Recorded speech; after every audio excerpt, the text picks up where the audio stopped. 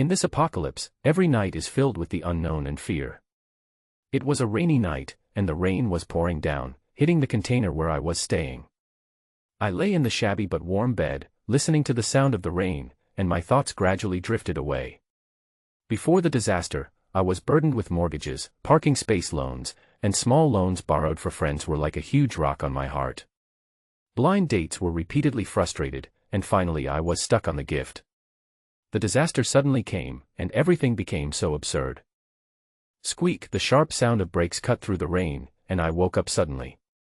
I held the handle of the shovel and carefully moved to the window. In the darkness, I could only see the occasional flash of car lights. The sound of brakes, collisions, and roars intertwined, as if a fierce battle was going on. I squinted my eyes and tried to see clearly, but I could only see the human shadow swaying under the light. After a long time, the sound gradually faded away, and the world returned to peace. I breathed a sigh of relief, returned to the corner, and fell asleep again in the sound of rain. The next morning, I was awakened by the sound of roosters crowing. I got up, washed up briefly, and decided to try my luck at the river. I carried a bamboo pole and a bucket, walked through the grass, and headed for the river. The riverside was overgrown with weeds and looked desolate, but I knew that there might be hope for survival here.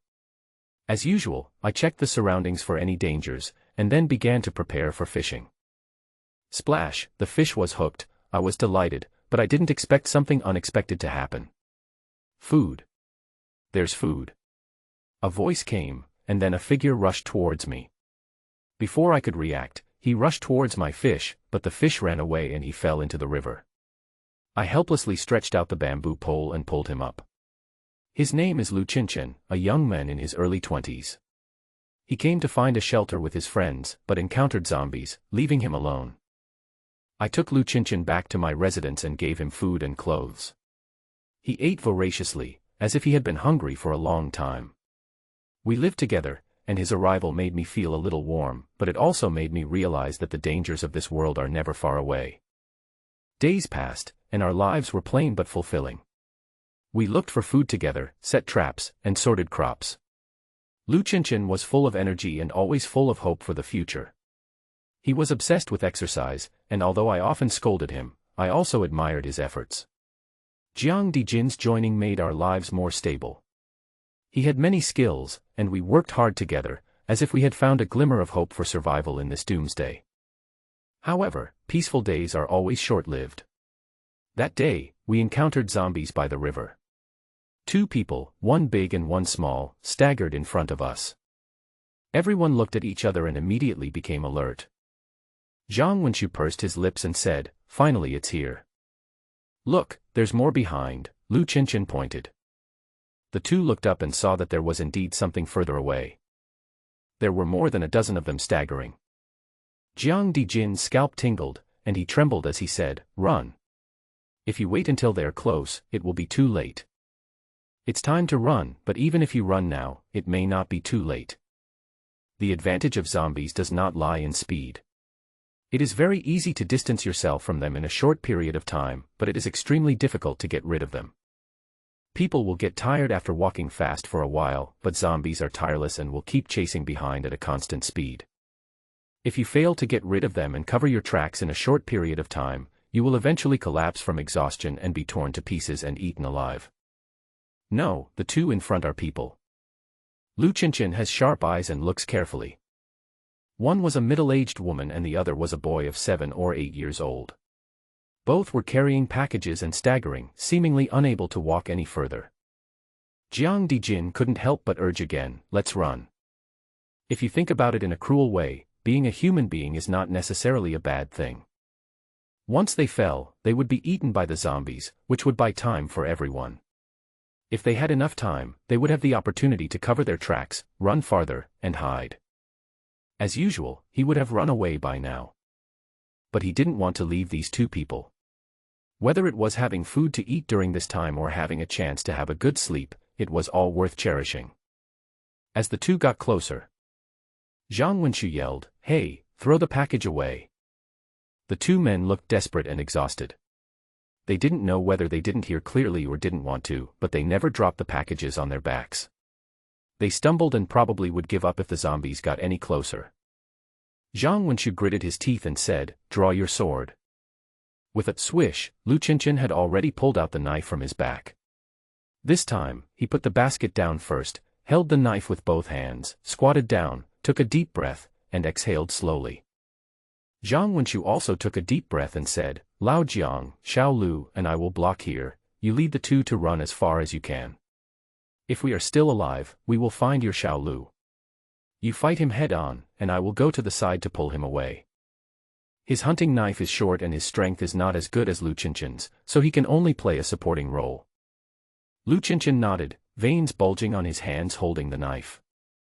He had been training very hard during this period and felt that he was improving rapidly, but asking a human to face off against a dozen zombies head-on still made him extremely nervous and his heart was pounding. At the same time, for some reason, I felt inexplicably excited. "Lao Zhang, say something else." He licked his lips and felt his mouth a little dry. Zhang Wenqiu was stunned and asked, "What?" Just like before, someone said something. Zhang Wenqiu laughed so hard that he almost lost all the momentum he had accumulated. He calmed down for a moment and said, "Someone once said, focus on one thing and you will reach the pinnacle. Don't be distracted and chop them down. Don't stop, keep running forward." When two people, one big and one small, approached, Zhang Wenqiu just said something lightly, then held the knife and walked towards them at an angle. If the distance between the zombies is too close, Lu Qianqian will lack the opportunity to swing his knife. He must try his best to attract the enemy's attention and make them disperse. When he got closer, he was hit by a strong stench. The smell of fresh flesh and blood also stimulated the zombies on the opposite side. They became more ferocious and roared incessantly. At that time, several of them broke away from the team and rushed towards him. Before the two survivors understood what was going on, Jiang Dijin stepped forward and pulled them away. The three of them looked back frequently, paying attention to the situation behind them. Lu Qianqian in front was breathing slowly. The first one to rush up was a middle-aged zombie, tall and strong, giving people a great sense of oppression. He raised his hands high and pounced down suddenly, trying to pin the other person to the ground. Lu Qianqian dodged with a side step and swung the first knife. The knife was above the zombie's hands, along his arms, and went straight to his neck. One wrong turn and a head would fly off. The headless zombie took several more steps by force of inertia before falling to the ground, motionless. Thick black blood flowed from its neck, quickly soaking the ground. Lu Qianqian didn't care at all, nor did he have the energy to care. The second zombie and the third zombie arrived soon. He spun around to avoid the attack, then slashed back with his knife, slashing at the back of the zombie's neck. The blade passed by, and the head fell to the ground, and another zombie fell. But the pace of progress was broken here. The surging zombies, smelling the scent of flesh and blood, rushed over. Lu Qianqian began to retreat, one step at a time. Within a few dozen steps, dirty blood splattered and a thick smell filled the ground. The zombies howled like demons and beasts, without any pain or fear, only the most basic desire for cruelty. But the young man who was fighting among the zombies said nothing. He kept his mouth shut and swung the knife silently. The messy hair fluttered in the wind. Lu Qianqian did not wield the knife lightly. He did not even use the knife to block attacks. He would rather hold it in his hand, drag it on the ground, and rely solely on body movement to avoid the enemy. And every time he swung his sword, it meant a flaw would appear and a head would fall to the ground. The last one was a female zombie. He chopped her down diagonally, leaving half of her head, which was Lu Qianqian's sympathy for her. The other half rolled down and rolled into the weeds. Zhang Wenqiu struggled and finally dealt with the two zombies that were lured away. Back on the main road, the scene was in disarray. Ink-colored blood was everywhere, and more than a dozen headless corpses were lying on the ground in disorder. Their heads, with hideous expressions, were also rolling everywhere, and it was impossible to tell whose was whose. In this bloody battlefield, there was only one man standing with a sword in his hand. Zhang Wenqiu walked over quickly and asked with concern, "Xiao Lu, are you okay?" Lu Qianqian's body suddenly went limp, and he sat down on the ground, gasping for breath. In later records. During this battle, the leader Zhang Wenqiu saw Lu Qianqian wielding his sword to meet the enemy without changing his expression. As the cold light flashed, The enemies' heads flew up one after another, and he couldn't help but praise, "This boy is extremely brave." The reality is pretty much the same. When Zhang Wenqiu saw the scene, his heart was filled with waves and he was extremely shocked. He was also killing zombies nearby, so he knew how difficult it was. The weakness of this thing was only on the head, and there were no other attack points to choose from. The most important thing was that he could not get hurt. If he was bitten, he would die. He had experience in killing zombies, but even so, it was difficult to deal with 2 zombies, and there were dangers everywhere. He finally found an opportunity by circling quickly and killed the other party. When I got back to the main road, I found that there was only one person with a knife, and he had already hacked everyone to pieces. I had to stab, chop, and slash at the zombies to break their heads, but they just chopped them off with their long knives. What's the point of comparing people? It's better not to compare. So when he saw the bloody scene, he couldn't help but say, "That's awesome." Lu Qinshan drank the water brought by the 3 people in one breath. He let out a long sigh and then staggered to his feet, his legs still a little weak. The first sentence he said was to Jiang Dijin, "Old Chang, your knife has become blunt." Jiang Dijin was stunned and said hurriedly, "It can be ground, it can be ground. I will grind it for you tonight." This silly-looking boy had shocked him last time, but this time the shock was even more incomparable.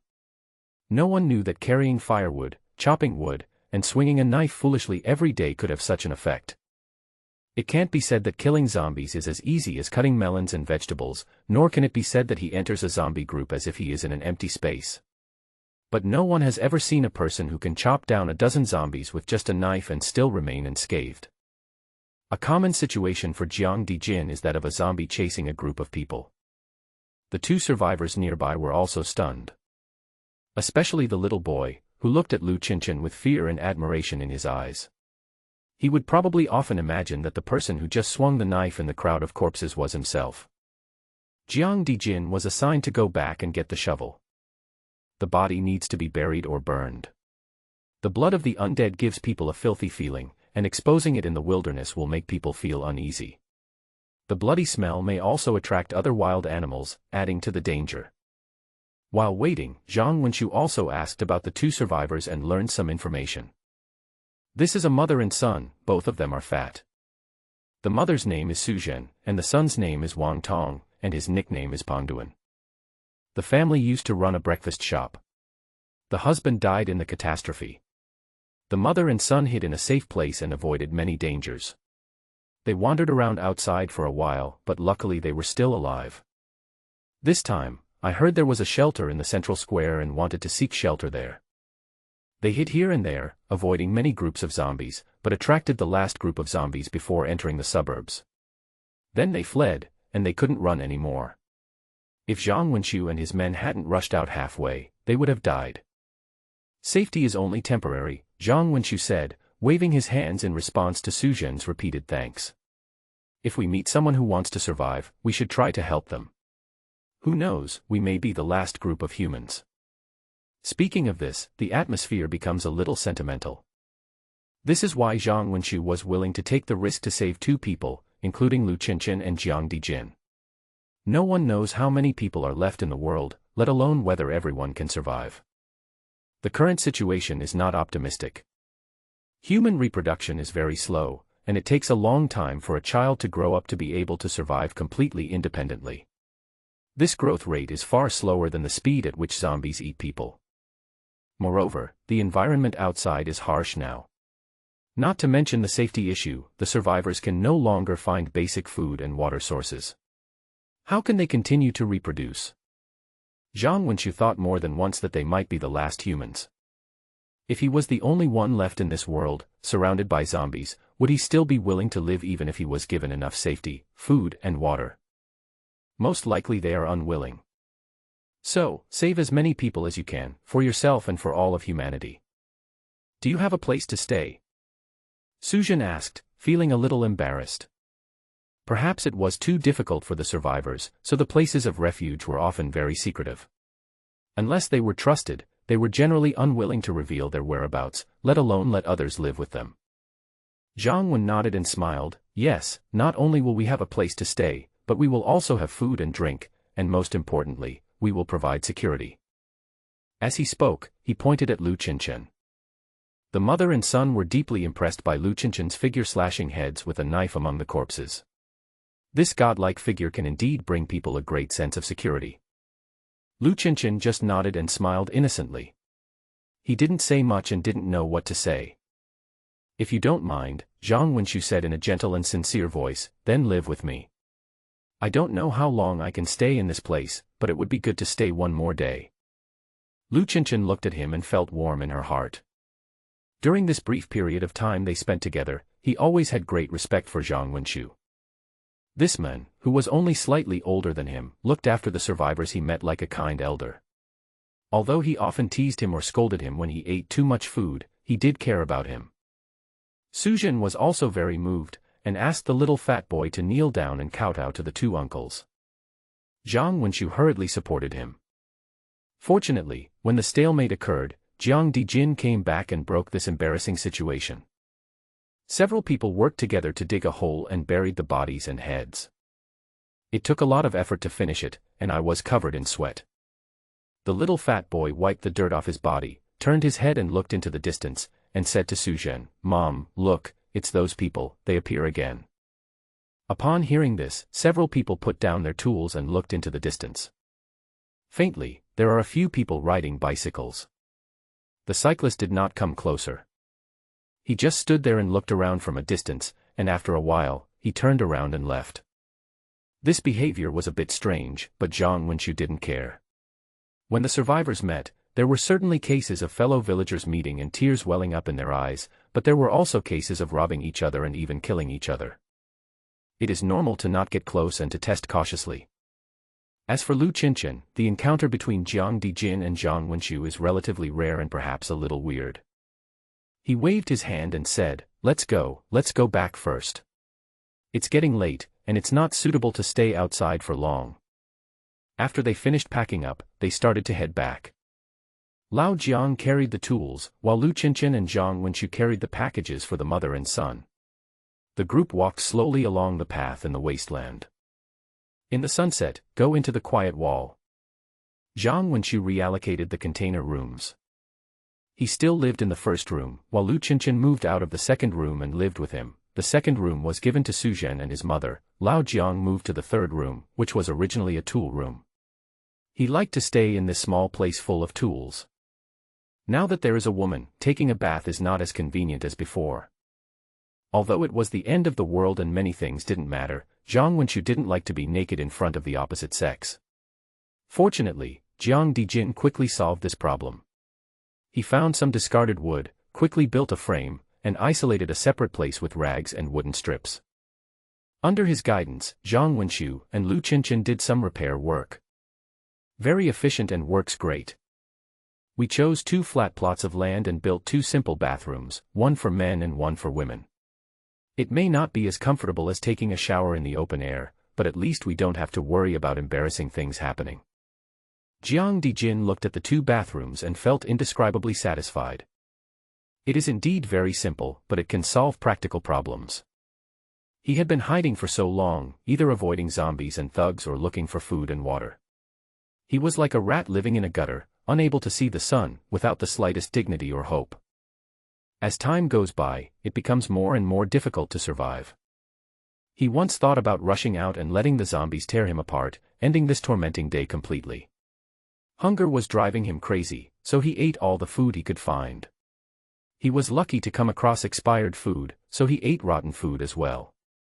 As for food poisoning, maybe dying from poisoning wasn't a bad thing. The reason he is still alive today is because of his cowardice. Afraid of dying, or at least, not having the courage to seek death.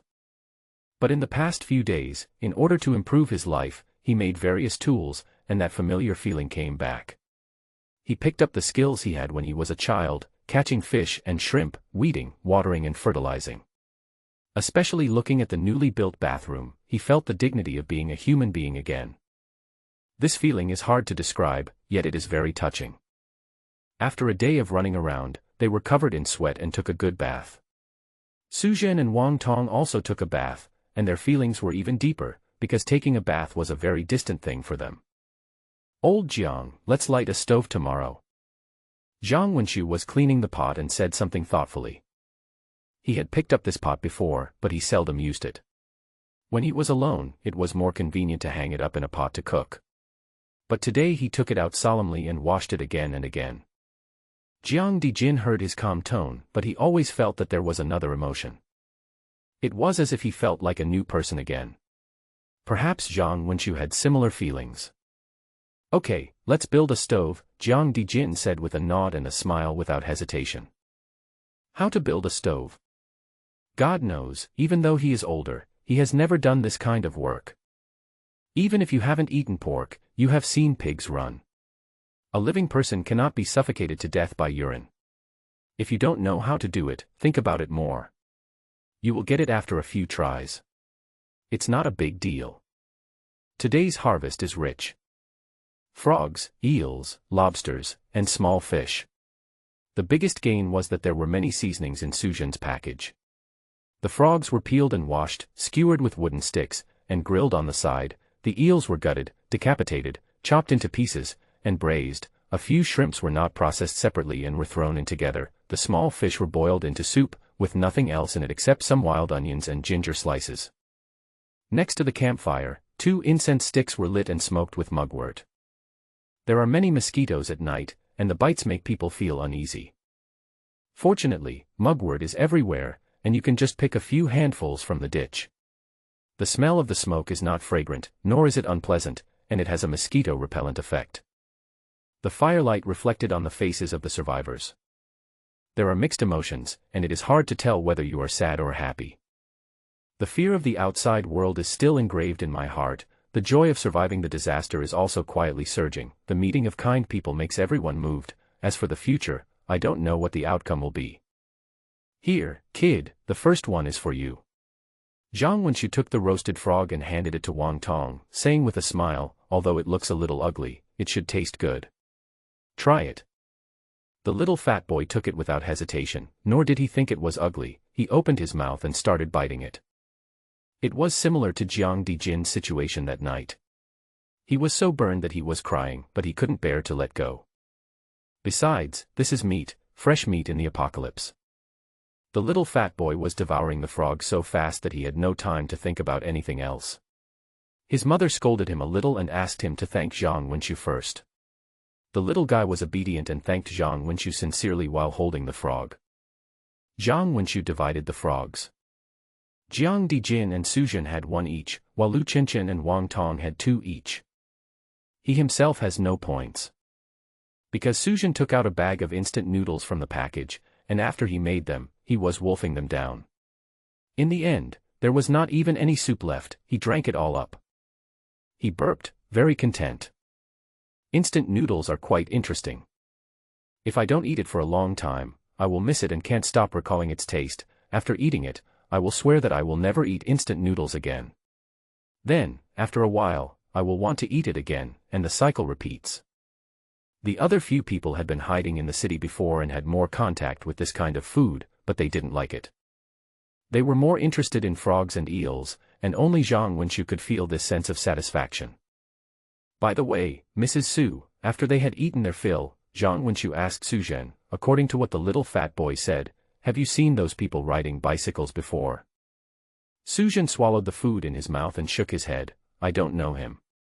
I have met him before, but he was far away. I just followed him from a distance and didn't get close to him. I don't think he is a good person. He might want to steal the food from us, but he didn't dare to get close to us." Lu Qianqian looked up, puzzled. "Do I need the courage to rob you?" "There is nothing to be afraid of for an orphan and a widow, just rob." Jiang Dijin said, "We are not afraid of them, we are afraid of the zombies. This group of people don't want to get too close to avoid being targeted by the zombies. The zombies don't eat the things in the packages. We can just wait until they are all dead and the zombies are gone, and then pick them up." Damn it. Lu Qianqian was speechless, but also felt a kind of indescribable anger. Watch your own kind fall down and wait to be eaten, and then go pick up the food. Even though his companions died one by one and he was in danger, he still didn't treat his own kind so coldly. It was scary to think about it, like a circling vulture, waiting for its prey to die, ready to eat the corpse. When Zhang Wenqiu saw that the eels in the pot had been cooked enough, he started distributing bowls to everyone. It wasn't a proper bowl. He had used a broken cup before, but now he didn't have enough, so he cut a mineral water bottle in the middle and left the bottom as a bowl. Naturally, there were no good chopsticks, so I just cut a few wooden sticks and used them as chopsticks. The eel meat is really delicious, but the lobster is a little less so. People liked it more before the cataclysm, but now it is better than nothing.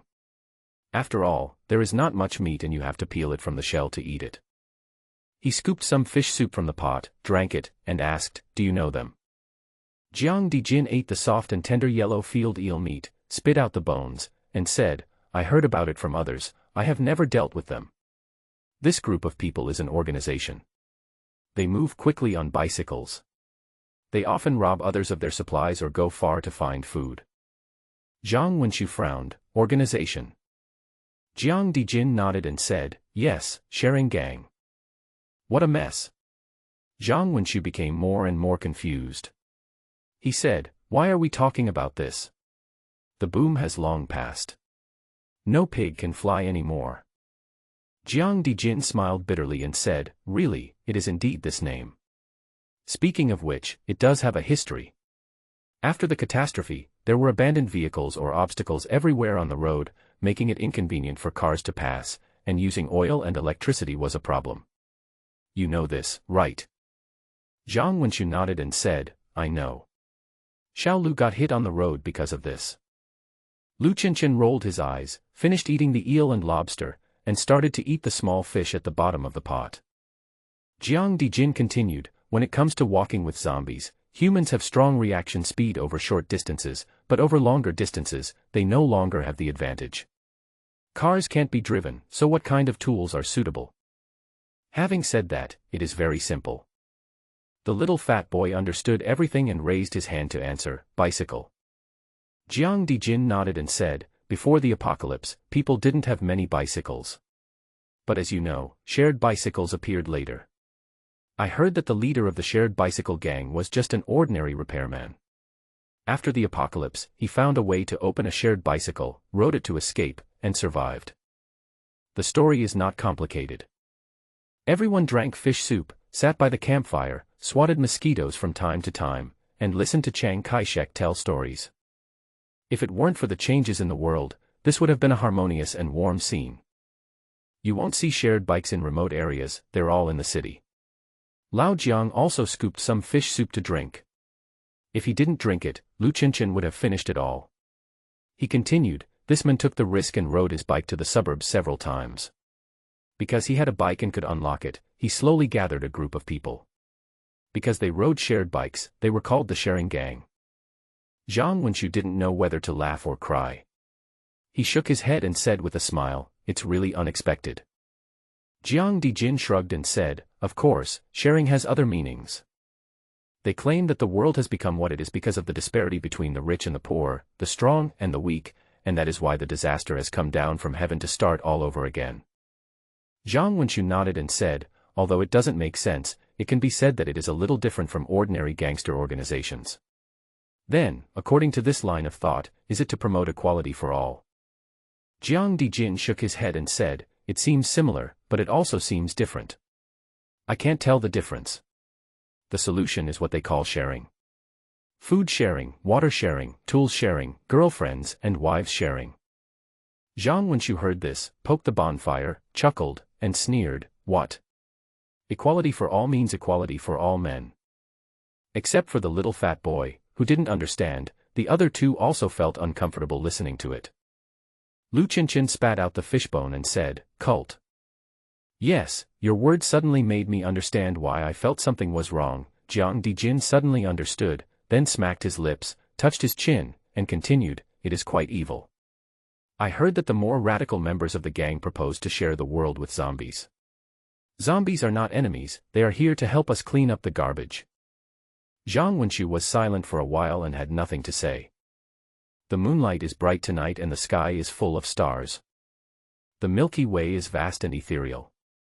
The survivors sat around the campfire, eating rare delicacies. They were not familiar with each other before, but now they warm each other up, making everyone feel that humans are still here and can still gather together to eat and chat. But many things outside are also changing. In addition to the scary zombies, there are also organizations like the Sharing Gang. In peacetime, everyone would definitely sneer at it. But what about now? Will there be followers? Will it be a terrible thing?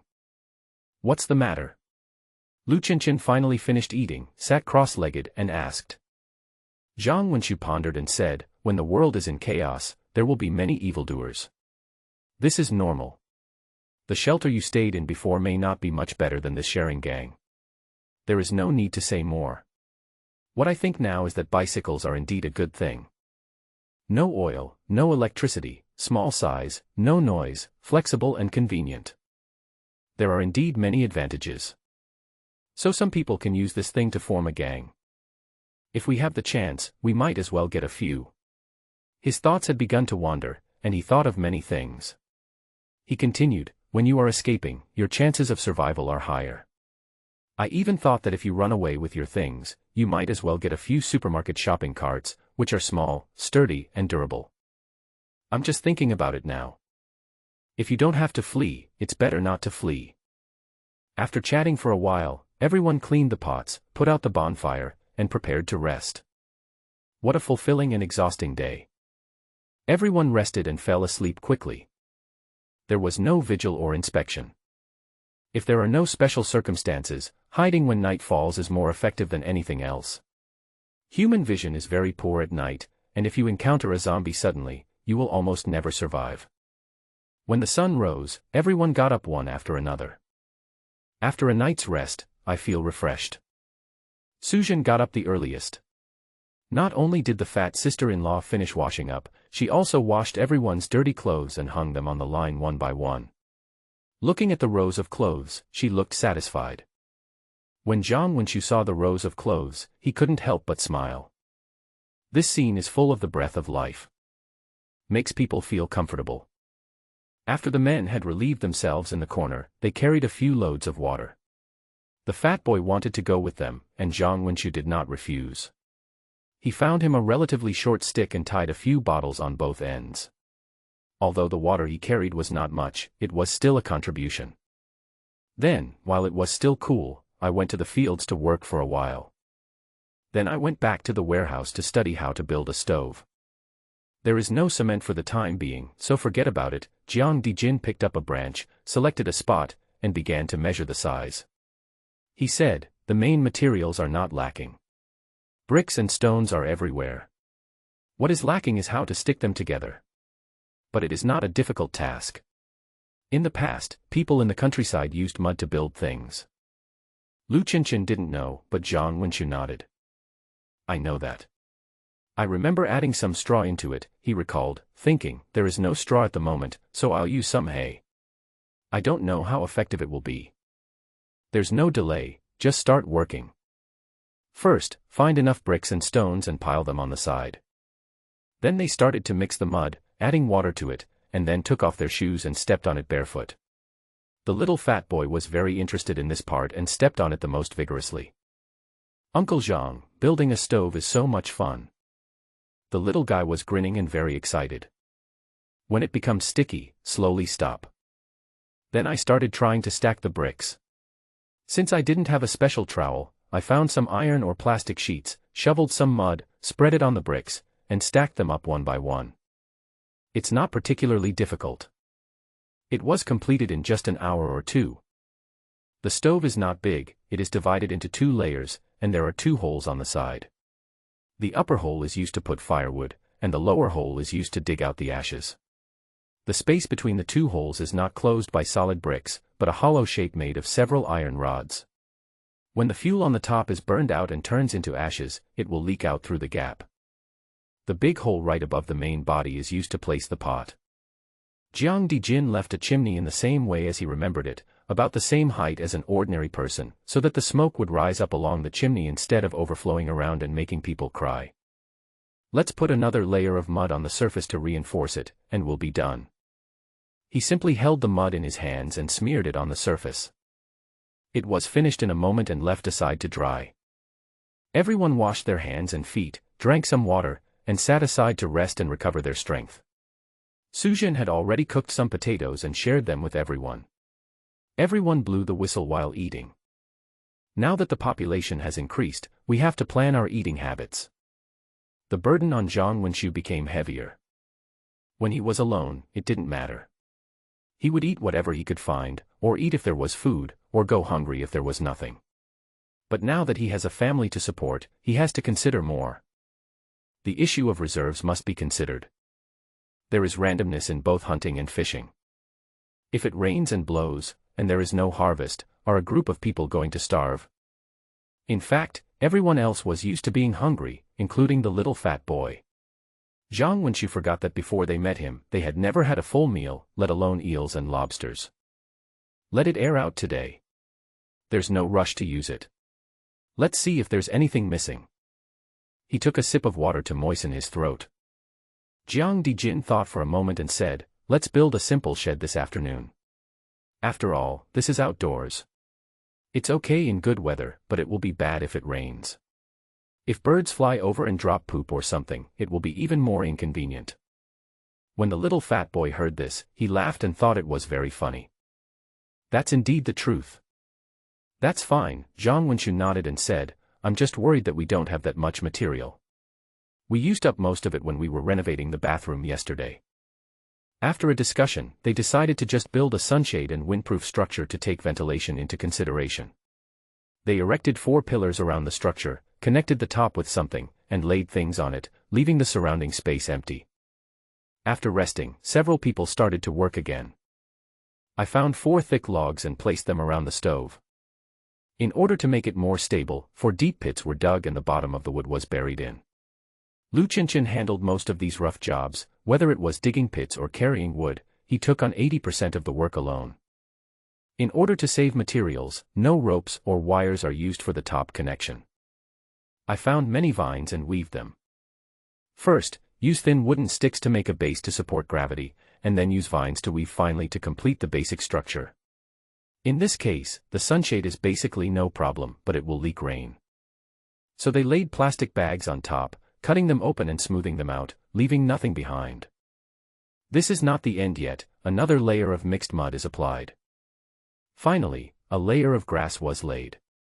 When all the work was completed, everyone breathed a sigh of relief. Looking at the simple but practical shed and the stove under the shed that had not yet been completely dried, everyone couldn't help but smile. Sujin wiped his eyes and said with emotion, "I feel like I have a new home." She was carrying her child yesterday, and was in danger, and almost died. But by chance, she met 3 people. Although she didn't know them at all, she stood in front of them, fought with her life, killed all the monsters, and saved them.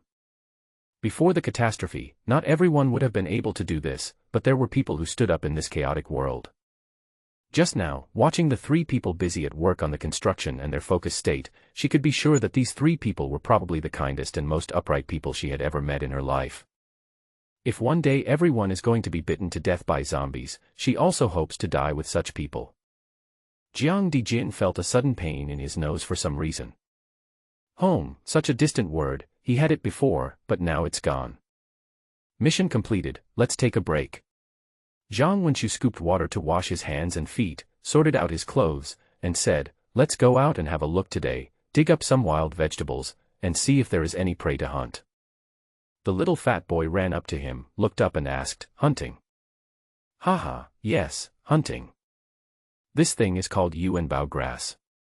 I heard it can clear away heat and detoxify, promote blood circulation and regulate menstruation.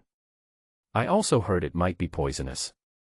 Zhang Wenxiu held a leaf with both ends facing up in the shape of a yuanbao and said, "I'm not sure, but it's not worth the risk. Throw it away and it falls into the grass." A group of people were walking in the wilderness, carrying wicker baskets on their backs. The vegetation is extremely lush, with yellow and green everywhere, and wild flowers of various colors dotted in between. From time to time, there are 1 or 2 trees standing, some thick and some thin. Further away, there is a dense jungle. The outer outline is green, and it is unknown what the inside looks like. When the wind blows, it makes a rustling sound. In terms of the scenery alone, it is indeed very beautiful. Zhang Wenchu walked in front, and the others followed behind. There are extremely rich resources in the wilderness, and it is not difficult to feed a few people. But this requires certain knowledge and means of obtaining them. For example, the wild vegetables all over the ground are edible, but if you choose the wrong ones, they will poison you to death. There were so many trees on the road just now that I forgot to take a closer look. Jiang Dijin licked his lips subconsciously and said, if I can find a locust tree, I can pick more locust flowers, chop them up and make pancakes with them. It's really delicious. I know how to make it. My mother taught me. She used to talk about it every year. Upon hearing this, Zhang Wenchu's mouth began to water and he recalled many past events. On the contrary, the rest of the people did not feel anything because they had no relevant experience. It's a pity that there is no flour, and it's not enough to find the filling. Jiang Dijin suddenly thought of this and felt more greedy. He swallowed his saliva and said, if I make a comparison, my desire for chicken, duck, fish and meat is not as strong as steamed buns and pancakes. I don't know why, I didn't have much appetite before, but now I often dream of eating steamed buns. I feel like I can eat 10 in one go. Everyone laughed when they heard this. I do feel the same way. This feeling is especially obvious when you are hungry.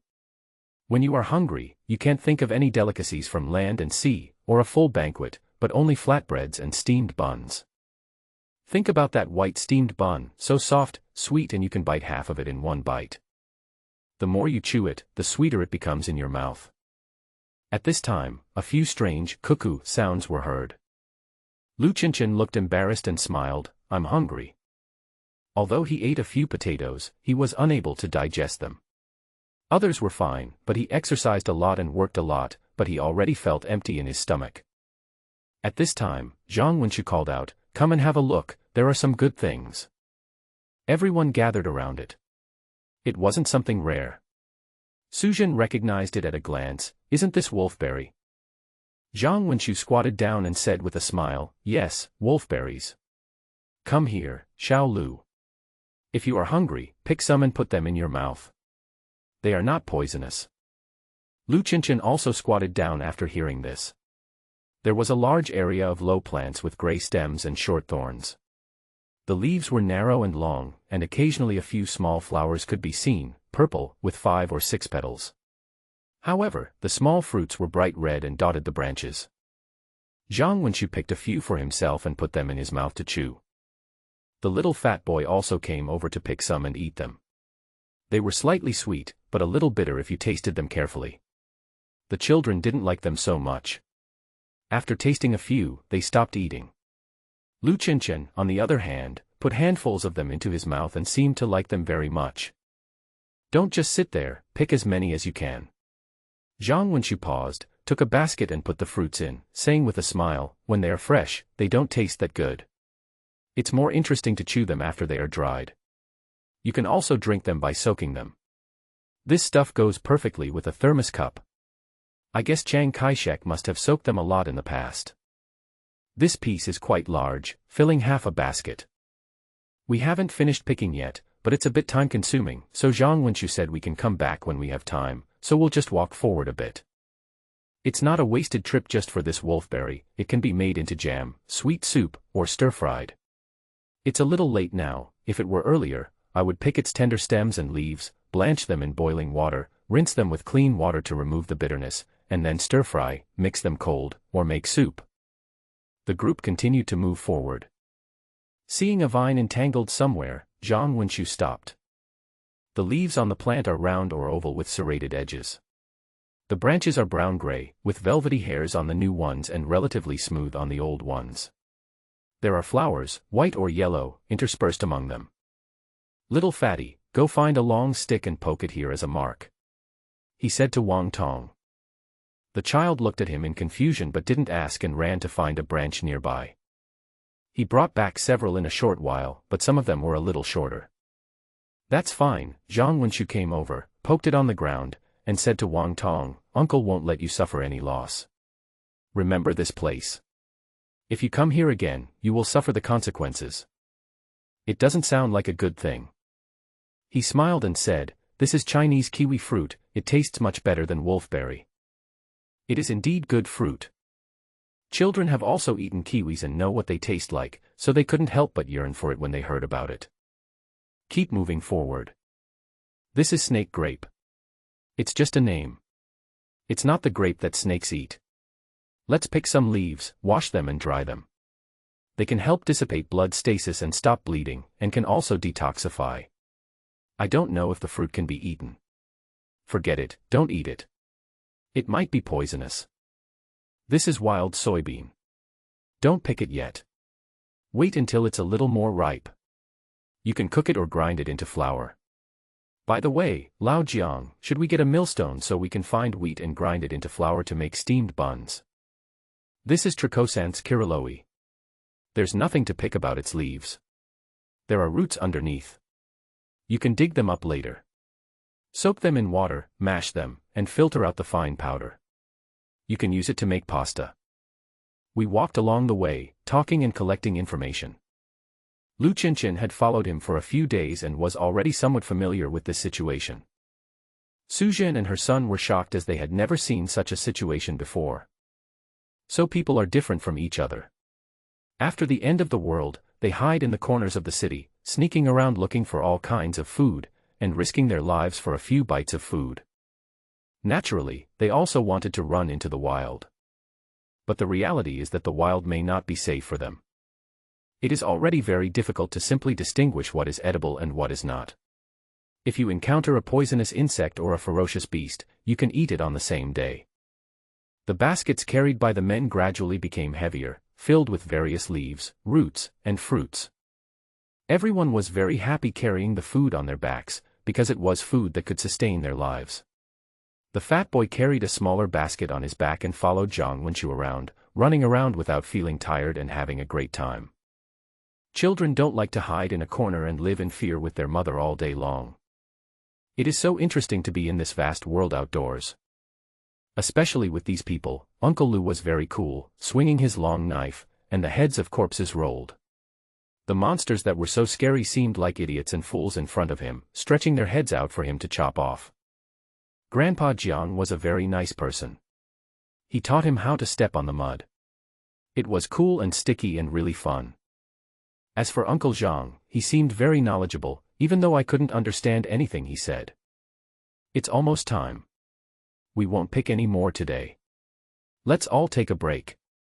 Zhang Wenqiu fanned himself with his hands, asked everyone to sit on the ground, and said, "Let's go check the traps later. It's time to collect the cages and nets. Let's have a full meal tonight." We follow the river and walk inside. Be careful not to fall in. Zhang Wenqiu led the group to the riverside, but he did not stop and walked straight to the weeds.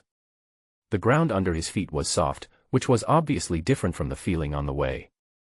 There were often puddles under the grass roots, which could drown people's feet if they were not careful.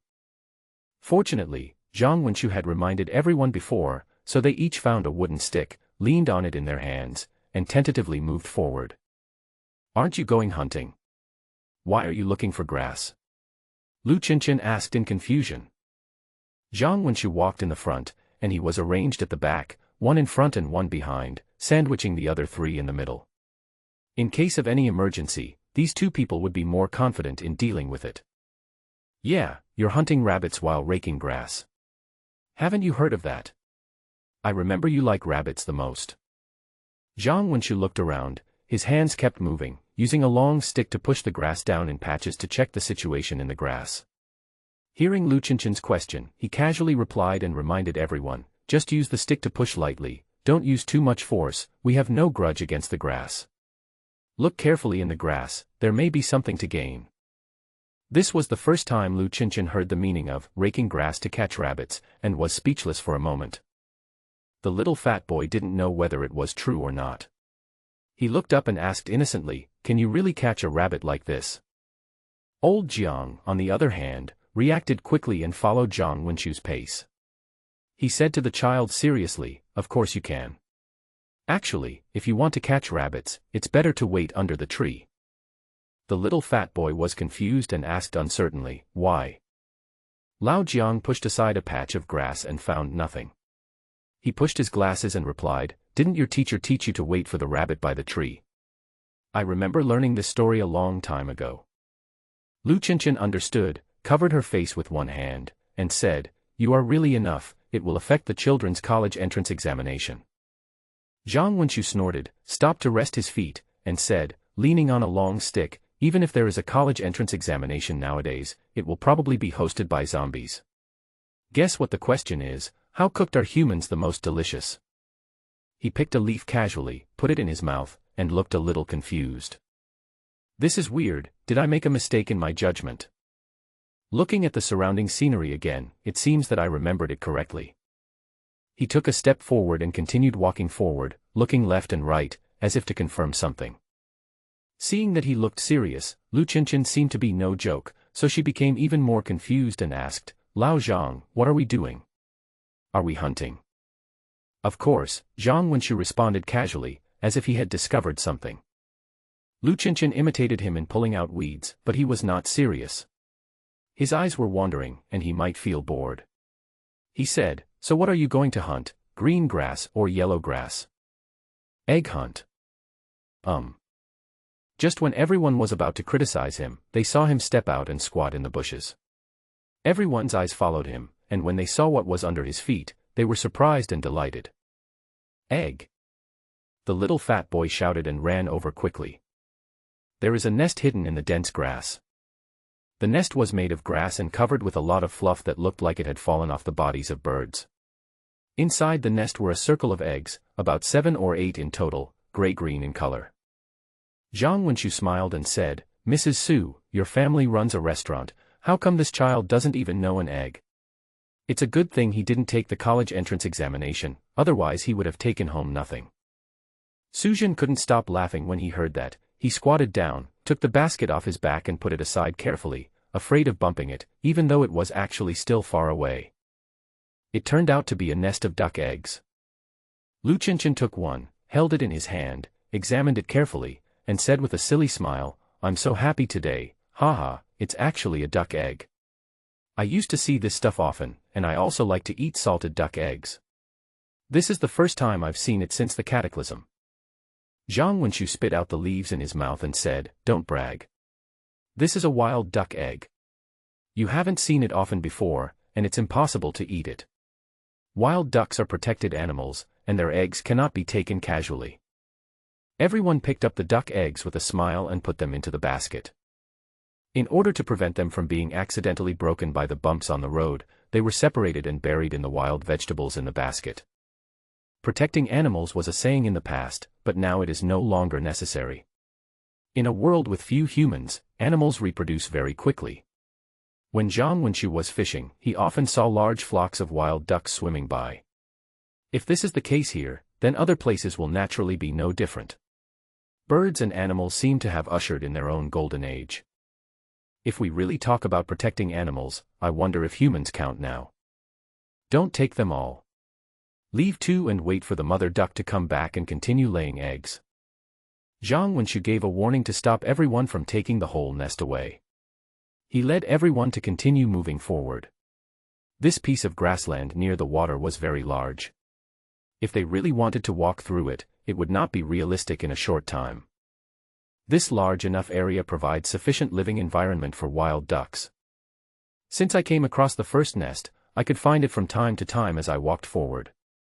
I could also occasionally see wild ducks, but unfortunately they were quite alert and would flap their wings and fly away at the sound of human voices. It was novel at first and I exclaimed from time to time, but later I got used to it. Zhang Wenqiu had previously spotted this place, and he had deduced that there must be eggs there. When he came to look for them today, he found that they were indeed good. Of course, he had been coveting wild ducks for more than a day or two, so he would try to catch a few after some time. Lu Qianqian held one egg in his hand all the time and asked, "Shall we cook duck eggs tonight?" He had already begun to imagine himself fishing out the gray-green duck eggs at night, peeling the eggshells to reveal the steaming white egg whites, taking a bite, and exposing half of the yolk. He would drink more water so that he would not choke, and soak wolfberries in the water to make it taste better. You can eat it boiled, grilled, or raw, but it has a bit of fishy smell. Zhang Wenqiu shrugged and said nothing. When the baskets were almost full, everyone left the wet grass and turned in another direction, winding their way to the familiar river bank. That's where Chiang Kai-shek set up his fish cages. Everyone walked under the tree, put down their luggage, drank water and rested. Zhang Wenxiu asked everyone to sort out the willow baskets, gather the things together, and empty two. He handed one to Lao Jiang and the other to Lu Qinchen. He told Lao Jiang to take out the cages, and Su Zhen assisted, and the basket was used to put fish and shrimp. He took Lu Qinchen away, and the little fat boy followed happily. When they reached a slope covered with weeds, they stopped. "Little fatty, find a stick of this size," Zhang Wenxiu gestured and told Wang Tong to go find something. He and Lu Qinchen found some thin vines, tied them together, and formed a long section. "Those holes are rabbit holes," Zhang Wenxiu said to Lu Qinchen while handling the thin vines. Seeing his eyes light up, he was about to rush over, so he hurriedly called out, "Don't go. We don't know how deep this hole is. Do you want to dig it out with your bare hands?" Lu Qinchen thought about it and asked, "What should we do?" "Put the thin vine into fish. Like fishing." Zhang Wenxiu rolled his eyes and said, "You have a lot of imagination. I admire you for having so many methods. I've heard before that the lasso method is the best, but I don't have the right tools for the moment. Smoking is also fine, but I want to make a fire, forget it. Let's use the simplest one today and save the other methods for next time." The truth is simple indeed. By the time the little fat boy came back with a suitable stick, everything was ready. The willow basket was placed on the ground, propped up on one side with a stick, leaving a large opening. There were many fresh wild vegetables and fruits under the basket, and even some sweet potatoes brought from the storehouse. The stick was tied with a thin vine, which was stretched along the ground, stretched far away and hidden behind the slope. "Keep the vine tight and hide yourself." After he arranged everything, he handed the vine to Lu Qinchen and instructed, "If you are lucky, the rabbit will be lured out and eat under the basket. When you think the time is right, pull the vine. Once the stick is pulled out, the basket will cover the rabbit. Do you understand?" The two people, one big and one small, nodded like chicks pecking at rice. "Okay, you guys stay here, I'll go back and take a look." Zhang Wenxiu patted his butt, brushed off the dust and grass, and left. If he was lucky, a rabbit would come out to eat. But if he was unlucky, who knew? He might just wait in vain. Anyway, he didn't want to wait here. Seeing that Comrade Xiao Lu was determined, he decided to let him come. Back at the river bank, Jiang Dijin and Su Zhenjun cleaned up the fish and shrimp. The harvest was good, with fish, shrimp, eels, and loaches, but no frogs this time. The two were not as agile as Lu Qinchen, so it was a bit difficult to catch frogs. How about a big pot of stew tonight?" Zhang Wenxiu looked through the basket and was very satisfied. Jiang Dijin said with a smile, "Let's go back and keep them in a bucket. I think they can be eaten for several meals. Let's discuss and get some new tools. I just saw a turtle in the river, and the mouth of this fish cage is too small to hold it. Turtle is a good thing and tastes delicious." Zhang Wenxiu nodded and helped the two of them clean up. After finishing, put it back into the cage. Su Zhen thought of the other two and asked, "Where are Xiao Lu and Fatty? Why haven't they come back yet?" Zhang Wenxiu replied, "I was catching rabbits, and I got one back." The little fat boy came back alone, looking dejected. It seemed that he had bad luck. Zhang Wenxiu asked, "Boy, why did you come back alone? Are you unlucky?"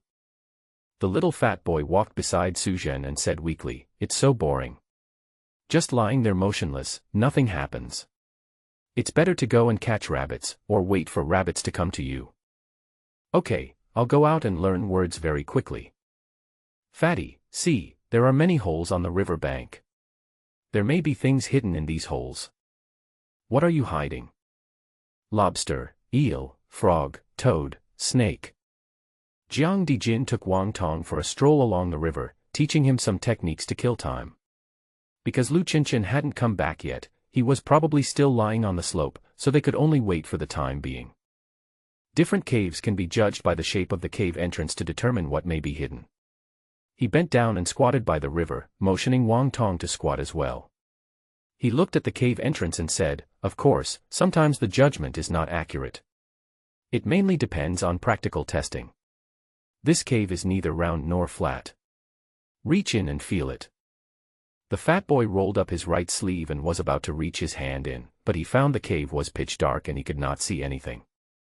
He was a little scared, but he could not stop hesitating. Or you can just touch it. No, I can't touch it. Why? Because I can't tell what's hidden there. If there's a snake, won't I get bitten if I go in? The kid suddenly became a little messy. After Lao Jiang finished teasing the kid, he took out a hook from his pocket. It was made of iron wire, with the tip sharpened and rolled into a hook. It was much thicker than a fishing hook. There was no line or rope tied to it. There was a long iron wire behind the hook, which he held straight in his hand. Put on the earthworm and hang it around the hole. It's not deep into the cave, but it's not far away either. The little fat boy was tired of squatting, so he sat on the ground and just stretched his head to look. Can this catch anything? I could when I was a kid, but I don't know now. After all, the world has changed. The two, one big and one small, were chatting idly when they heard the sound of water splashing and a slender shadow emerged from the hole. It suddenly bit the iron hook and could no longer break free, curling and twisting its body, circling around. The little fat boy was startled. Looking closely, it turned out to be an eel. Jiang Dijin shook the hook and said with a smile, "Not bad, it seems that some things in the world have not changed. The sun shifts and the light color gradually changes. The old man took the children to catch fish and shrimps and had a lot of fun. The world has actually changed a lot. At least, before the cataclysm, this behavior would have been considered a waste of time. But in today's world, it may be a means of survival to fill your stomach and stay alive." Zhang Wenxu took Suzhen to identify and look for some useful plants around. Because we had a good harvest today, we were no longer in a hurry to find more supplies, but seemed to be at ease. We took a break when we were tired, stopped to drink water when we were thirsty, and chatted while drinking water and waiting. When the sun set, Lu Qinchin still hadn't returned. Let the little fat boy call him. The child ran away and ran back, still alone. Uncle Lu said that everyone should go back first and not wait for him. He walks fast and will be back before dark. After Wang Tong finished his report, he turned around and left to catch fish and shrimps. Zhang Wenxu heard this and shook his head, saying, "This is because he has a grudge against the rabbit." Thinking that it shouldn't be a big deal, they packed up their things and went back. The evening wind gradually becomes cooler. The reeds on the riverbank were bathed in the golden wind, their catkins swaying in the color of the setting sun. The air smelled of grass and river water, with a hint of coolness.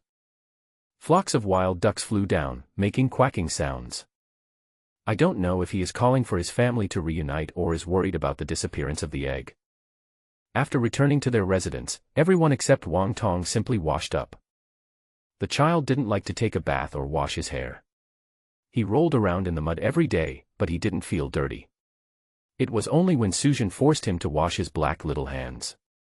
Then start sorting wild vegetables and processing fish and shrimp. "Old Jiang, can you make curtains?" Zhang Wenxu sorted the wild vegetables and threw them into different baskets.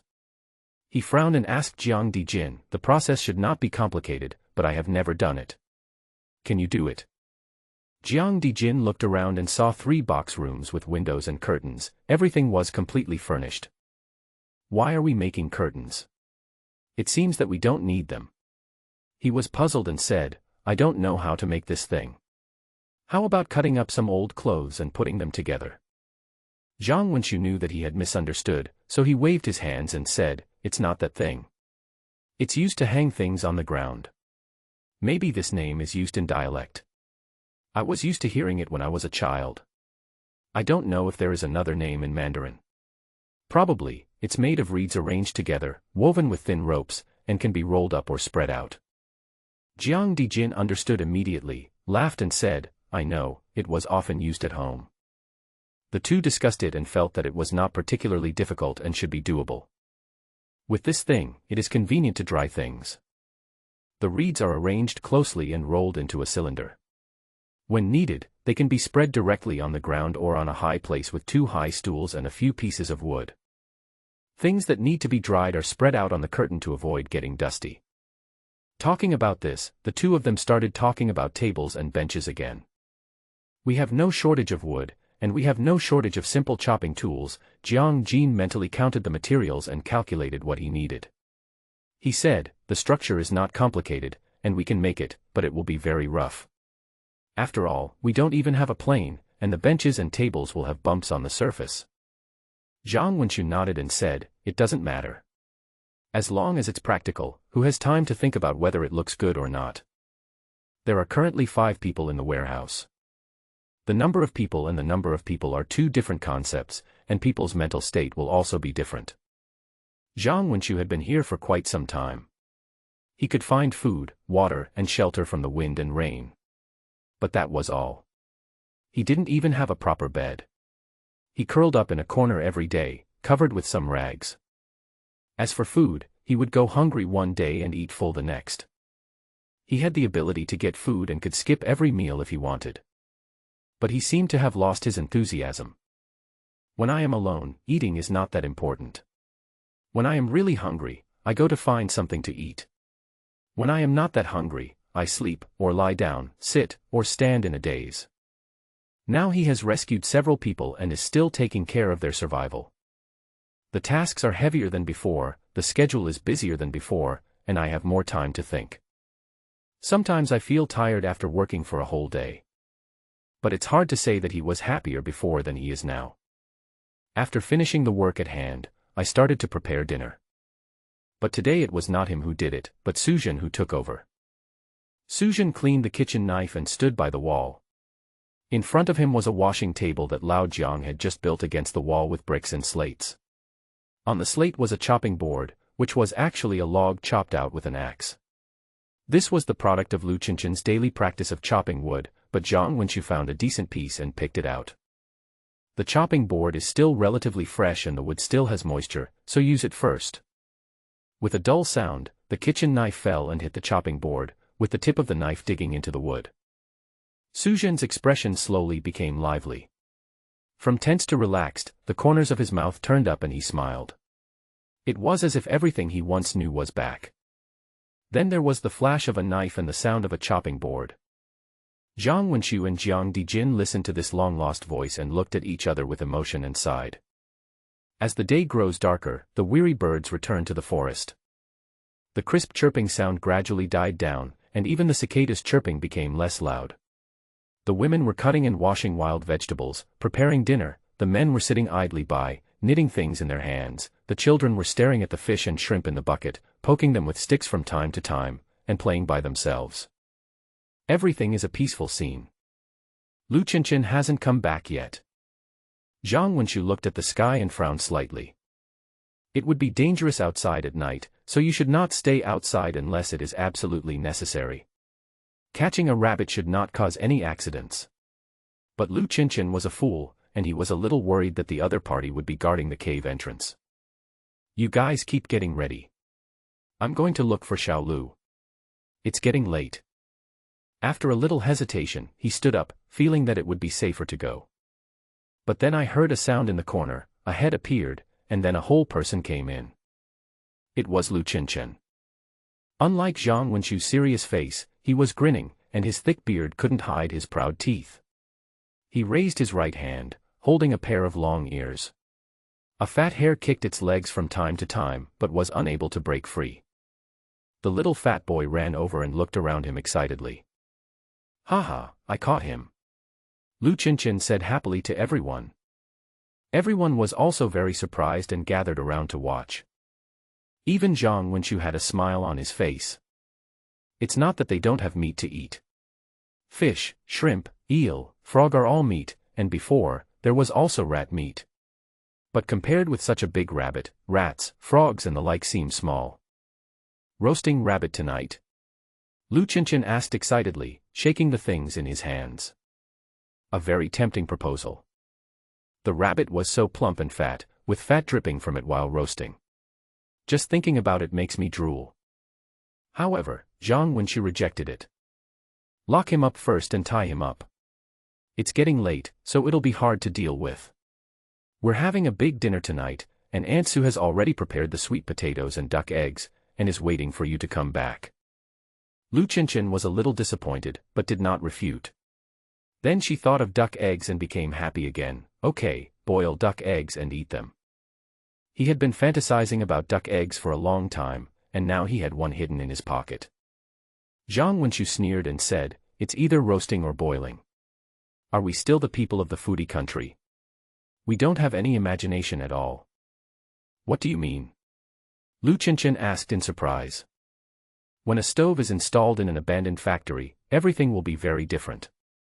Su Zhen was wearing a rag apron around his waist, holding a wooden spatula, and standing in front of the stove. His face was calm, his eyes were firm, and his momentum was even stronger than Lu Qianqian's when he drew his sword to block the zombies.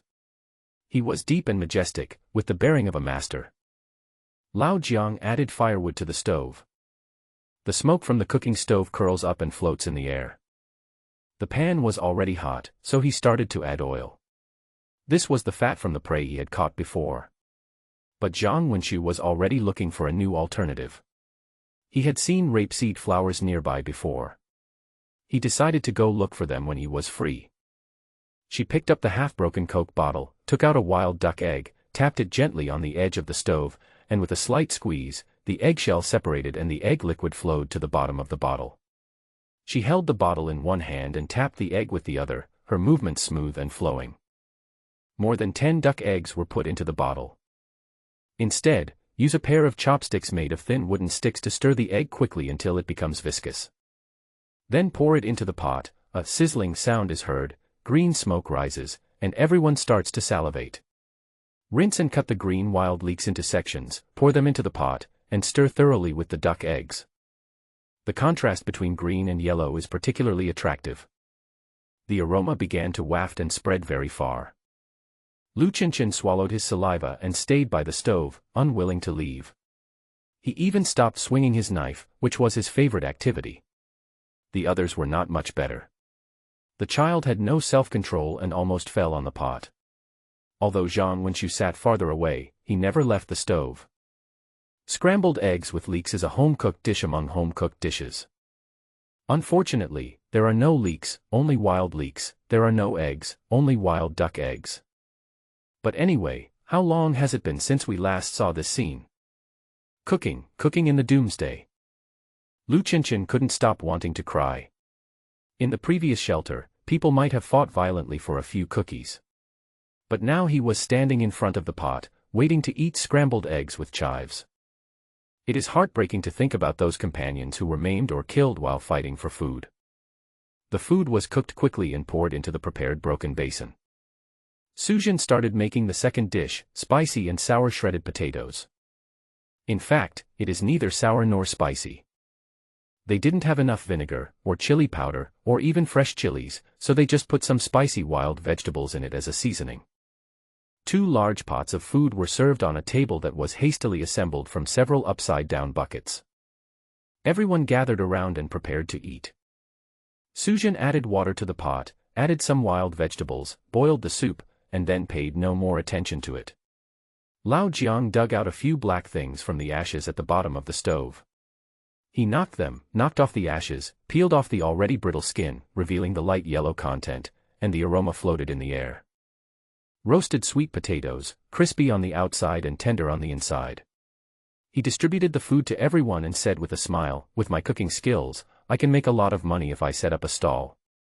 Those girls love this the most." Everyone laughed and sat down around. Lu Qianqian and Xiao Pengduan were already impatient, but they didn't start. Lu Qianqian sat upright, swallowing her saliva, holding the chopsticks in her hand, and looking at Zhang Wenqiu from time to time. Xiao Pengduan was held by Su Zhen and was not allowed to eat first. Zhang Wenqiu saw that everyone was not moving but looking at him, puzzled, and said, "What's the matter? Eat quickly, you are starving." He was the first to reach out for the chopsticks, picked up the wild duck egg and put it into his mouth. The taste buds blossom and the flavor is indescribable. When everyone saw him pick up his chopsticks, they stopped being polite and started eating. In a moment, everything was swept away and it was extremely lively. The taste of scrambled eggs with leeks cannot be compared to that of boiled eggs, the taste of spicy and sour shredded potatoes cannot be compared to that of baked potatoes. The meal was over quickly. It was so fast that no one could react. Lu Qinshan even wanted to pick up the basin and lick it, but because of his face, he gave up in the end. When the wild vegetable soup was ready, everyone drank a few half bottles. After eating the sweet potatoes, I finally felt full. Suzhen went to wash the pots and dishes, while the rest of the people sat down to digest their food and discuss their next plans. This area is very large, and we are currently in the middle of it. Zhang Wenshu picked up a stick and drew a circle on the ground. He said, "The area I explored is mainly concentrated around the warehouse. The situation in the areas a little further away is unknown." As he spoke, he drew a small circle in the big circle. It was getting dark and it was not very clear. There are cities to the north and south. You may know the current road conditions better than I do. There are many rivers in the east, and you will go into the mountains if you go west. This place looks very desolate now, but judging by the crops, there may have been villages in the past. I don't know if it was to integrate the farmland or for some other plan, but the villagers probably moved into the city. He frowned and thought, then said, "Perhaps we can try to expand the scope of our exploration." The elderly villagers cannot bear to leave their farmland, so they often travel a long way back to the suburbs to farm. This is not justifiable in terms of economic benefits, but from an emotional point of view, it has actually happened before. If we can find the abandoned fields, we are likely to find staple crops such as wheat, corn, and rice. Jiang Dijin nodded and said, "Maybe there are still houses that have not been demolished, and villagers who have not moved away. It may not be impossible, but the chances are slim." The disaster happened suddenly and globally, without distinguishing between rural and urban areas, coastal and inland areas. The most frightening thing now is zombies, but in the early stages of the disaster, the most frightening thing was the death caused by infectious diseases. It cannot be cured, it cannot be prevented, and we can't even find the route of transmission. The virus appeared almost simultaneously in city residents, farmers in the countryside, leaders within the high walls of the capital, soldiers in the army, and even monks in temples deep in the mountains. No one was spared. Zombies are scary, but they are concrete, and Lu Qinshan can chop off their heads. The virus is irresistible and takes people's lives silently. Even if the soldiers were fully armed and hiding in sturdy tanks, they still could not change the outcome. The number of people eaten by zombies is naturally quite terrifying, but people who still have memories of what happened when the apocalypse came probably don't think that this number can be compared to the number of deaths caused by the virus. I'm the only one here, so it doesn't matter what happens. Zhang Wenshu sighed and said, "It's not hard to survive, but it's just surviving. But if there are more people, we have to think about the situation of more people. I don't know how long we can stay here. If a large number of zombies come, we have no choice but to run away." Having just returned to a stable life with food to eat, talking about this topic is somewhat discouraging. Jiang Dijin and Lu Qinshan were silent. Even Suzhen, who was washing the pots and bowls, paused for a moment. Only the fat boy was playing with the rabbit, looking very focused. Zhang Wenshu smiled gently and said, "But everyone should cheer up. If we can stay for one day, we have to make a plan for the day. We must make more preparations to deal with changes. In addition, if zombies can come, other survivors may also come. Have you forgotten your own experience? If any survivors appear, they will do their best to rescue them and provide food." This is what the words mean. Zhang Wenshu directly skipped one link, which was the discussion of the attitude towards survivors. This would not be a small matter in other shelters. The end of the world is coming, and the living environment is harsh, especially for the survivors hiding in the corners of the city. It is equally important to snatch daily necessities and avoid zombies. So, what should be your attitude when you meet other survivors? This kind of statement is not made casually. Before the cataclysm, there were many people saying, "Kill the Virgin Mary first." And in the real apocalypse, if you are soft-hearted, you may really lose the chance of survival. So, is Zhang Wenshu a saint? I don't know, but I'm quite proactive in saving people, probably a little bit. At least, he's a good person. I suggest that we proceed in two ways. Jiang Dijin thought for a moment and said, on the one hand, explore the surrounding area, on the other hand, try to walk into the city. Zhang Wenshu had also thought about this aspect and felt it was safe. He nodded and asked, "You mean, the shelter?" "Yes, everyone has heard the rumors more or less, so they are not groundless." Jiang Dijin looked at Lu Qinshan and asked, Xiao Lu, what do you think? Lu Qinshan was stroking his long sword and listening to the two people chatting. Hearing this, he frowned and began to think. After a while, he said seriously to the two people who were staring at him, this is what I think. This kind of problem is more complicated. I will listen to you. I will do whatever you say. It's equivalent to no answer. The two were speechless and didn't know what to say for a moment. After Suzhen washed the pots and bowls, she came over and poured a cup of boiling water for everyone. She also handed a boiled duck egg to Lu Qinshan, which was what Lu Qinshan asked her to do before. Lu Qinshan took it and thanked him happily. He didn't eat it, but stuffed it into his pocket, touching it through his clothes from time to time, with a happy expression on his face. This person must have been hungry before, and had some sequelae, so even if he was full, he still wanted to put something on his body. Suzhen joined the discussion and they talked for a long time. I also have many fantasies. For example, in terms of storage, we need to make some convenient drying tools to dehydrate wild vegetables. Consider whether we can dig a cellar to store fresh vegetables and wild vegetables. Putting fish and shrimp in buckets is not a long-term solution, so, can we dig a small fish pond nearby? Try to explore outside in the near future, find crops, and then go to the city. Zhang Wenxu tried to summarize, saying, don't rush in, the risk factor is still too high. First, look in the marginal towns. The population density there was small before the disaster, so it is relatively safe. On the one hand, you can find out the news of the shelter, and on the other hand, you can also search for some supplies. He hoped to find some tools, as well as condiments. These things are actually not scarce in cities or towns. On the contrary, there is a large amount of them. If someone can gather the resources and distribute them to the survivors, then every survivor will live a very wealthy life. The difficulty with supplies in the city is that the associated risks are too high. Especially places where zombies are densely populated are basically restricted areas for humans and there is no way back once you go there. If we can really find a shelter, that would be great. Hey, why do I hear a noise outside? Did you hear it?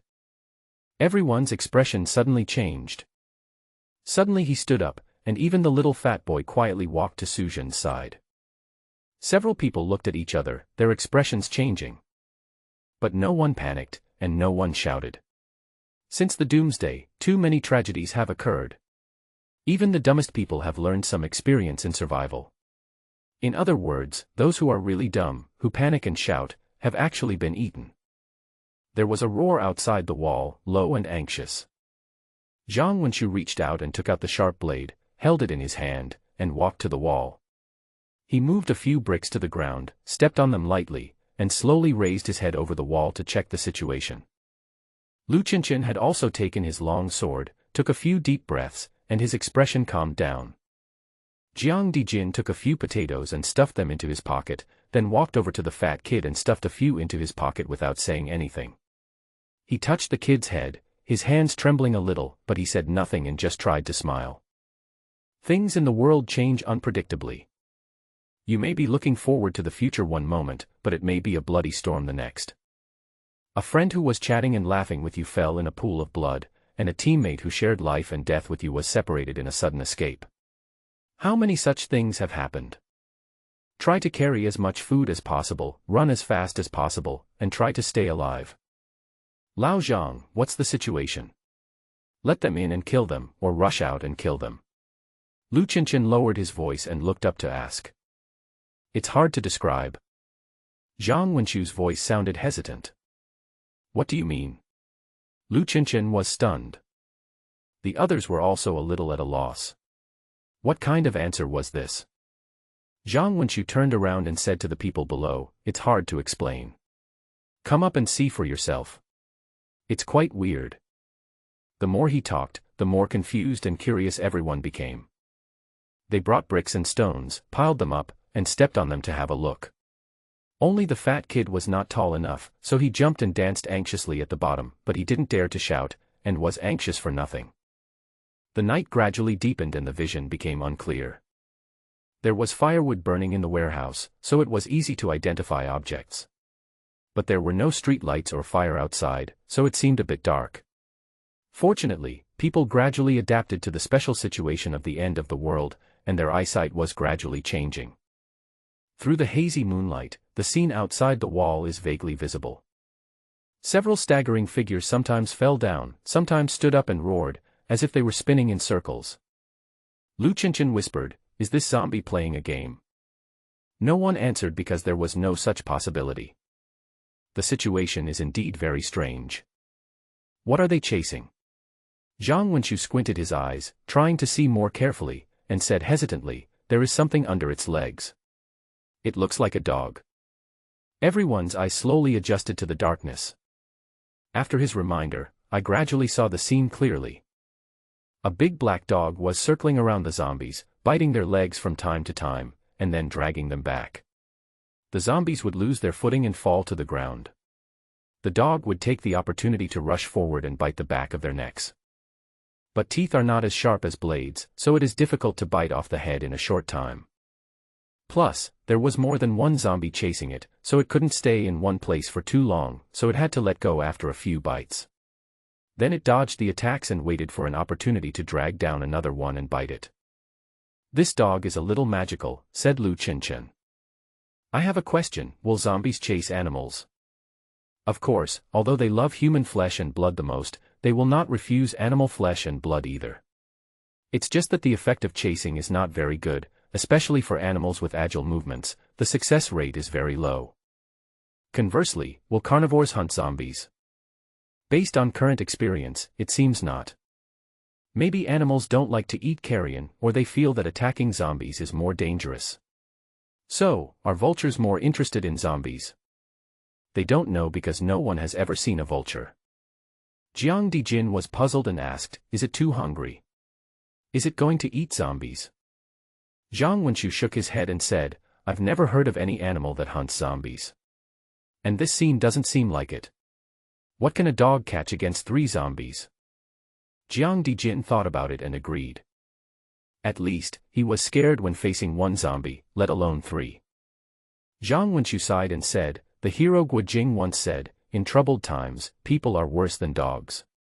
There is some truth in that. Jiang Dijin felt that he was being ridiculed.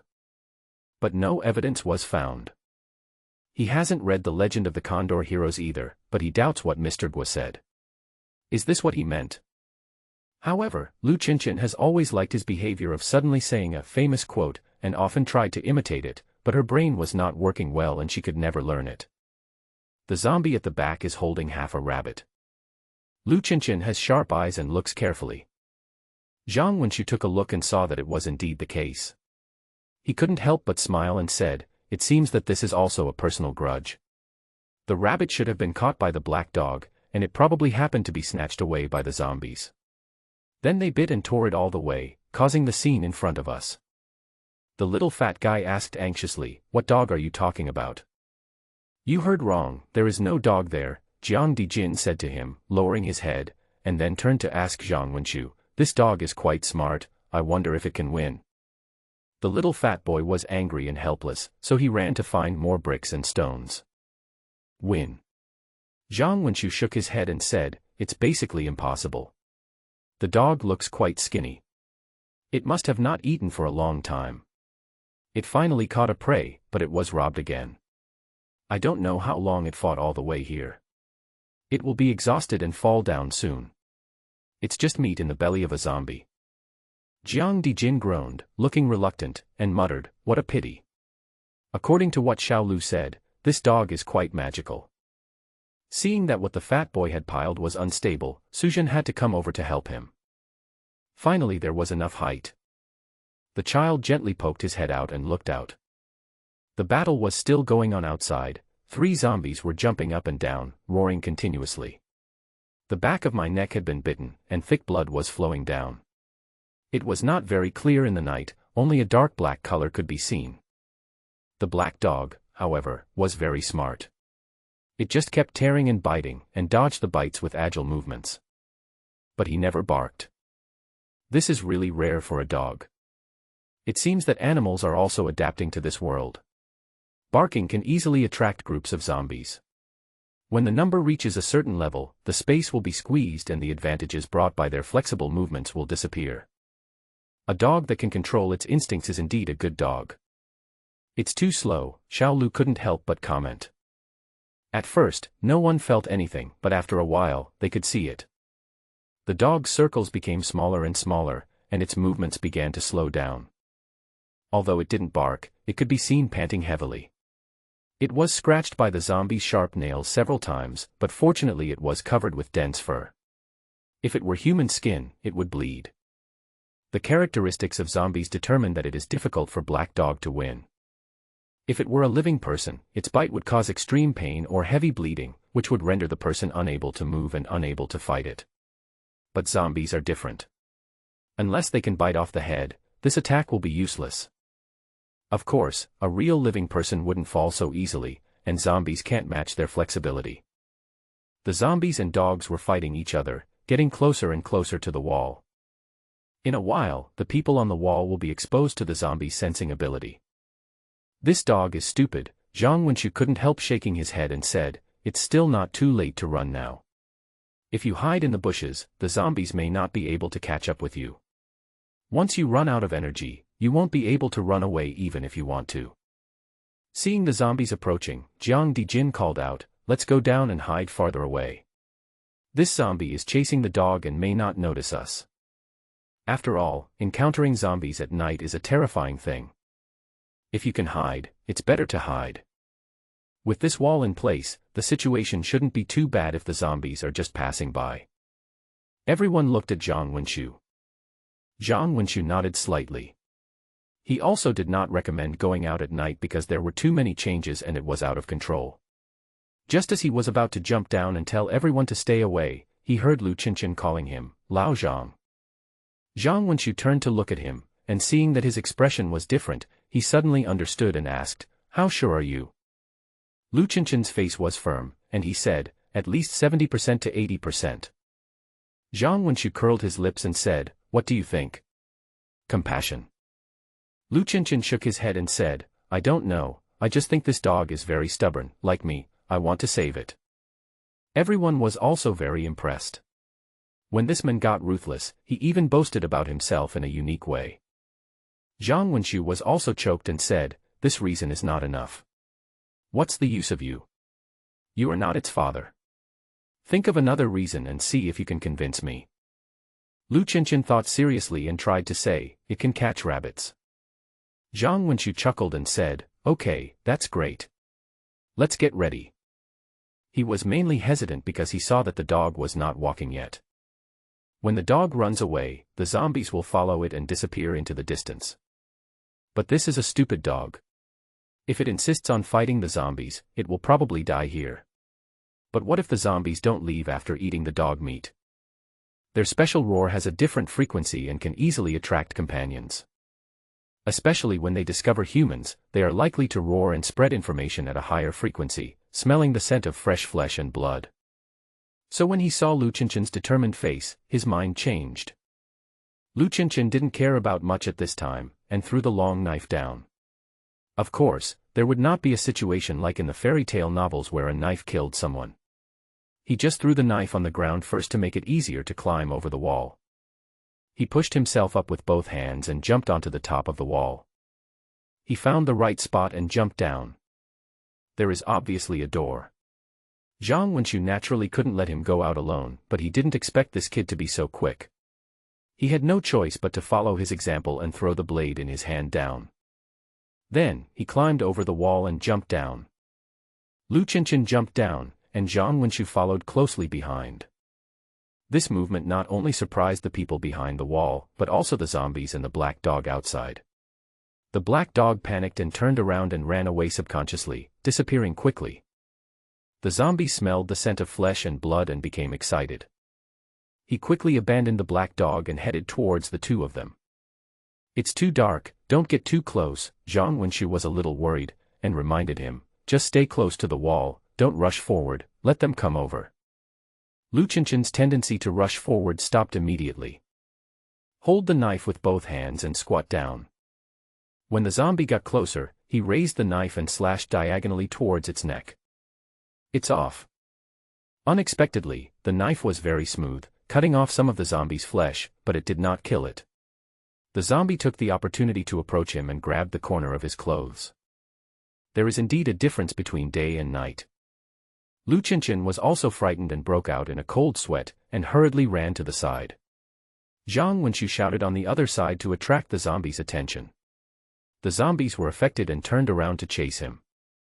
Zhang Wenxu didn't dare to face the enemy head-on and started running along the wall. In terms of human flexibility, running left and right, forward and backward is easier to get rid of pursuit. But he didn't dare to run further, because there were weeds and potholes outside. If he was tripped by something, or stepped into a pothole and fell to the ground, he would be finished. Seeing this, Lu Qinshan turned around and chased the zombies. He was tall and strong. He sprinted a few steps, jumped up, shouted, and chopped down with force. The long knife chopped the back of the zombie's neck, and the head fell off. The zombie fell forward and fell to the ground, motionless. The zombie in front was very close, and he rushed to the zombie. The zombie turned around and bit him, but there was limited space and the long knife could not be swung, so Lu Qinshan had to stab upwards to hold the zombie's body. But I felt the blade of the knife entering my flesh and there was resistance. But the zombies had no sense of pain and were not affected, and they still rushed forward desperately. Lu Qinshan hurriedly retreated, trying to distance himself from the zombie, and drew his sword with all his strength. After all, retreating was not as fast as running forward, and it was dark, so he did not dare to retreat too fast. For a moment, facing the zombie's claws and fangs, he was in danger. Smelling the noise, another zombie turned around and pounced. Lu Qinshan suddenly felt the pressure doubled, and the bloody smell around him was thick, and the stench was particularly unpleasant. Fortunately, he took a few steps back and finally pulled out the long sword, but the distance was not enough, so he had to turn around and run first to get enough space to swing the sword. So, just now he was chasing the zombies, but now the zombies are chasing him. The people inside the wall were watching, but they were even more nervous than the two people outside the wall. They clenched their fists and sweated. Every time the zombies got close to the two of them, they couldn't help but scream. Zhang Wenxu suddenly felt empty behind him, and when he turned around, he saw that everyone was chasing Lu Qinshan. He turned around and chased after the zombie. Lu Qinshan had the same idea. He sprinted a few steps, hoping to use the power to jump up and hit the zombie from behind. He ran with big strides, and just as he was about to jump up with power, he stepped on the head of the zombie that had just rolled to the ground. His feet slipped and his body staggered. He was unable to stop for a moment, and his body moved forward. He took a few steps and fell headfirst to the ground. It is exactly half a body larger than a zombie, and the food is delivered to your door. Suzhen inside the wall screamed loudly, the bricks under her feet were unstable, and she fell to the ground with a crash. She didn't care about herself, she quickly got up and rushed towards the door. She was not as good as the two young men who could jump over the wall. I had to run a few more steps and get out through the door. But she didn't think that danger could come in a flash. When she ran outside, Zhang Wenxu was afraid that he had been bitten by a zombie. Even if he didn't become food for the zombies, infection was inevitable and the situation was irreversible. Jiang Dijin was also so frightened by what he saw, but he was at a loss as to what to do. Of course, the most panicked person was Zhang Wenxu himself. As he staggered forward, he was screaming in his heart, but he couldn't control his body and continued to rush to the zombie's feet. He pounced on the ground suddenly, and the sharp blade in his hand flew out. Although zombies' bodies are not as flexible as living people's, they are not completely unresponsive. He turned slightly, roared, and reached out to grab him. Zhang Wenxu ignored the pain and reacted quickly, rolling to the side and avoiding the dangerous attack. However, he lost time to get up and could only continue to roll to the side while the zombies continued to chase him. Oh no! Jiang Dijin saw him rolling to the wall with no way to escape, and he was extremely anxious. He shouted in unison with the fat boy, trying to lure the zombies away. The zombies were completely attracted by the flesh and blood in front of them and didn't care about anything else. Hey, over here. Fuck you. Zhang Wenxu lay on the ground, legs raised, ready to kick the zombie away. He took advantage of this short time to quickly get up and slip away. This is also a desperate attempt. If you miss the kick and the zombie grabs your legs and fights you, you will definitely die. Just when you are risking everything and fighting hard. But the zombie suddenly tilted and fell beside him. Before he could get up, a dark shadow pounced on him and began to bite his neck desperately. It turned out that the big black dog that had escaped had come back. This time it pulled in the wrong direction, and the zombie failed to fall head-on, but fell diagonally to the ground. So his hands still maintained a certain degree of flexibility, and he roared and grabbed its head. The dog knew what was happening and didn't try to resist. When it saw the zombie grabbing it with both hands, it jumped away. Don't be in a hurry to bite the other person to death. Zhang Wenxu found an opportunity in this sudden change, stood up, and took a few steps to a safe distance, panting and sweating all over. The zombie also slowly got up, and the black dog ran around him. The dog also stuck out its tongue and panted. It must be very tired. Zhang Wenxu shouted, "Guzzi, wait for half a minute while I find a knife to stab him." He didn't care whether the other party could understand him or not, and ran straight to the place where he had just fallen. He searched for the knife in the dark, but couldn't find it for a while.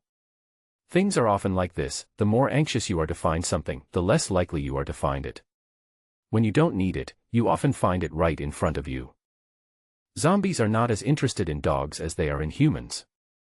So between He Go and Zhang Wenxu, he chose Zhang Wenxu. But the movement was not smooth. The big black dog kept circling around him, always rushing up to bite or drag him when he was moving. So even if he was only a few steps away, every step was difficult. However, this also brought a lot of pressure to Black Dog. Its tired movements began to become distorted and its flexibility was greatly reduced. Damn, I finally found it. Zhang Wenxu felt the familiar sharp blade in the bushes. He stood up again. His momentum was completely different from the embarrassing situation just now. Hey, that dog, cooperate. You pull him down and I'll kill him. He shouted loudly. The black dog seemed to really understand what he had heard, and rushed forward, crashing under the zombie's legs.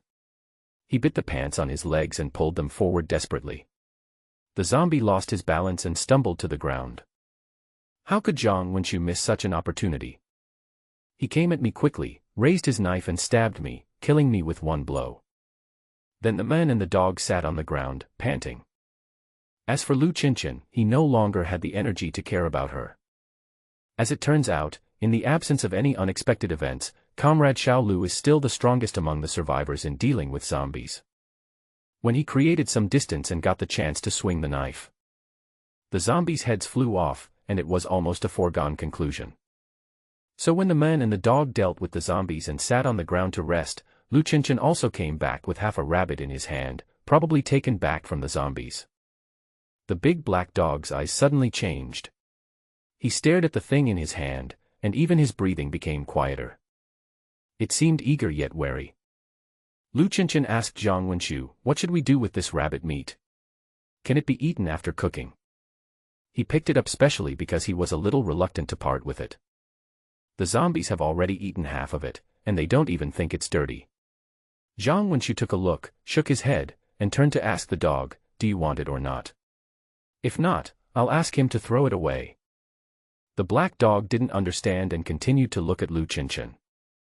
I was wondering why it was silent. It turns out it's a dumb dog. Zhang Wenxu sneered, got up, patted the dirt and weeds off his body, and said casually, "Throw it away, throw it far away, don't attract other animals."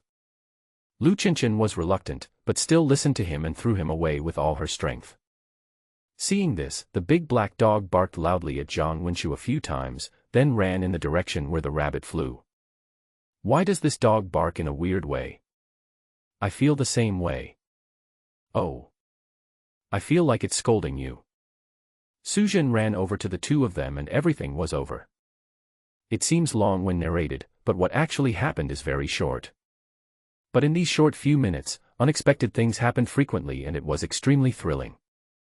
Zhang Wenxu was too lazy to move, feeling inexplicably exhausted. So the rest of the team was left with the task of cleaning up the mess. If the zombies were not cremated, they had to be buried. It wasn't a must, but it was still hard to get used to seeing a human corpse lying around in front of them. Everyone worked together, including the fat boy, to dig a big hole. Throw the broken body in, cover it with soil, and stomp it down. It's all over. When we returned to the wall, we were all sweaty. Fortunately, No one was injured. Even if someone fell to the ground like Zhang Wenqiu, he only felt pain, but did not suffer serious external or internal injuries. After resting for a while, he felt better. Everyone washed up and went to bed. There seems to be a safety risk around the warehouse. Today there are 3 zombies, making everyone busy and panic. What if they appear in groups in the future? How to deal with it is also a problem. Should I kill every zombie I see, or hide and hope that the zombies are just passing by?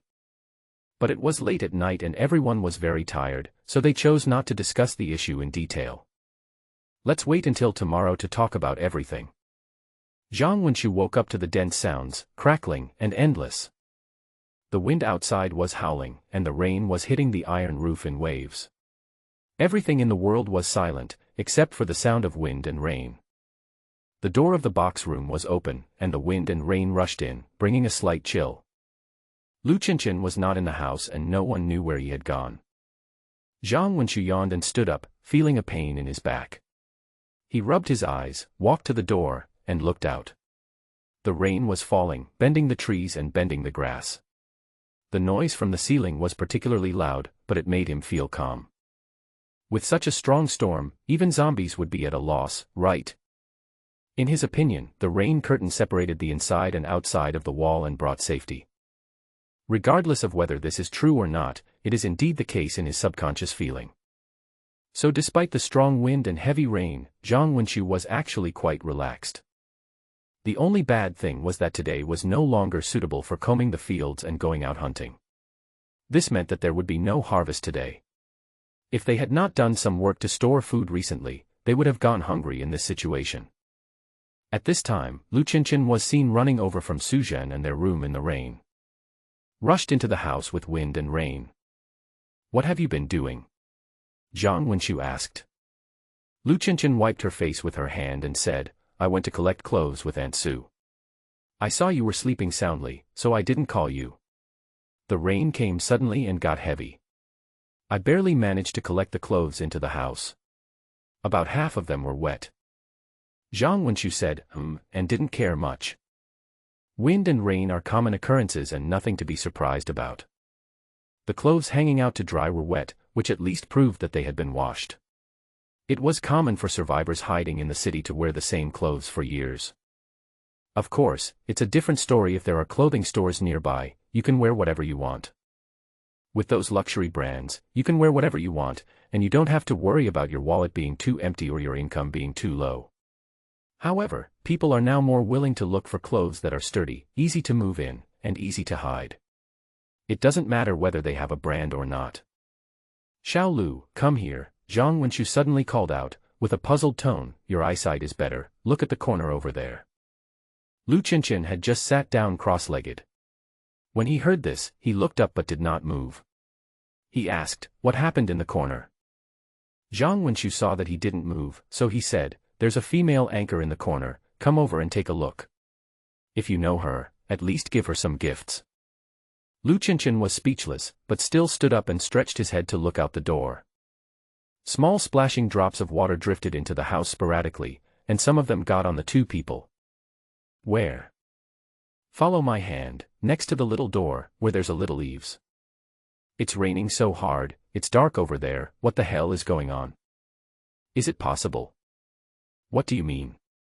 "It's very possible. There is a section of the wall with a few bricks protruding from the top, like a short eaves. In fact, it does not provide shelter from wind and rain. But a dark shadow was curled up underneath. Looking closely, it was the black dog from last night. The power of nature made all creatures crawl. Although the dog was somewhat divine, it was also frightened by the storm. I found the entrance somehow and entered the wall. I guess it feels relatively safer to stay here. But it didn't dare to get too close. At least, the stove would be better sheltered from wind and rain. However, it chose not to go there, but chose the door instead. Lu Qianqian was puzzled and asked, "Are you going to surrender to us?" "How would I know?" Zhang Wenqiu frowned and said, "If we meet a survivor, we will naturally rescue him." "How do we count this dog? Is it a survivor, or a surviving dog?" The 2 began to chat. In fact, they were just taking shelter from the rain and didn't need their rescue. Lu Qinshan asked, should we call it over? Zhang Wenqiu asked, why, are you worried that it will catch a cold? I don't know if the dog would catch a cold, but a skinny big black dog, curled up against the wall in the storm, getting drenched by the rain and shivering, looked really pitiful. Forget it, you have a loud voice, just shout a few times and see if it will come over. Hearing this, Lu Qinshan didn't act pretentiously and shouted, hey, dog, do you want to come over? It's more convenient to hide from the rain here. We are all good people. I heard Zhang Wenqiu call me this last night. Perhaps the sound of the rain was too heavy to be heard clearly. The black dog was still curled up and did not make any obvious movements. This actually alarmed the others who were closer, and the doors of the other 2 boxes were opened. Jiang Dijin and his companions stretched their heads out to see what was going on. Didn't you hear it? Lu Qinshan was puzzled. After all, it's just an animal. You can joke around with it, but do you really expect it to understand what people say? Zhang Wenqiu thought about it and said happily, you can give me a gift, maybe it will be useful. He saw Su Zhen and Jiang Dijin looking at him inquiringly, but he did not explain. He also imitated Lu Qinshan and shouted to the distance, hey, that dog, if you need rescue, please come as soon as possible, we provide food, water and protection, and waved his hand, signaling the other party to come over. Okay, I've tried my best. After shouting, he put down his hand and said to Lu Qinshan, this rain is unlikely to stop for a while, so let's not be idle, find something to do. There are some things we can pick after the rain. He waved in the direction of Jiang Dijin and the others and shouted, come over here. Jiang Dijin and the other 2 did not hesitate, covered their heads with their hands, and ran over. Surprisingly, the big black dog also moved. I don't know whether it understood the words or the gestures. It stood up, still a little hesitant, but finally trotted towards the box room. After Lao Jiang and others entered the room, it also arrived at the door. He couldn't help but hesitate again and stood in the heavy rain, not daring to go into the house. Zhang Wenqiu and Lu Qinshan looked at each other in amazement. Jiang Dijin and the other 2 were confused and a little scared when they saw it. Fortunately, they had seen it last night, otherwise they would have panicked when they suddenly saw such a big black dog. Not many people keep dogs in the end times, and if they saw one, it would be a wild dog, and it might eat people. Of course, it depends on how you think. For strong guys like Zhang Wenqiu and Lu Qinshan, they would not necessarily be afraid if they really encountered a wild dog. The images that flashed through their minds were probably roasted dog legs, dog meat hot pot, and the like. Don't panic, Zhang Wenqiu waved his hand at the 3 people and said, go sit inside. What are you afraid of? It's not like you don't know each other. You are old acquaintances. The little fat boy looked at it curiously, and his fear gradually disappeared.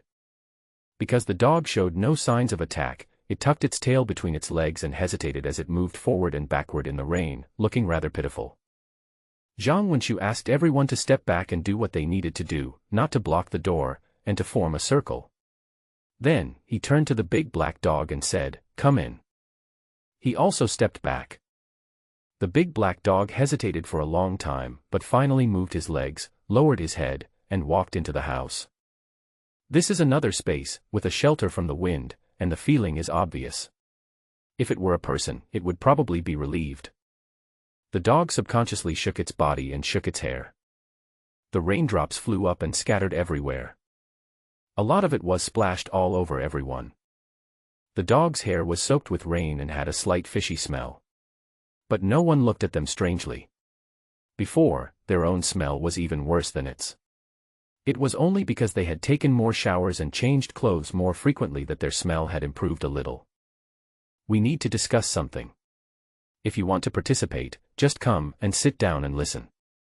Zhang Wenqiu wiped the water off his face and said, if you don't want to participate, just find a place to stay. After saying that, he ignored it. He went straight to the center of the room with everyone else and everyone found a place to sit down. There were no stools or anything, so we just sat on the ground in a circle. Last time, we were halfway through our discussion when we were interrupted. What happened last night made me feel that things need to be pushed forward as soon as possible, he said without hesitation, thinking, now we lack a clear goal, so we can only do things tentatively. So on the one hand, we have to try our best to manage this place, which is the basis for our survival. On the other hand, we have to find a new place. The new place he was talking about was the sanctuary. If someone really built a shelter, everyone would naturally want to go there, including Zhang Wenxu. Being with more people will give you a greater sense of security. If there is any hope in the end of the world, it must be in crowded places. If 3 or 5 people like them gather together and hide, they may survive if they are lucky, but it does not mean much to mankind. When they grow old and die, the human race will become extinct. Seeing that no one was paying attention to him anymore, the big black dog's guard gradually disappeared and he completely relaxed. He found a spot close to the wall, and lay on the ground with his eyes closed, seemingly falling asleep. Perhaps, even for a dog, it is not easy to survive alone in the wild. You may not eat well, sleep well, and feel very tired. So when it found a new place and felt relatively safe, it couldn't help but fall asleep. Everyone can try to explore the surroundings, but not alone. Zhang Wen glanced at the black dog, then turned back and continued, "At least 2 people are needed so that we can take care of each other if there are any accidents. As for going to the edge of the city, Xiao Lu and I can only go and take a look. There are northwest cars to drive, no subways to take, and everything has to be done on foot. If everything goes well, you can go there and come back during the day, which requires a lot of leg strength, so young and strong people are more suitable. If things go badly and you need to stay overnight due to delays, they are the only ones who are suitable. This matter has been settled for the time being, but the specific date has not been determined. It depends on the specific situation. The safety issues around here are a bit of a hassle." Jiang Dijin suggested digging several deep trenches around the warehouse, so that even if a zombie suddenly came, it would fall into it instead of rushing directly to the wall. The logic is correct, but the project is huge. How long will it take for just a few of them to finish the job? That's one way. If it doesn't work, just dig a little bit every day. Zhang Wenxu calculated the lengths of several deep trenches and felt a headache. Of course, he had to dig them himself. Just thinking about it made his back ache even more. "Mrs. Su, cook something to eat. We still have things to do when the rain stops." The discussion was over and everyone went back to their rooms. Jiang Dijin sat in front of the tool room, fiddling with various tools. He was not as strong as Zhang Wenxu and Lu Qinchen, so he did relatively less physical work, but he was very skillful and loved making things. After coming here, he made many practical tools. He added an eaves to his tool shed. The other 2 rooms were formal rectangular blocks, bare, but his tool shed had an eaves. It was raining outside, and he sat under the eaves in front of the shed, feeling the coolness while knitting something in his hands. Many wicker baskets were woven and many thin linen ropes were twisted. "I'm trying to make benches, tables, and chairs recently. Of course, there are also curtains for drying wild vegetables." Suzhen went to the stove in the yard to prepare food. The little fat boy wanted to stay to see the black dog and talk to him, but she ordered him to help with the work. The little boy was fat and not outstanding in appearance, but he was very obedient and never showed any refusal to work, or felt that he should be taken care of because he was young. Lu Qinchen was chopping firewood under the shed. In fact, they collected wood every day, and the firewood pile was already very high, so there would be no shortage in the short term. But perhaps out of fear of darkness or change, they still collected wood every day, which seemed to have become a necessary daily activity. We had considered the possibility of rain, so we built a simple shed. Rain will still be blown in from time to time, but most places are still dry. Lu Qinchen was shirtless, chopping with his axe, with precision and force. His muscles tightened and relaxed, looking full of explosive power. With his thick hair and beard, he looked like a nimble hunter from a savage tribe. Only Zhang Wenxu was lying quietly on the bed, not moving. Listening to the raindrops and the crackling of the roof, I felt strangely familiar. The long rainy days are a good time to lie in bed. There is nothing more pleasant than lying in bed during the day, doing nothing, and listening to the sound of rain. Didn't it rain before the catastrophe? Of course not. With the arrival of the rainy season, the incessant rain is worrying. Because he had experienced riding an electric scooter, getting soaked all over, with the plastic shield in front of the helmet blurry, but still trying to move forward quickly, he had also experienced driving a car, being stuck in traffic, and being in a dilemma. Everything is done in a hurry. I have never lay in bed, doing nothing, just listening to the sounds of nature. Of course, his eyes were open. With thick clothes padding my head and back, I lay comfortably, not feeling sleepy at all. I slept very deeply and for a long time last night, and I regained my energy. Alas, I used to enjoy the air conditioning and sleep on a soft bed, but my mind was full of work. Life is so difficult even though the material conditions are so abundant. He sighed and talked to himself. People living in prosperous times may not necessarily have much sense of happiness. There are too many things that can make people worry. For houses, cars, jobs, and children's education, they are full of anxiety and it is difficult to stop. It's okay to work hard to move forward, but in the end, you may be ridiculed as a small-town test-taker, and not even have a good reputation. So, is it really happiness? However, there are many things worth remembering, but the focus may be different from before the disaster. Some very insignificant things will echo in people's minds over and over again. For example, when talking about food, Zhang Wenshu has a hard time thinking of the food he has eaten that he thought tasted relatively good. He can't even think of dishes with slightly complex flavors and slightly complex cooking techniques. At this moment, he has lost interest in Manchu Han banquet, Japanese food, Thai food, French food, and even Pizza Hut and KFC. What Zhang Wenshu often thinks of are Shaxian snacks, braised chicken, fried dough sticks, and tofu pudding. If he has a bowl of steaming hot rice, pour it with the rich braised chicken soup and stir it, even if there is no other dish, he often has the illusion that he can eat 10 bowls in one go. Just as he was daydreaming, he saw the big black dog suddenly raised its head. His eyes were focused as he scanned the room. Zhang Wenshu was attracted by its movement and asked, "What's going on?" There is no answer and it is impossible to answer. The big black dog suddenly stood up and rushed deep into the house.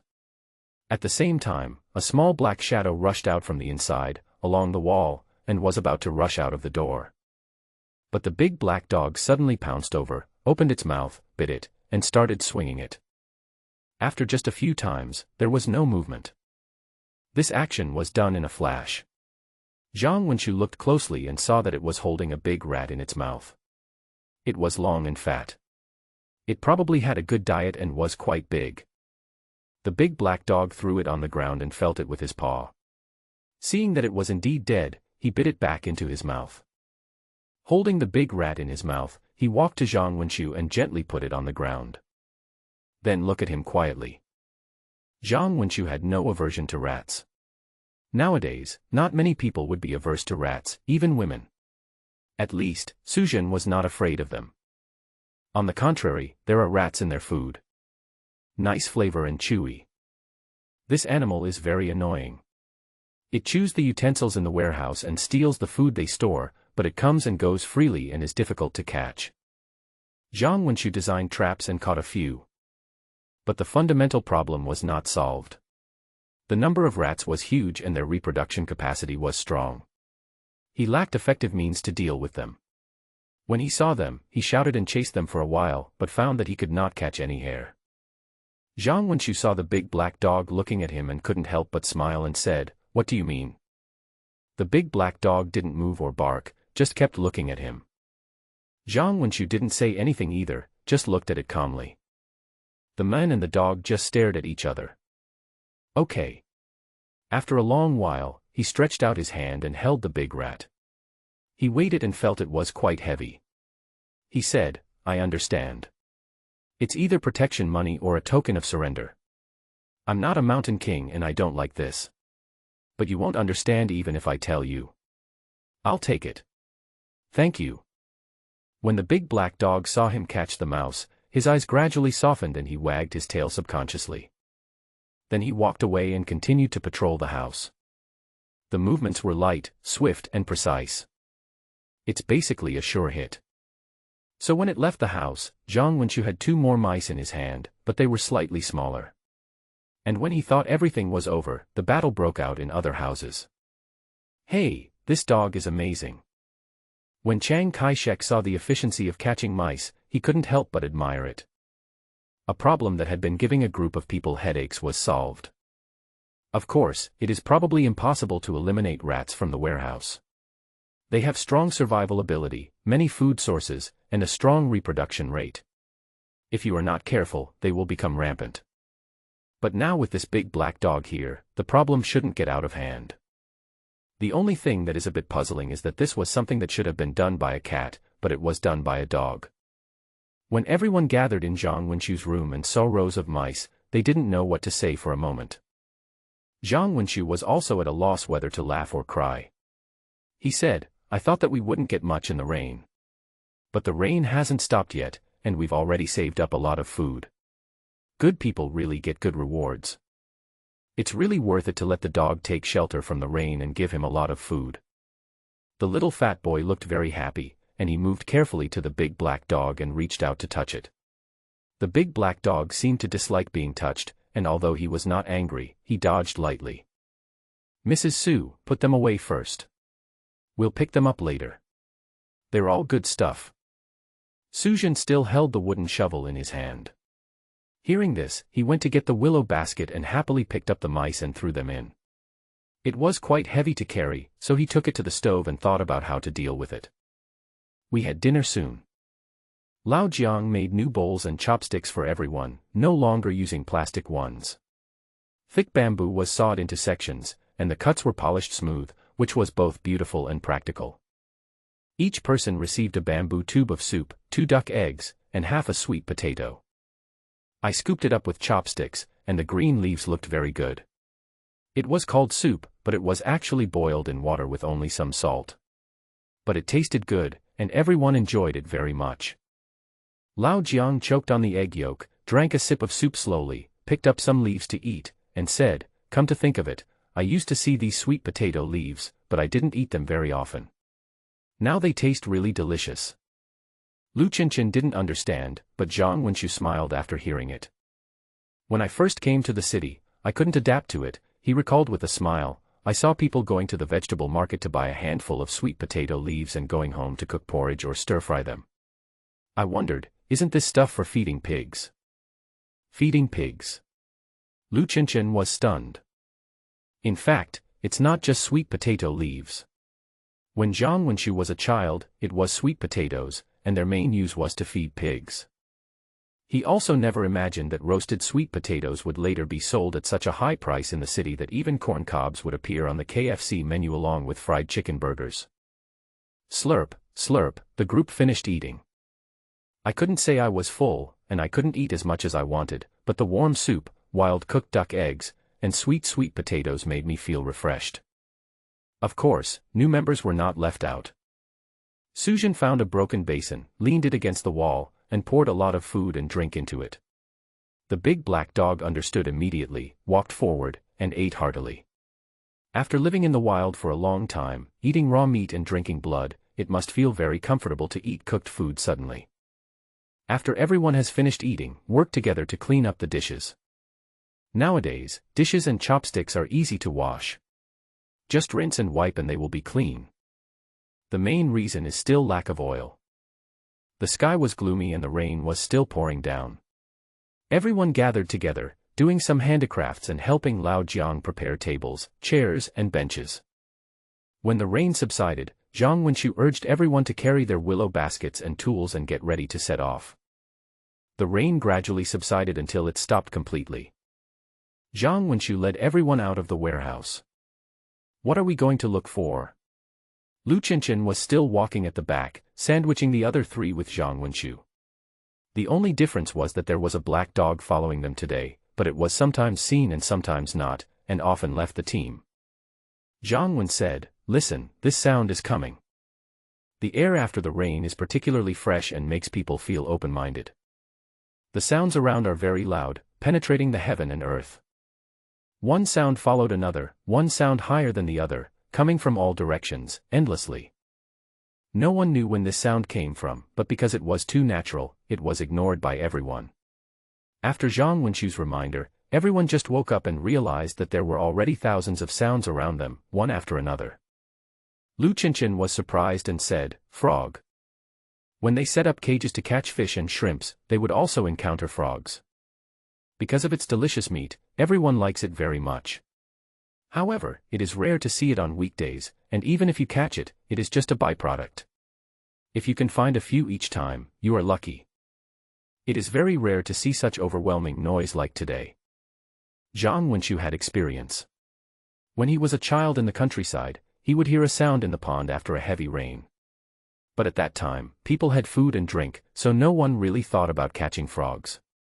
The villagers also knew that frogs were beneficial, and they made up many legends to prevent children from catching and killing them. For example, frogs were messengers from God, and if you killed frogs, God would be angry and send down thunder and heavy rain. Comrades, he stopped, looked around, and said, there are puddles on both sides, let's start from there. The method is simple, just follow the sound. It has been raining for most of the day, and we must return to our residence before dark, so time is short and the task is heavy. We must cheer up and try our best to catch frogs. A strange pep talk. Everyone responded with high morale. The experience of hunger was a daily occurrence a few days ago. No one had a stronger desire for food than these doomsday survivors. Start. Zhang Wenqiu waved his hand and the battle officially broke out. The outstanding performance here is mainly Lu Qinshan. The young man is quick-eyed and quick-handed, often squatting down, reaching out and grabbing, and the frog has no way to escape. The little fat guy is also good. The rest of the people are unremarkable. Especially Su Zhen, she was not afraid of frogs and toads, but she couldn't keep up with them, so she chased them all the way, but they disappeared while she was running, and her work was in vain. So she put in a lot of effort, but the harvest was pitiful. Frogs are not stupid insects and can be easily caught by anyone. If you are far away, you will shout loudly, if you are close, you will be silent. It's hiding in the bushes and it's really hard to find it without some effort. Uncle, do you want a toad? The little fat boy caught a big one, pinched its back, and ran to ask Zhang Wenqiu. Zhang Wenqiu threw the frog in his hand into the basket, closed the lid, and looked at the thing in his hand.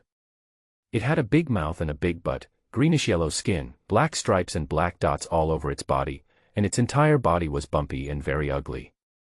Of course he is not afraid of toads. But looking at this bumpy appearance, it still feels a bit awkward. Toad meat is edible, but the skin and internal organs are poisonous. Zhang Wenqiu shook his head and said, catch the frog first and throw away this ugly monster. When food is scarce, come back and look for it. So, the toad escaped the disaster because it was ugly. So being good-looking naturally gives you an advantage, but sometimes being ugly doesn't necessarily mean there are no advantages. At least, the beautiful long-legged frogs around were thrown into the basket one after another, with no way to escape. A group of people walked along the puddles and grass, catching fish as they went. Thanks to the active contribution of Comrade Lu Qinshan, the team's top fighter, the catching speed was very fast, and everyone's baskets were slowly getting heavier. When I was a kid, frogs were common around me. Zhang Wenqiu led everyone forward, chatting and talking about the past, but I never saw anyone eating frogs. I always felt that eating this thing was immoral. When I grew up, I ate a lot of dry pot frogs, hot pot frogs, and charcoal grilled frogs, but they were all bullfrogs. No one paid attention to how he analyzed the differences between frogs and bullfrogs, but instead recalled the taste of the 3 cooking methods just now. Then, saliva began to be secreted unconsciously, and people couldn't stop drooling. Mrs. Su, can we do it? Lu Qinshan asked after swallowing. Su Zhen thought for a moment and said, there aren't enough ingredients, but we can try. No matter what, it's better than boiling it in water. Upon hearing this, Lu Qinshan smiled and continued to catch frogs. But I know this thing is edible. Seeing the harvest getting richer, Zhang Wenqiu was quite satisfied and relaxed, and began to talk nonsense as usual. Where did this come from? Actually, it all started with Jet Li. He was seriously injured at the time and was rescued by monks from Shaolin Temple. The monks knew that nutrition was needed to recover from injuries, so a group of them jumped on the ground to catch frogs, chopped them up and cooked porridge for him to drink. The effect was quite good, and Jet Li was alive and kicking afterwards. Also, I think eating frogs is pretty romantic. This happened a long time ago. In the past, Ling Huchong, the eldest disciple of Huashan sect, met Miss Ren, the saint of the demon sect. Both of them were injured. Ling Hu used the Dugu 9 swords to kill the frog, and everyone roasted it and ate it. From then on, the two began their love journey. Isn't it romantic? But Miss Wren's cooking skills are so poor that she even burnt the roasted frog. If we talk about cooking skills in Jianghu, Wang Rong is the best. She also cooked frog dishes, but she always called them frogs. When I was a child, I didn't understand and thought they were really chickens. Hong Qigong liked them very much. I heard that he ate them at that time. He kept chattering all the way, endlessly. The little fat boy was confused and didn't understand what was said.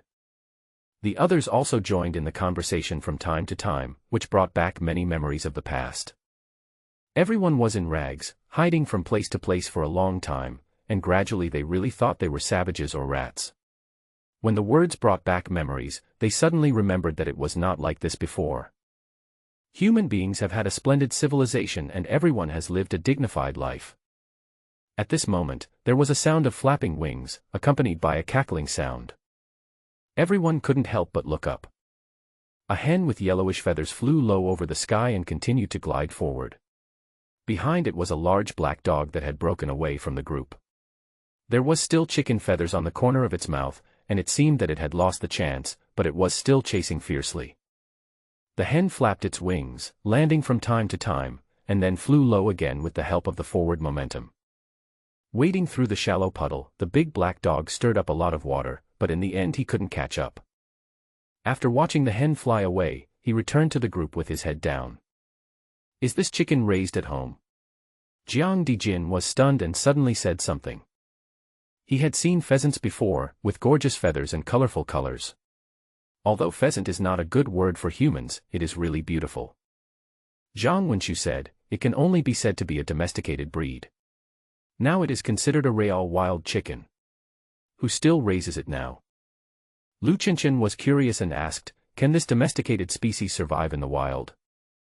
Zhang Wenqiu laughed and said, you are also a domesticated chicken, but you are still alive today. In the world of dinosaurs, there is a saying that goes, life will find a way out. The world has changed, and in fact, living things will change with it.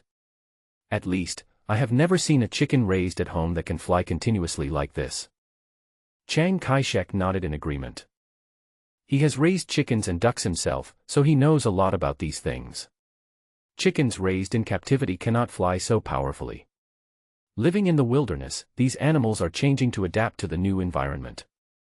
Zhang Wenqiu said, you can't stay in your mind before the disaster. There were no wild animals in this place back then. It's different now. I don't dare go out at night. Zombies are just one of the reasons. I'm also worried about the rapid reproduction of wild animals. Some large predators have begun to fight for their roles in the new world again. The vegetation is lush and the grass is growing, providing a food source for herbivores.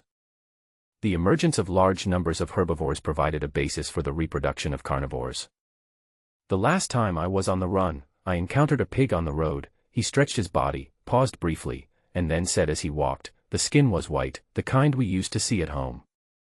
There was a group of piglets following behind, very cute, and looked very appetizing.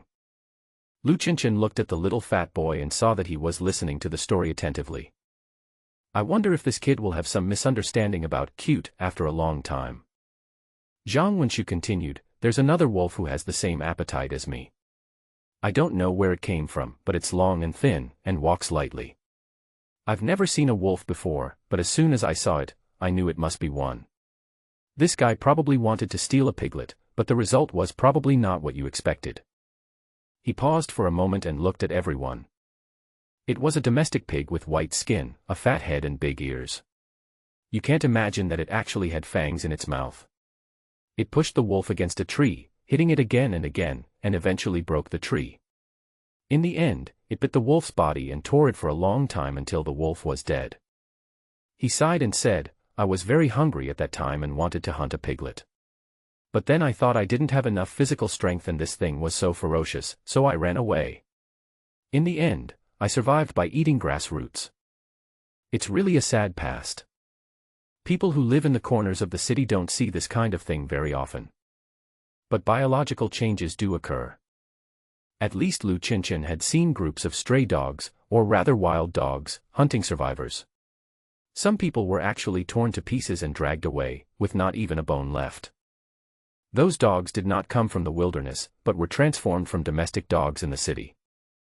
However, seeing this hen today gave me a new idea, Zhang Wenchu said with a smile, as he became interested. During this period, we have been catching fish and small animals. I was thinking that we could try to make some tools or weapons to hunt some big animals. For example, making a bow. Ask him to shoot a bear or a tiger, but he doesn't have the courage to do so yet. But there shouldn't be any problem in shooting an old hen, right? Lu Qinshan seemed to have thought of this question, his eyes lit up and he smiled. Speaking of hunting, he was much more interested than Zhang Wenchu. Old Zhang was working so hard to find food in order to feed everyone. If it was just for himself, he wouldn't bother to work. Anyway, it was easy to feed himself.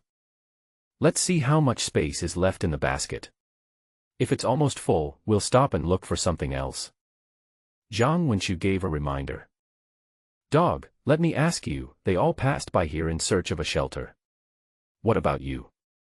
Have you also heard about the shelter? The big black dog didn't move at all and followed Zhang Wenchu slowly. It was as if she hadn't heard what he said at all.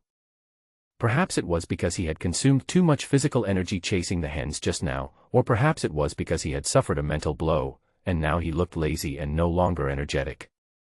The rest of the people slowly adapted to the way he got along with the dog. Zhang Wenchu often communicates with it in a serious manner, but if you listen carefully, it seems to be talking to itself. This dog is also strange. Sometimes it seems to understand human language, but when you seriously investigate, you find that it is just a beast and can't understand anything. Wang Tong really wanted to get close to it. But this dog is also aloof. It will never wag its tail to beg for mercy, it will just stare at you coldly without making a sound. This kind of situation is real. So the little fat man approached it a few times, but nothing good happened, so he stopped approaching. Only when he is with Zhang Wenchu does the dog seem more docile. One possibility is that it may have a special view of itself in the team. It may think that Zhang Wenchu is the leader, it is the second in command, and the rest are the younger brothers. Okay, now it's time to pick the fruits. Zhang Wenchu clapped his hands and signaled everyone to stop. After wading through the puddle, we entered the edge of the jungle. The low plants looked lush and full of vitality after the rain. The exposed rocks were also covered with mosses. Without human destruction, vegetation is recovering rapidly. Even some species that were thought to be extinct have frequently appeared in our field of vision. How they survived and how they were passed down is unknown. Are we going to pick wild vegetables? The little fat boy learned quickly. After the last group picking, he also learned a lot. He looked around and tried to recall what Zhang Wenchu had said before. Wild vegetables count, too. Zhang Wenchu walked to a dead tree, stretched out his hand and pulled a few times, handed it to everyone, and said, "This is it. Don't tell me someone doesn't recognize it. I can understand if you are not familiar with wild vegetables, but if you don't recognize this thing, I'm afraid it must have slipped through the net of the 9-year compulsory education." When everyone looked, they all recognized him. "Hey, I forgot about this." Jiang Dijin slapped his thigh and said, "Isn't this the black fungus? My family used to pick it after the rain. This thing is best served cold, and it squeaks when chewed. Refreshing. Have a drink and enjoy it." He seemed to be remembering something from the past, and he had a big smile on his face. Black fungus is a common dish that everyone eats. Even little Fatty is familiar with it, although he doesn't know that it grows on rotten wood. As long as you know each other, this thing is easy to find after it rains. Zhang Wenwen pointed in another direction, where there was a wooden pier, and said, "The method is simple, just follow the rotten wood, and the recognition is also high, don't worry. You found the wrong one. Just start picking as many as you can. It won't be easy if you try to find them tomorrow." With a wave of his hand, the second round of battle started immediately. It turns out that picking fungus is much easier than catching frogs. In this way, the role of Comrade Lu Qinshan is not so obvious. Everyone is very fast, and there are really a lot of fungus in the wild. They are big and tough, and just touching them makes people feel happy. Lao Jiang also picked a piece and chewed it. Without salt or vinegar, it smells like plants, so it's not delicious. But it's very elastic and chewy. After washing it, add some vinegar and mix it, and it's delicious. Suzhan was picking on the other side and said with a smile, I used to make black fungus and stir-fried pork with mushu. Now that there is no pork with mushu, duck eggs can also be used instead. Those wild onions I dug before should also be delicious if fried together. When everyone heard this, they all became excited. When the end of the world comes, the wilderness is truly a treasure trove of abundant resources. If you look carefully, you can collect all kinds of fresh food. You don't have to fight for a few cookies, and you don't have to be chased by zombies for a bag of instant noodles. Such a day is really touching. Fresh black fungus was constantly thrown into the box. Everyone was carrying heavy willow baskets, feeling satisfied and unable to stop smiling. Uncle Zhang, look at this. The little fat boy always had unexpected gains. He held something in his hand and came to Zhang Wenqiu, handed it to him, and said with a smile, it looks like a good thing. It should be delicious. Zhang Wenqiu looked at the things he handed over, and couldn't help but look at the fat boy again. Are you a spy sent by the zombies? What? Let me teach you a song. Ah. Red umbrellas, white poles, after eating, lie down on the board together. Lie down on the board and sleep in the coffin, and then bury the mountain together. Bury the mountain and cry, and the whole village will come to eat. There are umbrellas for the meal, and the whole village will lie down on the board together. Seeing Zhang Wenqiu singing a strange song to himself, the little fat boy was stunned. What the hell is this? It's really terrible. The rest of the people were attracted over and formed a circle. After showing off his indescribable singing voice, Zhang Wenqiu did not ask for everyone's evaluation. Perhaps he still has some rational understanding of his own singing. But singing is really fun, and I feel completely relaxed after finishing it. He took the thing from Wang Tong's hand, and stroked his chin with his other hand, rubbing his thick beard. He said to everyone, it's a good opportunity to tell you that wild mushrooms are also an important source of food. Whether they are cooked into soup or fried, they are very delicious. However, there are too many types of mushrooms, and I can't recognize many of them. It's easy to encounter poisonous ones. Before the catastrophe, they had all seen similar news to a greater or lesser extent. Some people were poisoned to death, some became disabled after eating, and some had hallucinations after eating. Lu Qinshan remembered that a woman had hallucinations after eating. She said that silk threads grew on her body. She went to the hospital and kept stroking them with her hands. For example, this one, Zhang Wenqiu raised the thing in his hand and said, I can't recognize it, and I don't know what it's called. It looks clean, but I'm not sure if it's poisonous. The method of defining it is simple. Hey, dog, come here. He handed the mushroom to the big black dog and said, we are all in the same team. When we went out, others caught frogs and picked fungus. You just paddled along and chased a chicken, but lost it. Come, contribute and chew it. The big black dog actually came over and sniffed subconsciously. Then seeing that nothing happened, he walked away again. The dog may not understand what happened, but at least it escaped a possible disaster in its life. It probably couldn't imagine that if it lay on the bed, the meal tonight would be more abundant. Who can resist dog meat hot pot? Just kidding, Zhang Wenqiu casually threw the mushroom away and said, you can't just eat this, but not all of it can't be eaten. So, you guys continue to pick the fungus, and I'll pick the mushrooms. In the end, he couldn't resist the temptation of mushrooms. There were plenty of mushrooms in the wild, growing beside rotten wood, in cracks between rocks, and in piles of leaves, but he was cautious and only picked the kinds he was particularly familiar with and wouldn't encounter any surprises.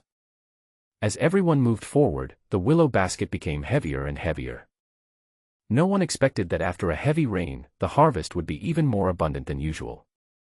The little fat boy got tired after walking for a while. He was a tough kid and didn't say a word.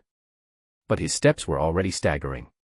After all, he couldn't compare with adults in terms of physical strength. Even Chiang Kai-shek gradually felt tired. Seeing this, Zhang Wenqiu asked everyone to take a rest. The road was muddy, and it was indeed much harder to walk than usual. I was just catching frogs in a puddle, and my shoes were mostly soaked with water, so it was very uncomfortable to walk. The ground was still wet, not to mention the grass. Although they were tired, they didn't want to sit directly on the ground.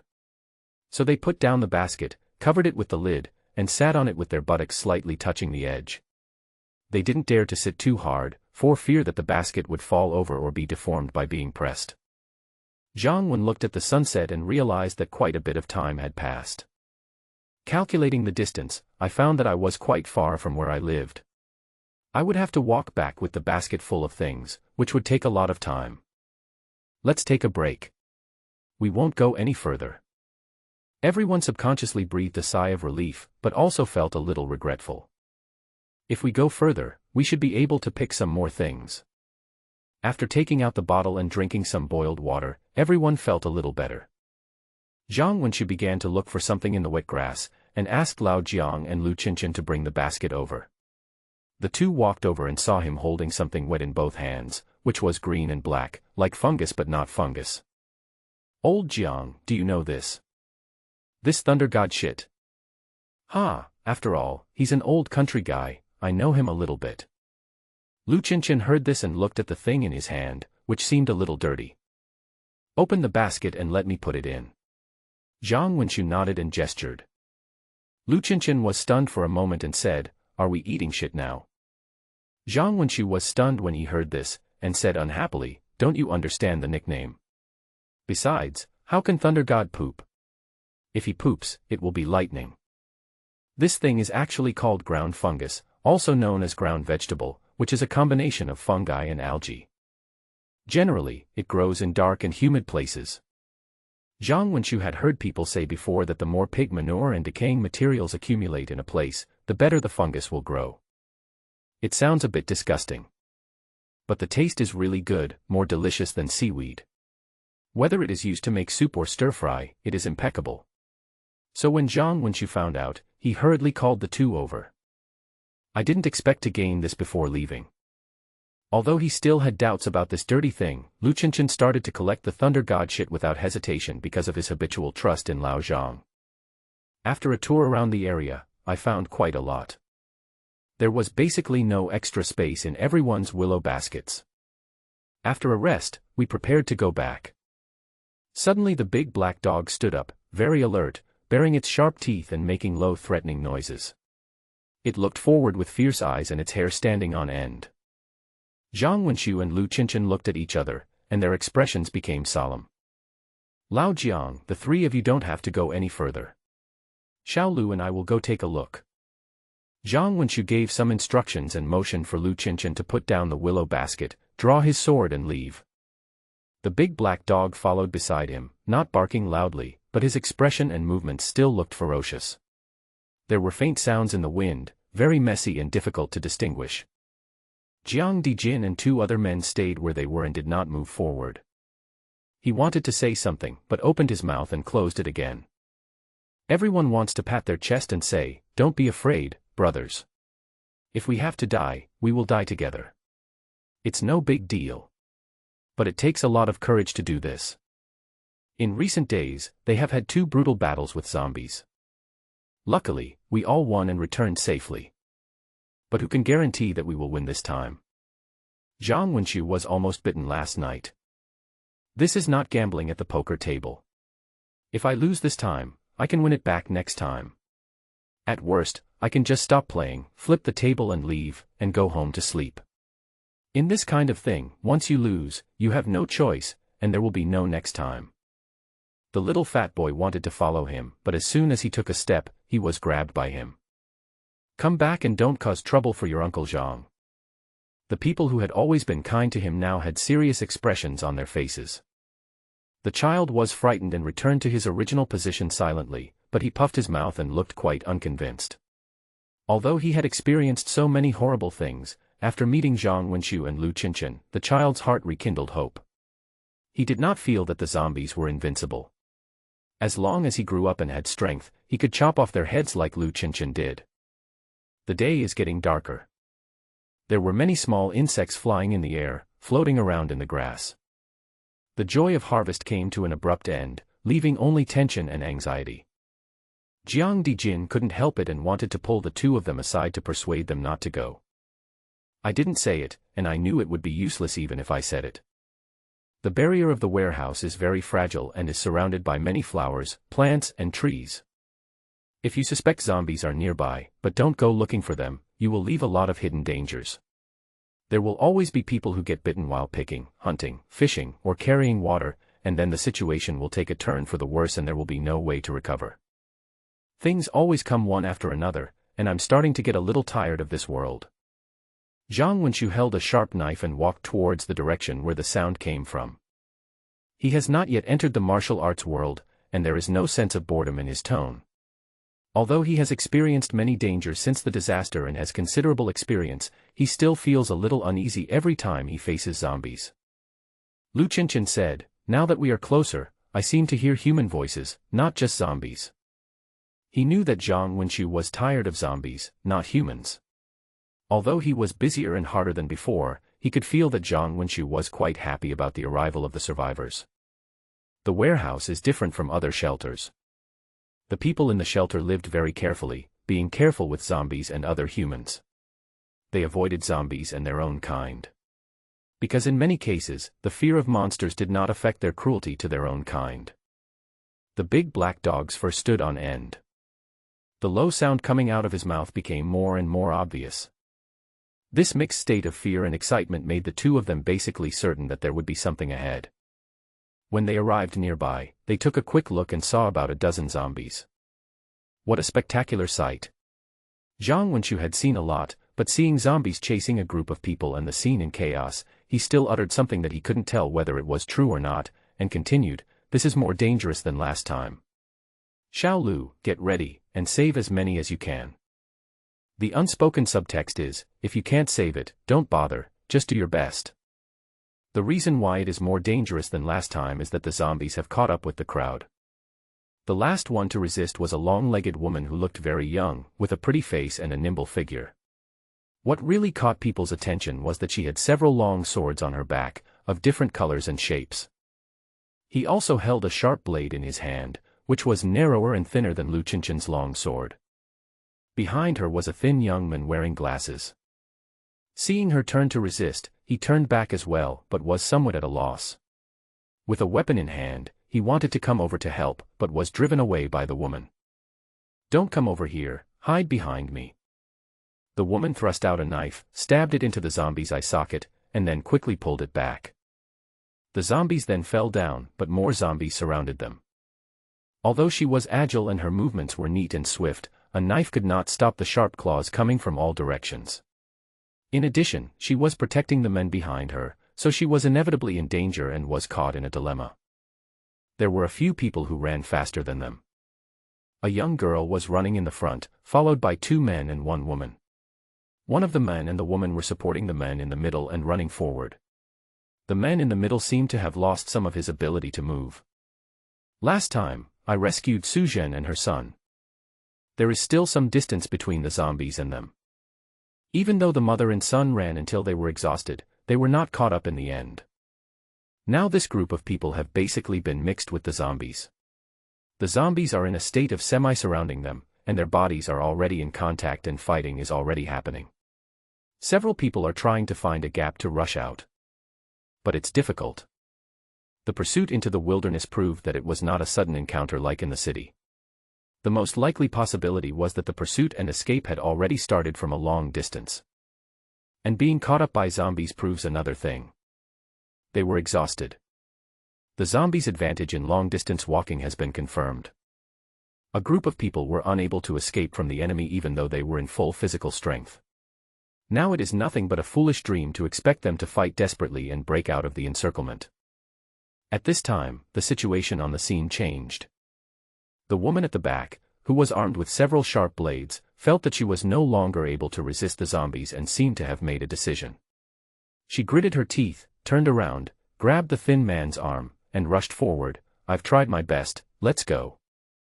Her physical strength seems to be much better than others.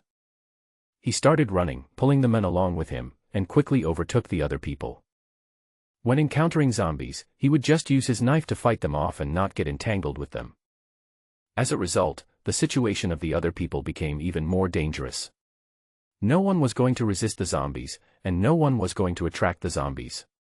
As a result, Those who were slow or inconvenient would be attacked more and would soon become bloody food. Seeing this, the woman who was holding the men cried out in tears, "Tion, Tion, save us." The voice was urgent and sharp, almost a roar. The long-legged woman didn't care, and still pulled the men forward vigorously. The man's eyes were somewhat unbearable, but he didn't say a word. His face was very determined, he pursed his lips, and rushed forward. The three people behind couldn't keep up and were quickly overwhelmed by the zombies. The roars of zombies and the shouts of humans were intertwined, making people unwilling to think too much about the outcome of this matter. At this moment, two figures rushed over. Young, vigorous, and energetic. Especially the one in front, tall and majestic, with thick beard, dragging a long knife, giving people an indescribable power. The woman running at the front was frightened by this sudden situation and stopped in a daze, wondering whether she should continue running forward. It probably looks very vicious, not much better than a zombie. Get out of the way. The first person shouted loudly, which sounded like spring thunder. The zombie behind the woman had already rushed over, its bloody mouth wide open, ready to bite. The man who was coming in front of her, seeing the critical situation, didn't care about anything else, and used his left hand to push the woman's head away, throwing it aside. The woman was hit by such a strong force that her body tilted and she fell directly to the ground beside her, but she escaped. The man held the knife in his right hand, but it was too late to chop. He turned around and rushed forward, ramming the handle of the knife into the zombie's mouth. His sharp teeth were crushed to pieces. If the zombie had a sense of pain, it would have been crying out in pain. Before the zombie could react, the man grasped the hilt of the knife with his other hand. He used both hands to support himself with the knife handle, and pushed against the zombie's upper jaw, and with a loud shout, lifted it up. He was tall and strong, and when he encountered a short zombie, he immediately lifted its feet off the ground. He put strength into his arms and swung them up, throwing the zombie away, smashing it to pieces. "Xiaolu, keep your distance, don't get too close." The person behind him also arrived and said something to him. Lu Qinshan nodded, holding the knife in both hands, and stepped forward. At this time, the long-legged woman was running with the men, but she couldn't stop in time and passed by. She turned around and stopped to see what was going on. The zombies behind saw a new target coming in, their mouths opened wide, and their faces full of scars looked hideous and terrifying. The blue-white eyes opened wide and he rushed over with a roar. Lu Qinshan had finished regulating his breathing. Although the sound of his heartbeat seemed to be thumping in his ears and about to burst out of his chest, his face was very cold, his eyes were slightly narrowed, and his expression was indifferent. When the zombies rushed forward, he swayed his body, took a step forward, avoided the front, and leaped to the side of the zombies. He raised the knife with both hands and chopped it down with the force of thunder. The long-legged young woman saw that he wanted to chop off the zombie's head and couldn't help but say, "Idiot." She was proficient in martial arts and had several sharp blades on her, which helped her to fight her way out of the disaster, survive, and protect her boyfriend. In terms of experience in fighting enemies, she has much more experience than Lu Qinshan. It was only after Lu Qinshan was rescued by Zhang Wenxu, had a full stomach, recovered his strength, and killed the first zombie in his life that he suddenly became enlightened and realized something. Most of the time he was chopping wood and swinging his knife at the air, not chopping zombies. However, she had personally experienced danger many times and accumulated experience in the midst of bloodshed. According to her idea, using a narrow blade to pierce the zombie's head is the most efficient. Chopping off the head is very stupid. Although the zombie's head is much more fragile than a human's, it can't be chopped off whenever you want. At least, she was not sure whether she could chop off the zombie's head. Moreover, Lu Qinshan's long sword looks very ordinary. How many times can it cut? She felt a little sorry for him, thinking that the guy in front of her would probably get his knife stuck in the zombie's neck and couldn't pull it out. Then he would be knocked down by the zombies behind him, with his intestines and internal organs torn to pieces. Die! Lu Qinshan shouted loudly and the long sword fell. A cold light flashed and the corpse's head fell to the ground. Because the blood was too viscous and too scarce, it did not splash up, but just flowed down the flattened neck, smelling fishy and black, and looking very filthy. Seeing this, the long-legged woman subconsciously swore. Lu Qinshan ignored the fallen zombie and didn't even look at it. He has lowered his waist and squatted, ready to fight the second one. The three people at the back were still being besieged. The scene was quite chaotic, with cries, shouts, and roars interlaced. The situation was not optimistic. However, with the arrival of Lu Qinshan, some zombies were led away, and the pressure was finally reduced. Lu Qinshan did not rush into the group of zombies to save people. Even when rescuing Su Zhen and her son last time, they intercepted them midway rather than going deep into the zombie swarm. The advantage of humans is that they are flexible and precise in their movements and can use equipment. But the disadvantage is more obvious: the body is too fragile. This weakness is not the ability to resist attacks, but the susceptibility to infection. Even if you are bitten a little bit, even if you finally kill all the zombies, you still lose. It's just the opposite with zombies. You can stab them 8 or 10 times, even if their intestines are crushed, as long as their head is not injured, there will be no damage. The second zombie pounced. The knife moves upward and cuts diagonally along the shoulder. A deep cut suddenly appeared on his neck, and dirty blood gushed out. The long knife was a bit blunt after all, and even though the angle was good and the force was strong, it only cut half of it. Fortunately, Lu Qinshan was more calm now, and he was not panicking. He crossed his feet, avoided the opponent, and slashed again from behind. The two wounds, one in front and one in the back, connected to each other, and the head rolled down. Then, Lu Qinshan did not advance but retreated. There was really nothing we could do about the three people who were besieged. He had to keep a distance and try to create some space between the zombies. This space was his chance to draw his sword, accumulate strength, and adjust his body shape. If the zombies rushed at him, it would be useless even if he opened up the Ren and Du meridians or even the 8 extraordinary meridians. Zhang Wenqiu also arrived with the big black dog. These two people, one man and one dog, are very cowardly. It is impossible to expect them to fight head-on. They began to circle around the corpses, making noises to attract them to disperse. Zhang Wenqiu's blade was relatively short, so unless he was sure of success, he would not dare to get too close, nor would he attack casually. Of course, from an auxiliary perspective, it's pretty good. The big black dog seemed to be naturally cooperative. When Zhang Wenqiu was facing the enemy head-on and felt he had no idea where to start, a shadow flashed and the dog jumped from behind the zombie, biting the zombie's leg and dragging it backwards. The zombie was trying to move forward, but his feet were unstable and he fell to the ground. Without the threat of sharp claws and teeth, Zhang Wen turned around and poked the zombie hard on the back of its head. The sharp blade pierced the brain and the struggle stopped immediately. Good dog, well behaved, extra treat tonight. Zhang Wenqiu shook off the blood on the sharp blade and said something encouraging to He Go. The people running in front had all stopped and were watching this strange blocking battle. The woman running in the front had already climbed up from the ground, rubbing the painful part of her body and turning her head nervously. But then he saw the terrifying strongman, riding a horse with a sword in his hand, standing in front of the group of corpses. It has the momentum of one man guarding the pass and 10,000 men unable to break through. When the knife flashed, either the head rolled down or pieces of flesh flew up. Although he was retreating step by step, he seemed extremely calm. There was no whirring sound, only the occasional word death that was about to strike a fatal blow. This was a scene she had never seen before. Although there were killers like Long Legs in their team, their momentum was completely incomparable. This is very similar to the feeling that Jiang Dijin, or Su Zhen and his mother had before. In everyone's perception, the horror of zombies makes it impossible for people to resist. Whether it is the undead and rotten bodies, the cruel behavior of cannibalism, or the huge impact force, people feel unable to resist. There is no other choice except to escape. The Long Legs killed many zombies. Using precise skills and sharp weapons, he stabbed them to death one after another. But when I saw her fighting for her life, I always felt terrified, afraid that her slender and beautiful body would be scratched or bitten if she wasn't careful. I was afraid that if she made a mistake or her movements were not so precise, it would lead to regrettable consequences. Lu Qinshan was different.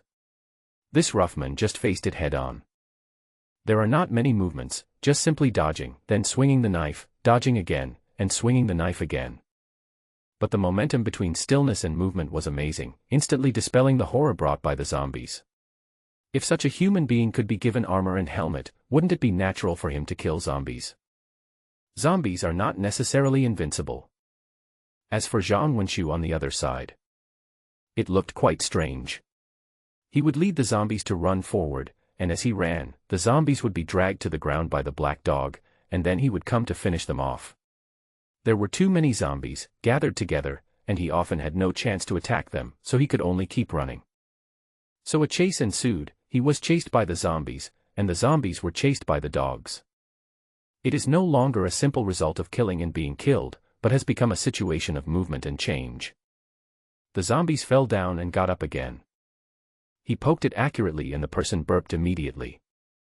When the stab was too hasty and ineffective, in order to avoid the zombies behind him, he would never risk a second stab and would just turn around and run. The zombies might lose an ear or have a large piece of their brain skin cut off, but would continue to chase him with their bloody heads. Who has ever seen this coordinated fight between a man and a dog? Could it be that this man was a hunter in the past, with hunting dogs? While they were waiting and watching, the main battlefield had gradually moved forward and approached them. The woman suddenly became alert and quickly ran forward for a distance. If things had gone the same as before, she would not stop. No matter what the outcome was, she would keep running forward until she had completely gotten rid of the monster or she could not run anymore. Today, however, we have only opened up some distance. Because she had a feeling that the zombies could not break through the blockade of the two men and the dog. This feeling is hard to describe, but it always lingers. The long-legged woman did not run away, but signaled her boyfriend to move away. Then he held the sharp blade and walked towards Lu Chinchen. The changes in the main battlefield changed her mind. She had originally thought that things were hopeless and was ready to flee alone with her boyfriend. As for the other teammates, she really couldn't care less. During the escape, she had always been the main force in the battle and had always been at the back. She had no regrets about what she had done. If she fled alone, she could run a distance quickly. With this distance, it is relatively safe. Because the zombies will be attracted by their teammates and rush to devour their flesh and blood, and will not bother to continue chasing. Now suddenly two people and a dog showed up. I thought they were idiots, but once they started fighting, I could tell they were not ordinary people. Especially the one wielding the long sword. It seemed that he had not received any training, but his movements were simple and powerful, and his lethality was amazing. So, is it possible to save the three people at the back? Hey, silly friend, you lead to the right and I lead to the left. She shouted, ready to attack. Lu Chinchen had just seen her skills, so he didn't doubt it. He nodded heavily and said, okay. At this moment, she heard the voice of her boyfriend from behind. Tian, his knife is blunt, give him the long one on your back. Hearing this, the long-legged man took out his long knife without hesitation and threw it over. Friend, take it. Lu Chinchen caught it with one hand, and his hand sank slightly. He exerted force with his right hand, and thrust his long knife into the zombie's body, but he did not rush to pull it out, and let it hang there. He freed his hand to hold the new weapon, and with one swing of the knife, the corpse was separated. It is indeed extremely sharp. Nice knife. Lu Chinchen was quite surprised and praised loudly. The long-legged girl named Tian also took a step forward and closed the distance between them. The zombies finally dispersed completely, each chasing their target and walking in different directions. The three people who were besieged in the rear finally showed up. But at this time no one had the energy to inquire about the situation or check the injuries.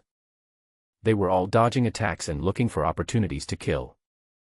These three people and one dog are the strongest among the two groups of survivors. They all have experience in killing zombies. More importantly, they lack the fear of zombies that ordinary people have. I thought it was just an ugly beast, so I killed it. This kind of courage that comes as a matter of course is the fundamental reason for strength. The skinny boyfriend with long legs was watching quietly from the side. Perhaps he knew that he was not good at close combat, or his girlfriend had warned him that going in would only cause trouble, so he always stood at a safe distance. Observe for a moment, then pick up many branches or mud from the ground. Whenever the zombies gradually approached and posed a threat to the two main personnel, he would run to the opposite side, shouting and throwing things. The zombies would be hit on the head and hear the noisy shouting, and would subconsciously look for the target. Although in the end he still followed his instinct and attacked the person closest to him. But when they were disturbed, there was a brief pause, which gave the two men an opportunity to take action. The situation changed from being hunted by zombies to being hunted by zombies. "You two are too slow. Please make way. I am coming." Zhang Wenqiu ended his battle and returned to the main battlefield. Although he said it was easy and looked down on others, he was panting and seemed to be the most tired in the field. In fact, he was very tired. His method was mainly to go around in circles, so he kept moving.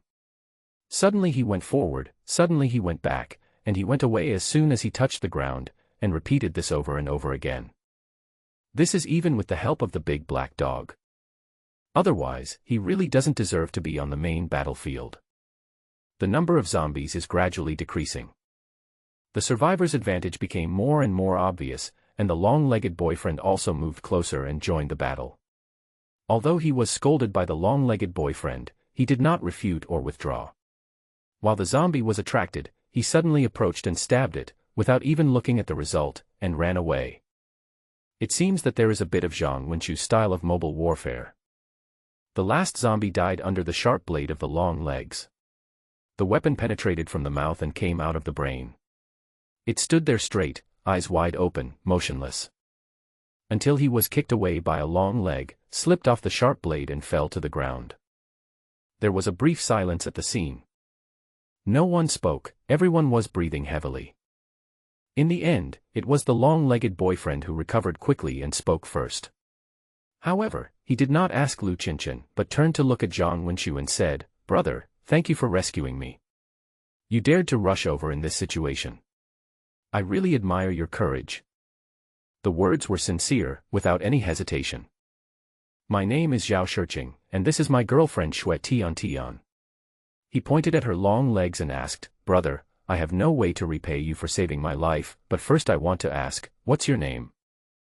Zhang Wenqiu waved his hand and said, "You're welcome. Don't admire me. There are many people who call me an idiot in their hearts. My last name is Zhang, and my name is Holy Mother Zhang." Zhang Wenqiu has a playful side to his personality. The more tense the situation, the more likely he is to do so, but he himself doesn't realize it. Because before the catastrophe, this was not the case. At least in the eyes of his colleagues, this person is simple and honest, works hard, and is a bit boring. Seeing that no one believed him, he looked strange. He then laughed and told his real name. From beginning to end, he didn't seem to feel embarrassed at all. The survivors from both sides made brief introductions to each other. "Hey, that dog, stop sniffing around. They have nothing to eat. Go call Lao Jiang and the others." Zhang Wenqiu saw the big black dog circling around the survivors, sniffing around, looking for something. Seeing how fierce it had been against the enemy, everyone was a little scared, and couldn't help shrinking when it got close to them. Xue Tian subconsciously gripped the blade. "I don't trust it very much. If it moves unusually, I will probably chop it down on the spot." Fortunately, this guy was also alert, and he passed by Xue Tiantian's legs without stopping. However, he lingered at the feet of several other people, looking very leisurely. Listening to Zhang Wenqiu's cry. He didn't even look up, as if he didn't understand. But after a while, they left directly and went back the way they came. As for how to call Lao Jiang and others, even Zhang Wenqiu didn't know, so he just had to wait for him to figure it out. The woman who was running in the front also came back at this time. Her name was Zhong Lily, a young girl who was a bit prettier than Xue Tian. But her face was dirty and weathered, and her eyes looked a bit tired. She was thin, probably because she hadn't eaten enough for a long time. 3 people under siege. The young woman on the left is called Hu Lingxi, the man with limited mobility in the middle is called Zhang Luan, who just foamed at the mouth and is feeling a little better now, the man holding him is called Lu Yongqiang. Their team was also formed later. They came from different shelters, met on the road, and were put together temporarily. Xue Tian and Zhao Shiqing were together, Hu Lingxi and the other 2 were together, and Zhong Lily joined last. In the apocalypse, people's mentality will change dramatically. There will be great risks if they encounter other survivors, but hiding alone will also be swallowed by loneliness, and finally do some inexplicable things. You want to isolate yourself in a safe place, but you also want to huddle together with your peers for warmth. It's contradictory and pitiful. Stop standing here, let's find a cleaner place to sit down and talk. I'm tired. Zhang Wenqiu shook his arms and greeted everyone. There isn't so much politeness in the doomsday, just like when he and Lu Qinshan met for the first time, they also sat down and chatted. The scene was indeed not suitable for conversation. The strong fishy smell made people's eyes hurt. The ground was covered with blood and heads were rolling everywhere. It looked like hell. They found a drier slope nearby and sat down. Soon, Jiang Dijin and others arrived. They were not far away and were always concerned about the situation here, so when the big black dog appeared and barked twice, they picked up the willow baskets, picked up the tools, and rushed over here quickly. There was no communication difficulty as imagined, everything went unusually smoothly. When Zhao Shiqing saw that there were women, children, and elderly people in the team, and that they were in good spirits and did not seem to be short of food and clothing, he secretly breathed a sigh of relief. He nodded imperceptibly towards Xue Tian, put away the dagger hidden in his sleeve, and only then did he finally relax. A group of survivors who treat the elderly, women and children kindly and caringly are basically unlikely to be cruel and evil. When the end of the world comes and food is scarce, the struggle among the people becomes simple and direct. Those who take power in a rough way are often men who are more physically superior. In the context of the end of the world, it is difficult to expect such people in power to consider longer-term plans and care about the fate of more people. They often use exploitation to make others work and sacrifice their interests for their own enjoyment. In fact, it's not just Zhao Shiqing. Others have also encountered such situations to a greater or lesser extent. Lu Qinshan met a little girl in the shelter where she stayed before. She was about 6 or 7 years old, younger than Wang Tong. All her relatives had passed away, and she lived alone in the shelter. The little girl is very sensible. Perhaps she was afraid that others would think she was useless and a burden and abandon her, so she took the initiative to find work to do every day. She cleaned everyone's clothes, made beds, ran errands for people, and would take the initiative to ask to cook if there was food to be cooked. She was busy like a top in the shelter all day long, and greeted everyone with a smile. But no one cared about her, and everyone was only concerned about their own life and death. Those adults who were not happy with her would slap her in the face or kick her to the ground. Even in such a situation, she could only cry secretly, for fear that her crying would be heard and annoy others. The little girl eventually starved to death. Despite living so cautiously and starving every day, she still worked hard to please the adults around her. But no one really cared about her. She could neither go to the shelter to find food, nor provide physical services to those in power like adult women. Basically, she was wasting food. Lu Qinshan gave her some food to the best of his ability. But in the end, he himself was starving from meal to meal and was unable to lend a helping hand. When he went out to look for food, he was besieged by zombies and was able to return to the shelter a few days later. Then he learned that the little girl had died because she was too hungry and could not help but steal half of someone else's bun. She was discovered and beaten half to death. Finally, he curled up in a corner, in pain and hungry, and left this world silently. But Lu Qinshan remembered that when he left, he gave her half of the bread he had saved. He told her to eat the bread when she was hungry, and he would bring her food when he came back. This silly child probably couldn't bear to eat it, so he kept it carefully on his body. Even if Lu Qinshan was really a fool, he could guess what the situation was. This shelter made him feel sick. These people were scarier and more disgusting than the zombies outside. Lu Qinshan, filled with rage, stabbed the person in power, drove away the jackal-like crowd, and drove away with his companions. He had never mentioned this matter to Zhang Wenqiu. It seemed that he himself had completely forgotten about the matter. Of course, what difference does it make whether he mentions it or not? Doesn't Zhang Wenqiu know what's going on outside? In this world, are there not many children who have such experiences? It is through this point that Zhao Shiqing judges the good and evil of Zhang Wenqiu and others. As for Zhang Wenqiu's judgment on them, no one knew, not even Lu Qinshan, who met him the earliest, because he rarely saw Zhang Wenqiu hesitate. Just like this time, he would save people whenever he met them, really like a saint. Maybe he is very confident. With him, Lu Qinshan, and the big black dog, how could any survivor stop them? Lao Jiang, take out the tools and dig a hole. Zhang Wenxu pointed at the zombies all over the ground, indicating that it was time to work. The biggest role of the new force is to dig holes and bury the bodies. This was his habit. Unless there were any special circumstances, he would try to bury as many bodies as possible. In fact, there were quite a few bodies in the city, but no one really wanted to deal with them, and everyone was too busy to take care of them. Mobilize everyone to work together and start digging the hole. Zhang Luan felt unwell and lay aside to rest. Zhang Wenxu inquired about the situation and learned that he was extremely hungry and picked mushrooms to eat on the road, which caused him to be poisoned. He was vomiting and having diarrhea, feeling weak all over, and spitting out white foam from time to time.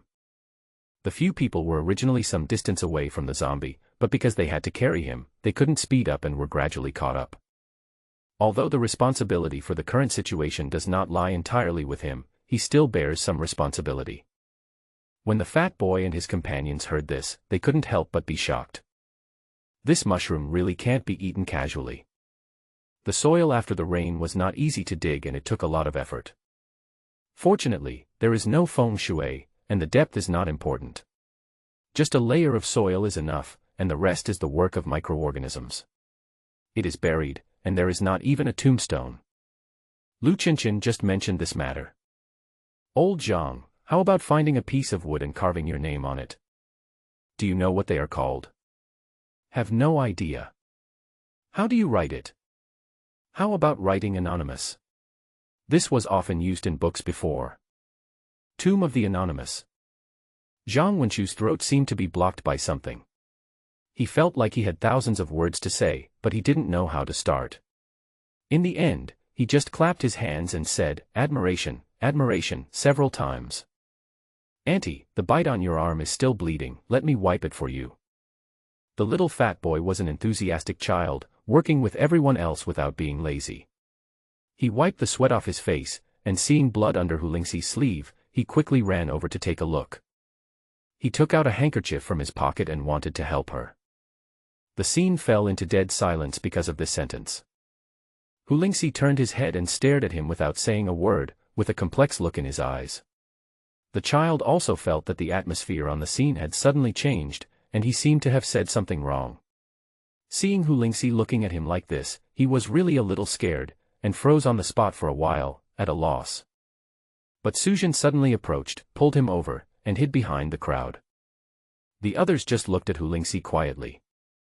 Xue Tian walked out first, threw down the tools in her hand, and slowly pulled out the sharp blade from her back. She sighed and walked slowly towards Hu Lingxi. Hu Lingxi also moved. First his eyes became moist and tears fell.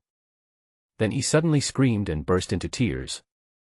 She cried for a while, wiped her tears, and pulled out a short blade from her waist, pointed at Xue Tian and said, "Don't come over, I'm fine, don't bother me."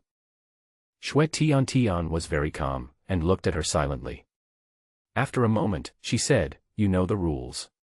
Other teammates have also gone through this before. Lingxi, don't be afraid." Hu Lingxi became more and more agitated and shouted at her, "Go away. I just asked you to save us, but you didn't come. You just ran away with your men. Now you want to kill me. I don't agree. Go away." Zhao Shiqing couldn't help but sigh when he heard this, but he didn't stop it. The others, including Zhong Lily, also remained silent. There must have been an agreement before that if anyone is bitten or scratched by a zombie, they must deal with it in time to avoid infection and harm to companions. Rationally speaking, this is correct. But people are selfish. If they are bitten, will they jump out and let others chop off their heads? Xue Tian had probably seen this situation many times before. She couldn't bear it, but she didn't waver at all. She held on to the sharp blade and continued to move forward, saying, "Lingxi, I'm sorry." "Why?" "I don't want it. I haven't mutated. You can't kill me. I'm still alive." Hu Lingxi knew he was no match for his opponent, so he swung the short blade wildly, crying and shouting at the opponent. Tears and snot flowed out, covering his face, and his originally handsome face became a mess, looking miserable.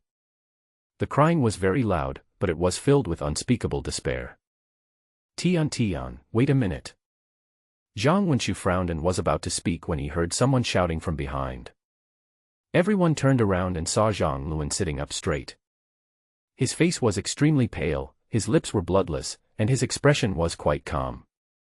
When he saw everyone turning their heads to look at him, he smiled faintly, but he looked very bitter. Lingxi is most afraid of pain. You are holding a knife to kill her. How can she not be afraid? Why not wait a little longer? Seeing Xue Tian raised her eyebrows and was about to refute, he waved his hand and said, "Perhaps, you should deal with me first." As he said this, he rolled up his trouser leg, revealing his calf covered in blood and a circle of bite marks. You. Xue Tian opened her eyes wide in disbelief. Even Hu Lingxi fell silent and stared at him blankly. A zombie fell to the ground, and I took the opportunity to bite him. He coughed, lowered his trouser legs, and tried to smile at everyone, saying, "Why do you all have that expression? Aren't there many people who have fallen along the way? It's not a rare thing.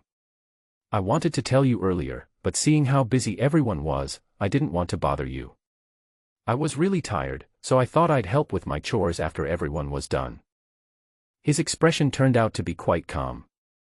Perhaps she was trying hard to restrain herself, for as she spoke, tears welled up in her eyes and blurred her vision. Zhao Shiqing felt a little reluctant, so he turned his head away and didn't look at him. He understood Zhang Luan's feelings. No one wanted to die, but they were unwilling to do so. Many people had fallen along the way. How much hardship and suffering did they endure to get here, enduring hunger and hiding? It seems that we met a good team of survivors. Everything may be about to change. But his life was about to end completely. Zhang Luan raised his head, trying not to let his tears fall, and still tried his best to keep smiling, saying, "Speaking of which, it's my fault that I dragged everyone down. I was so hungry that I even thought of eating mushrooms. In this world, death is not so scary. It's just that I haven't had a full meal for a long time, and I have forgotten what it tastes like. It's really sad." The other companions who heard this also felt sad. Aren't they the same? Compared with Hu Lingxi, Zhang Luan's words were not at all harsh, but made the listeners feel particularly sad. For those who are bitten, being killed is inevitable. Because so far no one has been able to escape mutation after being bitten. They will become new zombies and attack the people around them indiscriminately. At the beginning of the catastrophe, many people held wishful thinking, always thinking that they could find a way to stop the mutation or prevent the zombies from attacking. The results were tragic. Not only did they fail to achieve their wishes, but they also implicated more people. As for refuges, or larger shelters, they did not appear today. Organizations to save themselves or others appeared soon after the disaster. Later, they were destroyed one after another, which led to a denser tide of corpses and even more terrible consequences. Only a small number of these refuges were breached by zombies from the outside. Most of them are caused by internal collapse. Some people concealed the fact that they were bitten and used various methods to avoid detection, hiding in the crowd, hoping that they could resist the mutation and return to normal. In fact, there is no such possibility. When it is time to transform into a zombie, it will still transform into a zombie. The unprepared survivors became victims, and then became the source of a new wave of infection. Organizations collapsed, people scattered, and the situation got out of control. As for Zhang Luan and Hu Lingxi, even if Xue Tian let them go and left them here without caring about them, they would leave quickly. So, what about Zhang Wenqiu and the others? My refuge is nearby, and then I just let these two people become zombies here. So Hu Lingxi was desperate. He was desperate that he would turn into an unconscious zombie, and even more desperate that before he turned into a zombie, Xue Tian would chop off his head or pierce his skull. After Zhang Luan finished speaking, he stopped talking and slowly closed his eyes. Xue Tian raised her head, said, "Sorry," and walked towards him with a sharp knife in hand. But he felt his body pause and the hilt of the knife was grasped by Zhang Wenqiu. She turned around and frowned at him, not knowing what he meant. Everyone was also confused. Did Zhang Wenqiu want to let these two people go and let them fend for themselves? Lu Qinchen and the others had nothing to say. They had followed Zhang Wenqiu for a long time and gradually developed a great sense of trust in him. If Zhang Wenqiu said he wanted to let the two go, they would not say much. Shui Tian Tian, Zhong Lily, and others were a little nervous. When strangers meet like this and don't know each other's background, conflicts are most likely to break out. Zhang Wenqiu turned to Zhao Shiqing and said gently, "Brother Shiqing, let's have a meal first." Zhao Shiqing looked into his eyes, which were pure and gentle, revealing an indescribable warmth. Recalling Zhang Luan's words just now, he seemed to understand what he meant. He was touched and smiled, saying solemnly, "Yes, let's eat first." In ancient times, prisoners had to eat a full meal before being beheaded. Are we not even as good as prisoners now? Hearing him say this, Shui Tian Tian put down the knife. Hu Lingxi and Zhang Luan looked at Zhang Wenqiu, but Zhang Wenqiu didn't say much, just smiled and nodded at them. Then he turned to Lu Qinshan and said, "Sort out the things in the basket, let's see what to eat for our friends who have come from afar. We can't be so shabby and make people laugh at us." He didn't want to rush back to the warehouse with the tired people. Zhang Luan and Hu Lingxi may not be able to hold on for much longer. So he had to use local ingredients and prepare the food as quickly as possible. Hearing this, Lu Qinshan hurriedly said, "Let's treat them to that shit." No, it's ground fungus. We picked a lot of ground fungus today, and also frogs." Although there were some problems with the words, it inadvertently dispelled a lot of the sad atmosphere. Xiao Lu scratched his head in embarrassment and was sent by Zhang Wenqiu to collect firewood. We chose a new spot, close to water for easy washing. We cut some fresh branches and built a simple grill. We also led everyone to pick some fruits nearby, explaining to everyone what they could eat and what they couldn't eat while we were picking. Then he cut some twigs, washed them one by one, and put them aside for later use. Then start peeling and washing the frogs and putting on the twigs. Lu Qinshan and the others have returned. It rained today, so dry branches are hard to find. Fortunately, there are many people, so they can pick them up. Otherwise, if he were alone, this meal would be ruined. The fluff from cattails used as kindling. Look, some people call this the ham sausage of the plant world. Zhang Wenqiu picked up the cattail stick, pointed at the stick, and said, "It just looks a bit like ham sausage, but it's not edible. But if you break it apart and crush it, it's a dense fluff, which is very suitable for making firewood. I heard it can also repel mosquitoes." He talked while his hands kept moving. In just a few words, many actions were completed and the fire was lit in a moment. Although it is a miscellaneous job, it is pleasing to the eye. Zhao Shiqing and his companions admired him. They also spent some time in the wilderness. To be honest, it was very difficult. They couldn't find food or shelter, and even making a fire was difficult. We have all heard of rubbing two sticks together to make fire, but after poking it with a stick for a long time, we can't even see a spark. Zhang Wenqiu lit the fire and slowly added firewood. The fire gradually stabilized. He then cut the rhizomes of cattails and distributed them to everyone, saying, "Come on, the dinner will be later, so eat first." After saying that, he took the lead in biting it. No one suspected it and started eating. For a moment, crisp chewing sounds were heard everywhere. It tastes so if eaten this way. He poked the fire with one hand and put the tender white rhizome into his mouth with the other hand, chewing and saying, "Actually, it's very delicious when fried. It's a good wild vegetable. The current conditions don't allow it, so let's eat it raw." Zhao Shiqing and others felt that the taste was okay. Mainly because I'm hungry.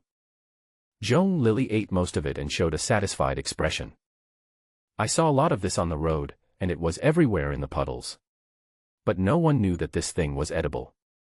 It looked like a reed, swaying in the wind. I clearly saw it, but I missed it. The fire gradually grew stronger, and Zhang Wenqiu began to peel palm leaves again. He threw the palm core next to the fire to roast, and then ignored it and began to put various skewers on the fire to roast. I didn't bring any staple food. I'll eat some palm core later. It tastes much better than cattail rhizomes. He explained with a smile and started to get busy. The whole conversation was about food, and no one mentioned the corpse transformation. Even Hu Lingxi and Zhang Luan gradually relaxed and joined in the conversation, eating and drinking. Everybody seemed to have totally forgotten about it. The oil sizzled out, but it was not wasted and was dripped on the mushrooms by Zhang Wenqiu. He picked out a little of everything he had picked today, grilled everything he could, and even washed and strung the black fungus on skewers. Unfortunately, he had limited seasonings with him, so he couldn't cook it to perfection. After the palm core was roasted, he took out a piece, blew on it, and handed it to Hulingxi. Hulingxi took a bite and it tasted great. Mr. Da said that this tastes a bit like soft cheese. Zhang Wenqiu shared some with the others and turned to her and said, "I hope you like it." Hulingxi's eyes felt sore and he quickly lowered his head and took another bite in silence. With cattail rhizomes and roasted palm cores as a base, everyone's hunger was not so obvious, and their spirits were restored. The fatigue of many days was also reduced. "Come on, brother." Zhang Wenqiu took the grilled mushrooms and handed them to Zhang Luan. "Eat as much as you want. They are not poisonous." Zhang Luan laughed and took it and started eating. When everyone saw how deliciously he was eating, they also started to eat. After they got their share, they started eating heartily. Zhao Shiqing ate more elegantly, but Zhong Lili, Xue Tian, and Lu Yongqiang were already not paying attention and ate heartily. There were black marks on the corners of their mouths and cheeks, but they didn't care anymore. Zhang Wenqiu used a bamboo tube to scoop some clean water, threw a few mint leaves into it, and hung it over the fire to roast. When the tea is ready, share it with everyone. The final highlight is here, the fragrant roasted frog. "Miss Hu, you go first." Zhang Wenqiu took a large one and handed it to Hulingxi, saying with a smile, "There is not enough seasoning today, so just make do with what you have." Hulingxi looked at him. He had a full beard and clear, gentle eyes. He sounded young, maybe even younger than himself. What a gentle person. But he happened to meet her at this time. Seeing that she was stunned and didn't answer, Zhang Wenqiu smiled and said, "Don't be afraid, it's just a barbecue. This is not Tangshen. It's okay." Hulingxi didn't understand Zhang Wenqiu's jokes, but he could feel the kindness in his words. She took the roasted frog and took a small bite. It was indeed the smell of meat, very fragrant. After being hungry for so long, eating freshly roasted meat was an indescribable enjoyment. She tried not to cry, but ate seriously. Others started moving as well. "Fortunately, we caught a lot of frogs today, otherwise, there wouldn't be enough to share with so many people." Lu Chenchen and his friends also intentionally ate less, as they were all survivors, so it was easy for them to understand each other's situation. Besides, they weren't that hungry. Following Zhang Wenqiu, I can always have something to eat. Because of the food, the atmosphere was slowly getting better. But not many people were talking, and it was impossible to compare it with the bonfire dinner in the warehouse. No matter how heartless you are, you know that some things will happen eventually. Only Zhang Wenqiu and Zhao Shiqing were talking in low voices. Their expressions were natural and their conversation was interesting, as if it was just an ordinary dinner with friends. "Brother Shiqing, it's been a while since the apocalypse. I see you're doing pretty well. What do you think?" Zhang Wenqiu asked casually. He picked up the bamboo tube, poured some mint tea for Zhao Shiqing, and poured some for himself. He took a sip and looked quite enjoyable. Eating roasted frogs and drinking mint tea was indeed a good enjoyment in the end times. Forehead. Zhao Shiqing felt a little embarrassed when he heard this. He also imitated Zhang Wenqiu and took a sip. Although it was just some mint he picked, it tasted good. He said, "Do you want to hear the truth or a lie?" This is interesting. Let me first listen to the lies." Zhang Wenqiu glanced at Hulingxi's arm and saw the dark blood flowing in his veins, which began to spread throughout his body. He ate slowly, and seemed a little absent-minded. Just as he was about to bite a burnt frog leg, he was held down by him, pulled back, and placed next to him. He took another frog, blew it carefully, and handed it to Hulingxi. He just smiled and said nothing else. Hulingxi took it and started eating slowly.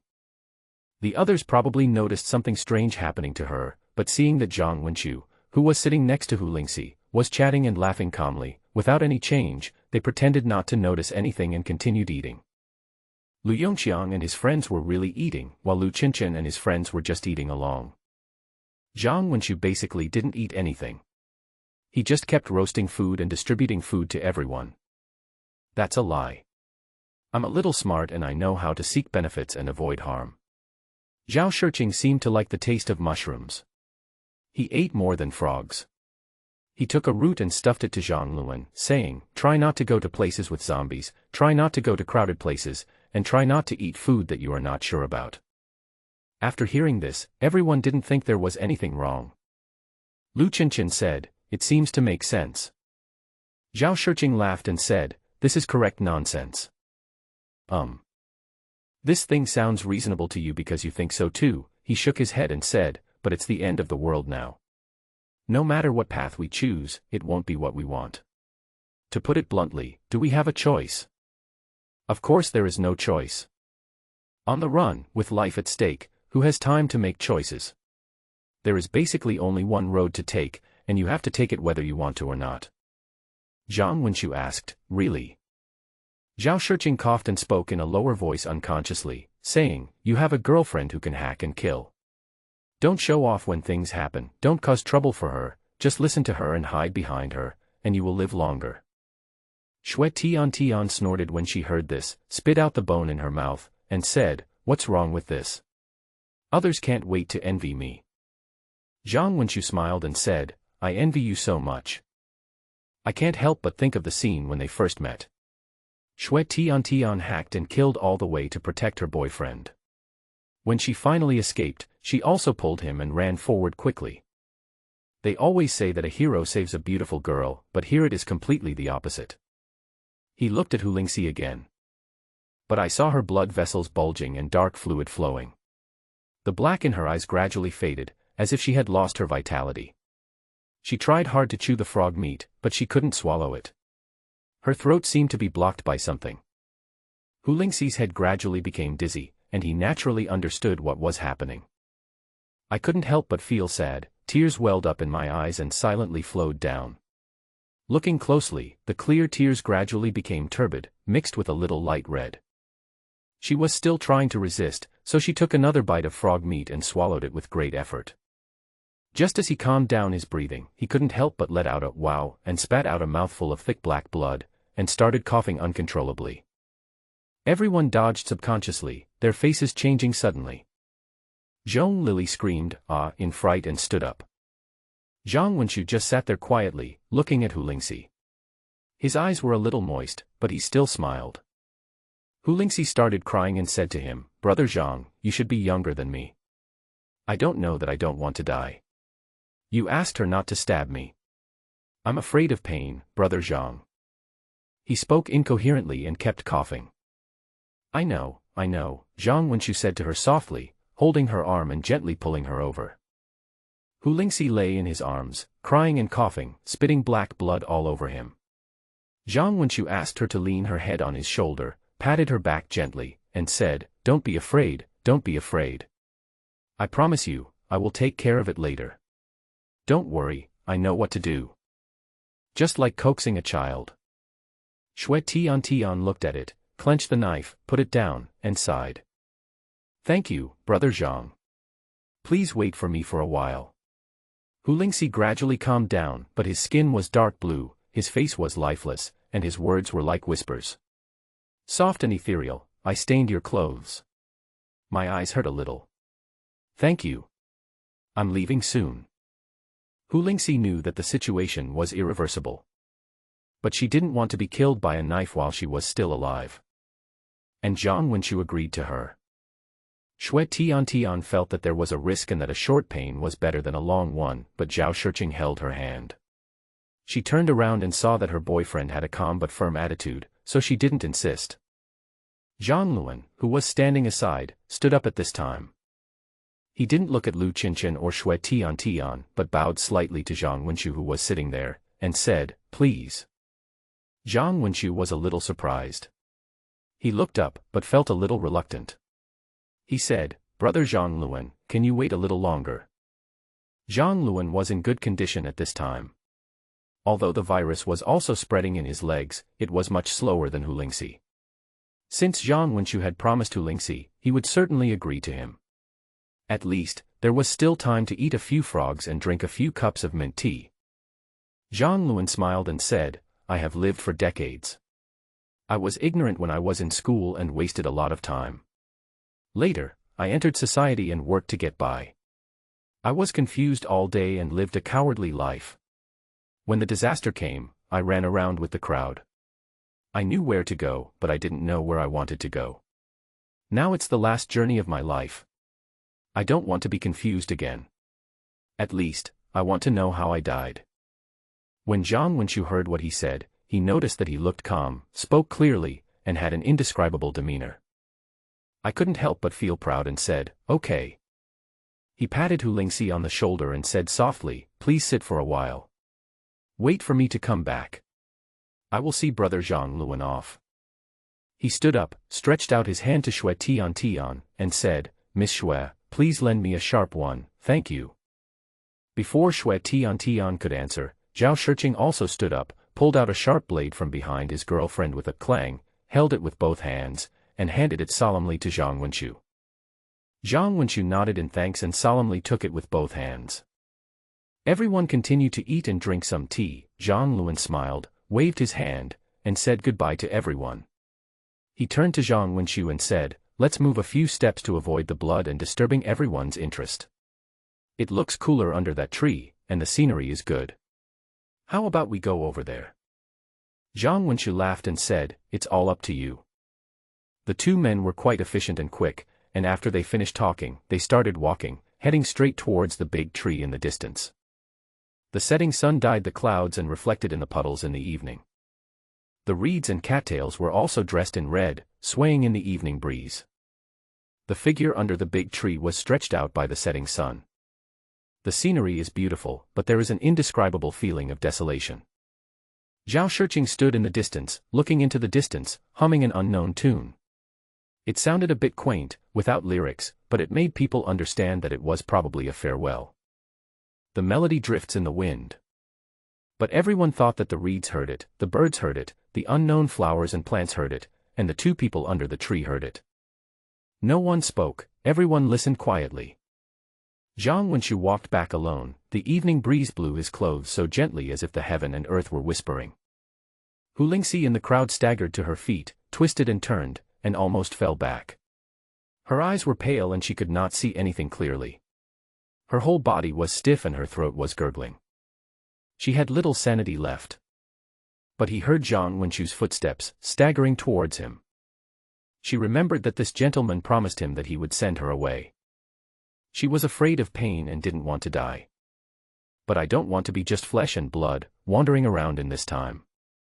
She couldn't see clearly and her feet were stumbling, but she didn't stop. She still followed the sound and walked forward. She opened her arms and tried to say, "Brother Zhang, I'm a little cold, please hug me again, Brother Zhang, please." Zhang Wenqiu came up to her and hugged her. Hu Lingxi buried her head in his arms and said, "I feel cold. I'm leaving. I'm a little scared."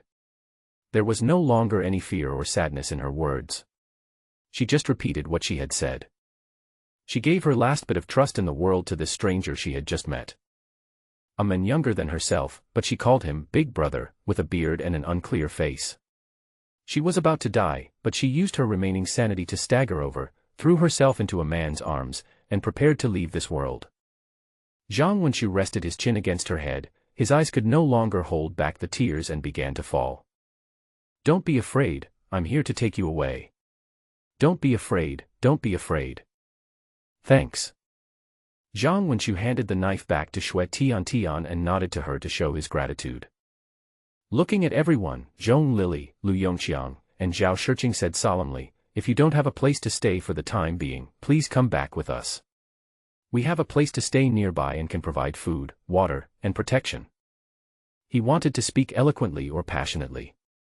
But he couldn't mobilize his emotions. He seemed a little serious and depressed. Everyone naturally knew the reason and couldn't help but sigh in their hearts. Of course they were willing to do this, because they had no other options, and they didn't even know if there was a place to shelter from the wind and rain at night. Now that someone was leading them, they felt settled, but they felt sad, for finally waiting for the dawn, and for their teammates who were leaving forever. "Brother Zhang," Zhao Shiqing walked closer, looked at him, and said very seriously, "Thank you."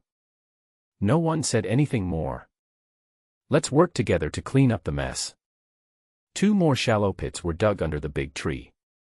This time, Lu Qinchin did not make any bad jokes about Anonymous, but found 2 pieces of wood and carved the names Zhang Luan and Hu Lingxi on them respectively. There are not many humans left in this world. Naturally, there won't be many people passing by here. Perhaps the ones who look most at the 2 tombstones are still zombies. After everyone finished their work, they drank some mint tea. Then Zhang Wenshu poured the tea on the ground instead of wine, said goodbye to his friend who was buried there, waved goodbye and led everyone away. It was getting late, so I didn't pick or catch anything and went straight back to the warehouse. Zhao Shiqing and others saw 3 tin houses, with food and clothes drying around them. There was also a separate shed in the middle with a very rare stove inside. It felt both strange and familiar. What was strange was that before the catastrophe, they had rarely experienced such a life scene. What is familiar is that there is the smell of human habitation and the smell of life here. Everyone put down their belongings, took a short break, and started to put them back in order. Zhao Shiqing and his companions didn't have much stuff, and even if they had a lot before, they would have thrown it away on the road when they were chased by zombies. Those who were reluctant to throw away were eaten by the zombies because they couldn't run away. There have been many changes today, and everyone is tired. Zhang Wenshu gathered everyone and said briefly, I feel a little tired too, so I won't make any detailed arrangements. Let's just talk about the accommodation for the night. There are limited houses at the moment, so you can squeeze in for now. Miss Xue and Miss Zhong can go to Mrs. Su's room, and the fat kid can go to Old Zhang's room. Old Zhang's room has too many tools and can't accommodate many people, so Brother Shiqing and Yongqiang can follow me and Xiaolu. There was no room for negotiation. The words were polite and the decision was just announced and then executed. As for whether they were willing or not, they would have to wait until tomorrow when they had time to discuss it. In fact, no one objected, let alone opposed it. Survivors in the apocalypse didn't care about so many things. Being alive and having a place to shelter from the wind and rain was good enough. Furthermore, many people nowadays do not want to live alone because danger is always around and it is really scary to live alone. I just ate something outdoors, so I didn't prepare any dinner. Suzhen picked some wild vegetables, added some salt, and simply boiled a pot of wild vegetable soup. Then he distributed shelled peanuts to everyone, and sat together, drinking some hot soup, peeling peanuts, and chatting for a while. On the way back, I broke off a lot of cattail sticks. Lighting it and placing it around is said to repel mosquitoes. After drinking the soup, everyone dispersed, feeling very tired. Whether it was collecting food, avoiding zombies, or seeing off friends, it was extremely exhausting. Even Xue Tian, who had always been in good health, felt her legs ache and her eyelids heavy. Under Suzhen's guidance, the 2 girls took a bath. It was a rare enjoyment, both physically and mentally. I can't remember how long I hadn't showered before. I only know that the smell was not very good, and even I dislike it when I think about it. Lu Yongqiang and Zhao Shiqing also took a bath. The only difference was that the girls took a hot shower, which Suzhen had specially prepared for them. The men, however, found it troublesome and took a cold shower. They scooped up water from a worn-out plastic basin and poured it over their heads, which immediately refreshed them. I felt refreshed and at ease lying in the house. It started raining again at night. The heat has dissipated and I feel very cool. Scattered raindrops drifted in, hit the windows, and then scattered everywhere. Some of them touched people's skin, which was cool and quite comfortable. There was no conversation that night and everyone slept soundly. Only the big black dog, although curled up in a ball, would raise his head and look around from time to time, listening carefully to the movements, guarding the house and protecting the people who were sleeping. The sound of dripping water continues. Zhong Lily was woken up in the morning by the urge to urinate. Rubbing his eyes, he got up and saw Suzhen and Xue Tian still asleep. He put on his shoes lightly and walked out the door. He followed the wall to the bathroom and washed away the excess water. I yawned and was about to go back to my room for a nap. But it was hazy, and I saw 4 figures approaching from afar. Each of them was carrying 2 buckets, and their shoulders were shaking up and down with a strong sense of rhythm. There was a sound of water rushing, and they were all lifted up and poured into large buckets and vats. It turned out to be Zhang Wenshu, Lu Chenchen, Zhao Shiqing, and Lu Yongqiang. Zhang Wenshu woke up early and had nothing to do, so he went to fetch water. Unexpectedly, he woke up the others, who were not sleepy, so they all got up to fetch water. Now that there are more people, the amount of water consumed and used has indeed increased. Brother Shurching, one trip is enough, you should take a rest. The other three were in good condition, but Zhao Shurching was exhausted and gasping for breath. Zhang Wenqiu stopped him from going for the second trip, and found a stool for him to sit down and rest. Lu Qianqian and Lu Yongxiang were in good physical condition and walked away carrying the empty buckets. Ashamed, Zhao Shurching wiped the sweat off his face and said with a wry smile, I really envy you for walking so fast. Zhang Wenqiu shook his head and said, it's not a rare thing. People with a strong body can do it in a short time. People with a thin body can do it with more practice. There were many old ladies carrying water in the countryside before, so you will get used to it. It was not yet fully light, and there was a cool breeze, making it very comfortable to sit under the eaves. Miss Zhong, is that you? Hearing Zhang Wenqiu's question, Zhong Lily quickly responded. I just woke up and got up to drink some water. She also walked closer, explaining as she walked. The sleepiness faded, and he didn't want to go back to the house. He found a small stool and sat down next to the two of them, listening to their chat. Just as he sat down, the big black dog trotted over and placed something in front of Zhang Wenqiu. Zhong Lily looked carefully, was startled, and moved back.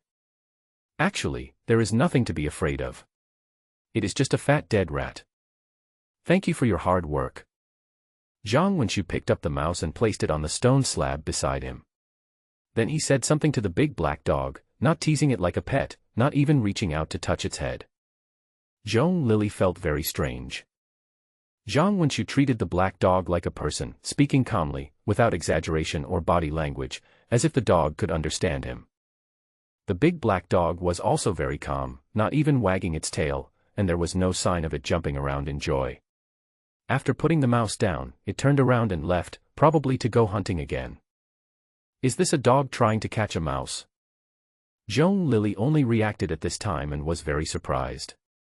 Zhang Wenqiu smiled and said, this dog is cold on the outside but warm on the inside. He knows you are here and is happy to bring you food.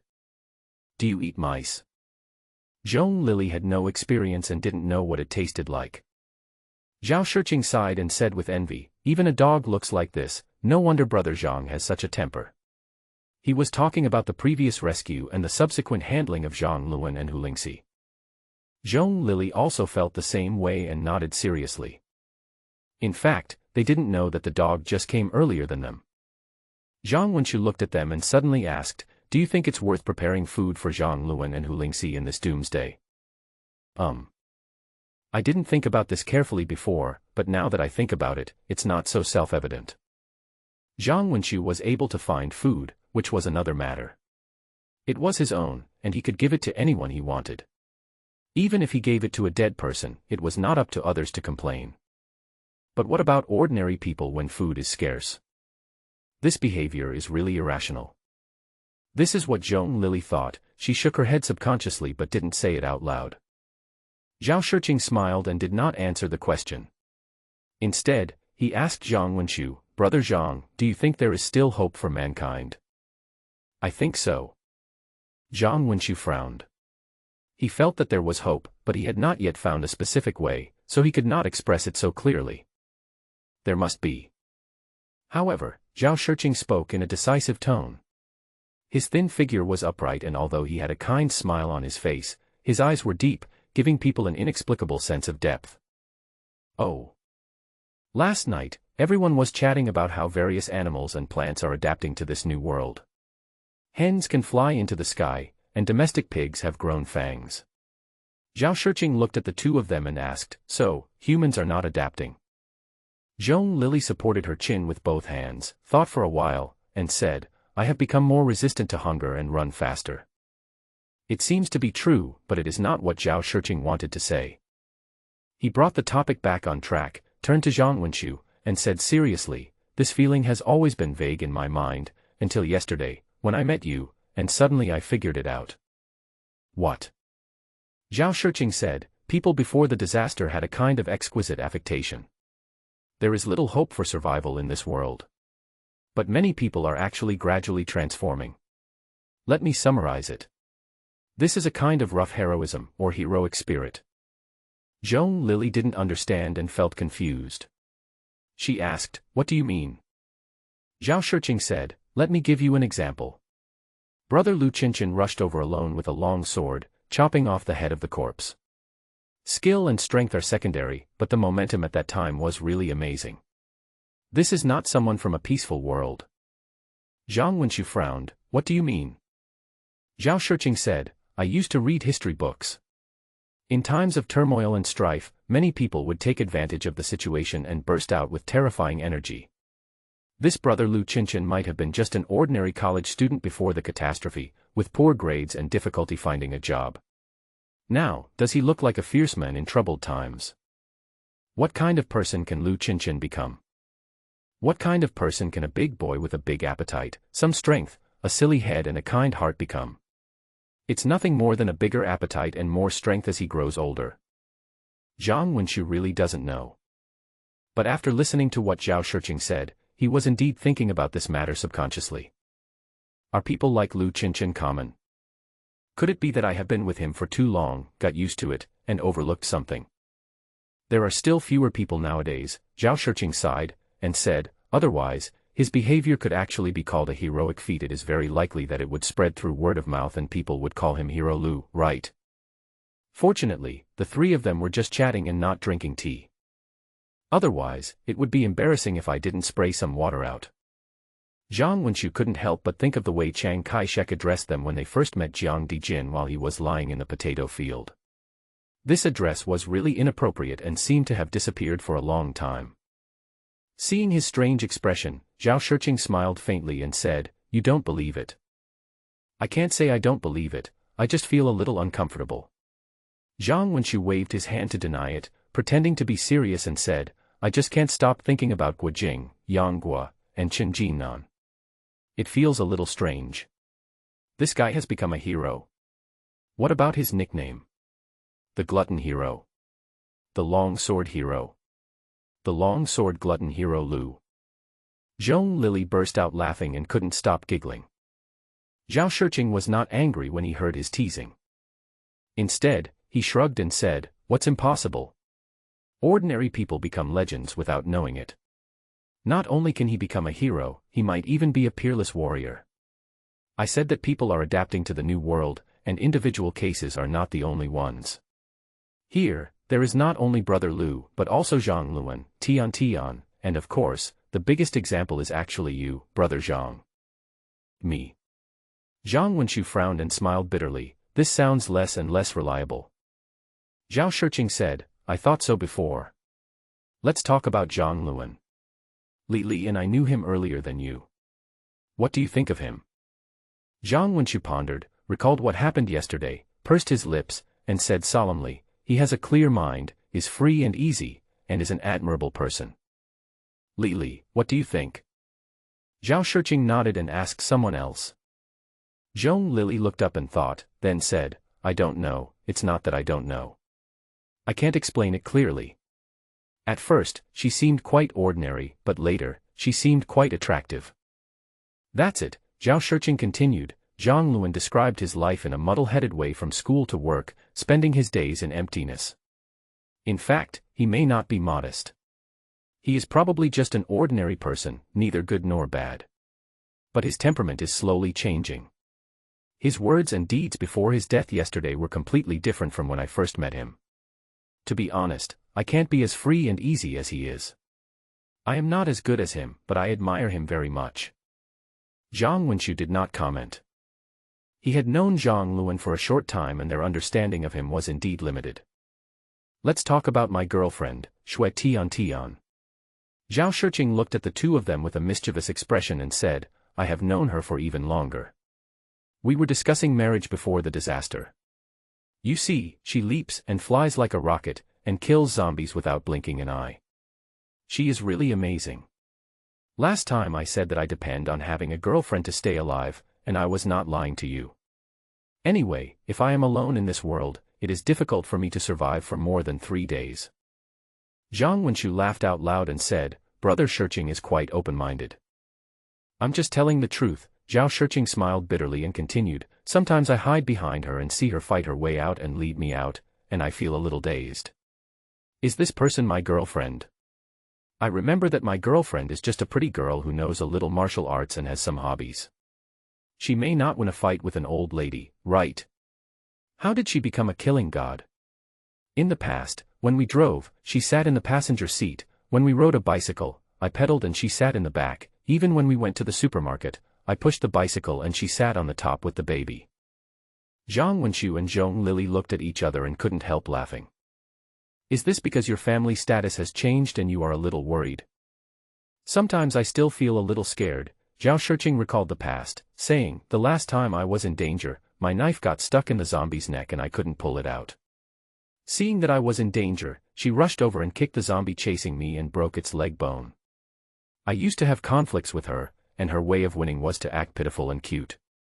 Sometimes she would cry, with tears as big as soybeans falling down.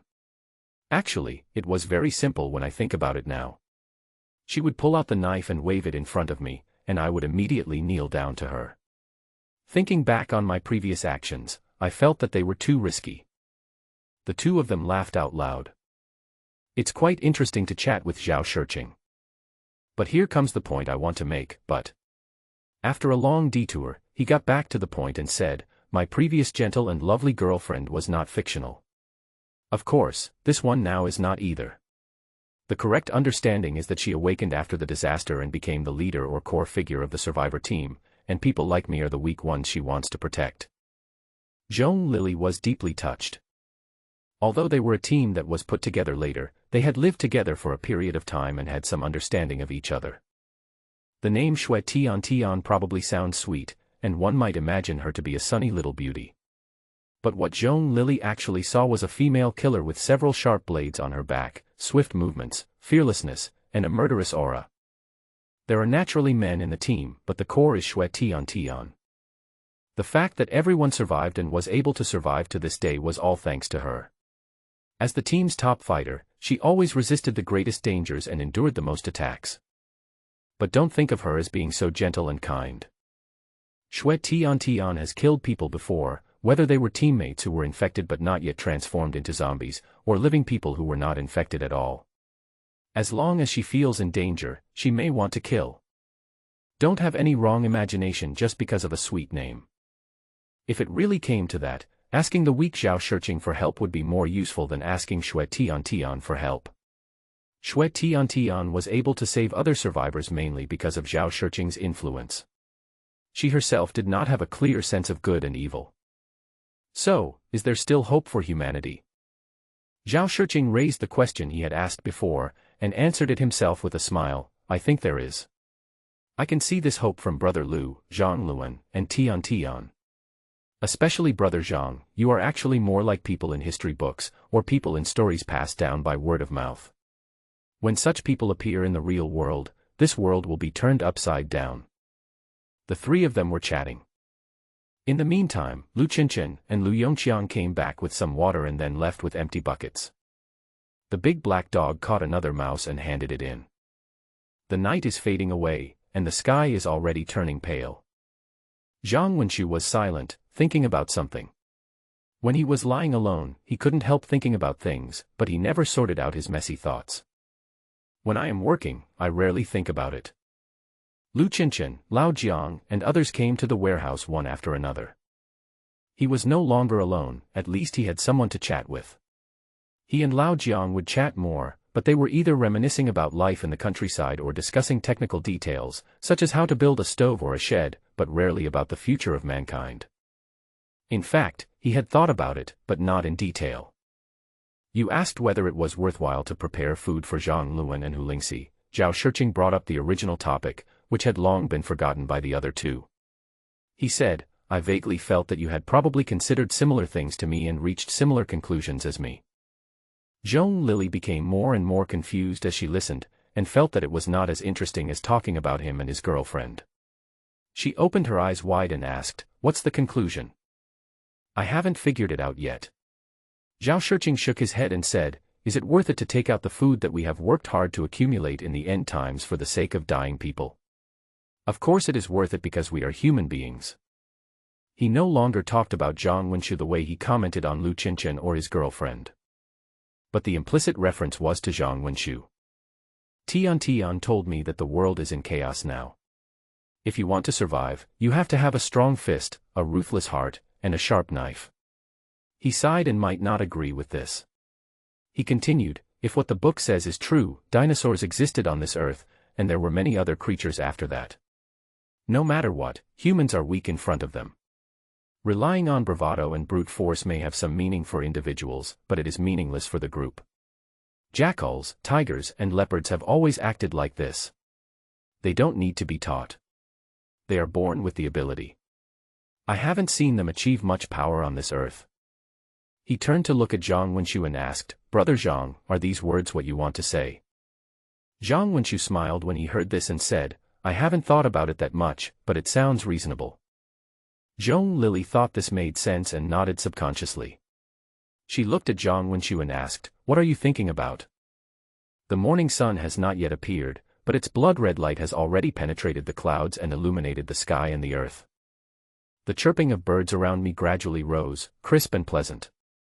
They were probably all awake and preparing for warm-up exercises before catching insects. Suddenly, I heard a few roosters crowing, loud and distant, with a breath of life, which reminded me of many past events. Perhaps they are domesticated chickens that have reproduced and spread in the wild and have formed their own population. The habit of crowing is still there. I just don't know how long this chicken can live. Logically speaking, if it cries like this in the wild, it should be discovered by wild animals soon. Or maybe this chicken has something special that can save its life. Zhang Wenxu looked toward the east, sniffed the unique morning air, and said gently, what I think is that people should live like human beings. I feel it's a pity to encounter a disaster and have zombies everywhere.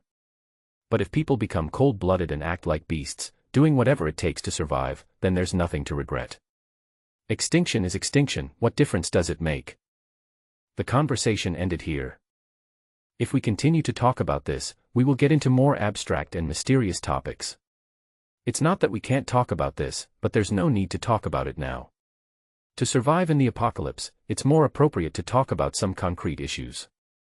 Zhong Lily wanted to go back to sleep, but it was already bright and everyone was getting up, so she couldn't lie down again. She had no choice but to follow Suzhen and the others to clean up and get ready for the new day. The little fat boy went out with sleepy eyes, walked around the open space, and looked for a corner to pee. Looks blurry. The child didn't want to sleep at night, and would stay up as long as he could, especially when there was a bonfire, playing around the bonfire, very excited. This was when he didn't have any friends. If there were a few children of similar age, he would probably have more fun. Every day, Suzhen had to chase him around before he would go to bed. I don't want to wake up during the day, and even after a sound sleep all night, I still feel unsatisfied. Suzhen didn't indulge him, and when he got up, he would pull him up. Over time, he got used to it. Even if he went to bed late at night, he would force himself to get up when he heard the noise during the day. Just as I was about to take off my pants, I heard a voice next to me. I half opened my eyes and saw that it was Zhong Lily and Xue Tian. He picked up his pants and walked away, continuing to look for an empty corner. It is impolite to urinate in front of the opposite sex, even if the person is older, and it is embarrassing. Seeing this, Xue Tian laughed and said, he is still a Taoist scholar. The little fat boy didn't understand and wasn't interested. He was very interested in the weapon on Xue Tian's back, but not in Xue Tian. Although he was also tall and strong, and looked very energetic, he was not as majestic as Uncle Lu. Uncle Lu was still interesting. At this time, Lu Qinqian and Lu Yongqiang had completed the task of carrying water. Just wash up and prepare to chop firewood. In the morning, I still work mainly, drink some water occasionally, but I don't eat anything. The food supply here is relatively stable, unlike other shelters, where you are hungry sometimes and full sometimes. Whether there is food or not is probably up to chance. But it is not 3 meals a day, in most cases, it is 2 meals a day. As for midnight snack, don't even think about it. I made some simple adjustments to my work today. In the past, we would go to the fields first, clear weeds and deal with pests. Then we would expand our search area to find more crops. When the sun was high and the temperature rose, we would return to the warehouse and start doing other things. Zhao Shirqing and others had just arrived and were still resting. If they are directly assigned to work in the fields, they will neither be able to do the work nor do it well. Comrades, come here. Zhang Wenxu clapped his hands and signaled everyone to gather. After everyone was present, he spoke. After a night's rest last night, I see that you have recovered a lot of your spirits. Now I can say to everyone, congratulations, you are all out of danger. Of course, this safety is only temporary, and I don't know what will happen in the future. Let's talk about the present. I won't assign you more tasks today. Let's only do one thing today, building a house. Why build a house? Lu Qianqian was a little confused. She was living well now, so why did she want to build a house? Zhang Wenxu said, now we have a tin house to live in, so it's not a problem to keep out the wind and rain, but it's a bit crowded. I used to live here alone, and 3 houses seemed a bit wasteful. Now I live in one house with 3 people, and the gap is quite big. Especially when I hear your snoring, I often wonder if it was the right thing to do to save you when I tossed and turned in the middle of the night. Everyone laughed. Lu Qianqian didn't look embarrassed, he just scratched his head and said, then we don't need to build a house, right? Zhang Wenxu waved his hand and said, it's just a joke. When I was in school, I slept on a loft bed. There were 12 people in a small room. The conditions were much more difficult than this. When we talk about building a house, it's mainly for the future. If everyone can come here, others may come too. We can't keep crowding into the house. There are actually many ways to simply shelter from wind and rain. This is the garage. There are many cars on site. You can just hide in the car.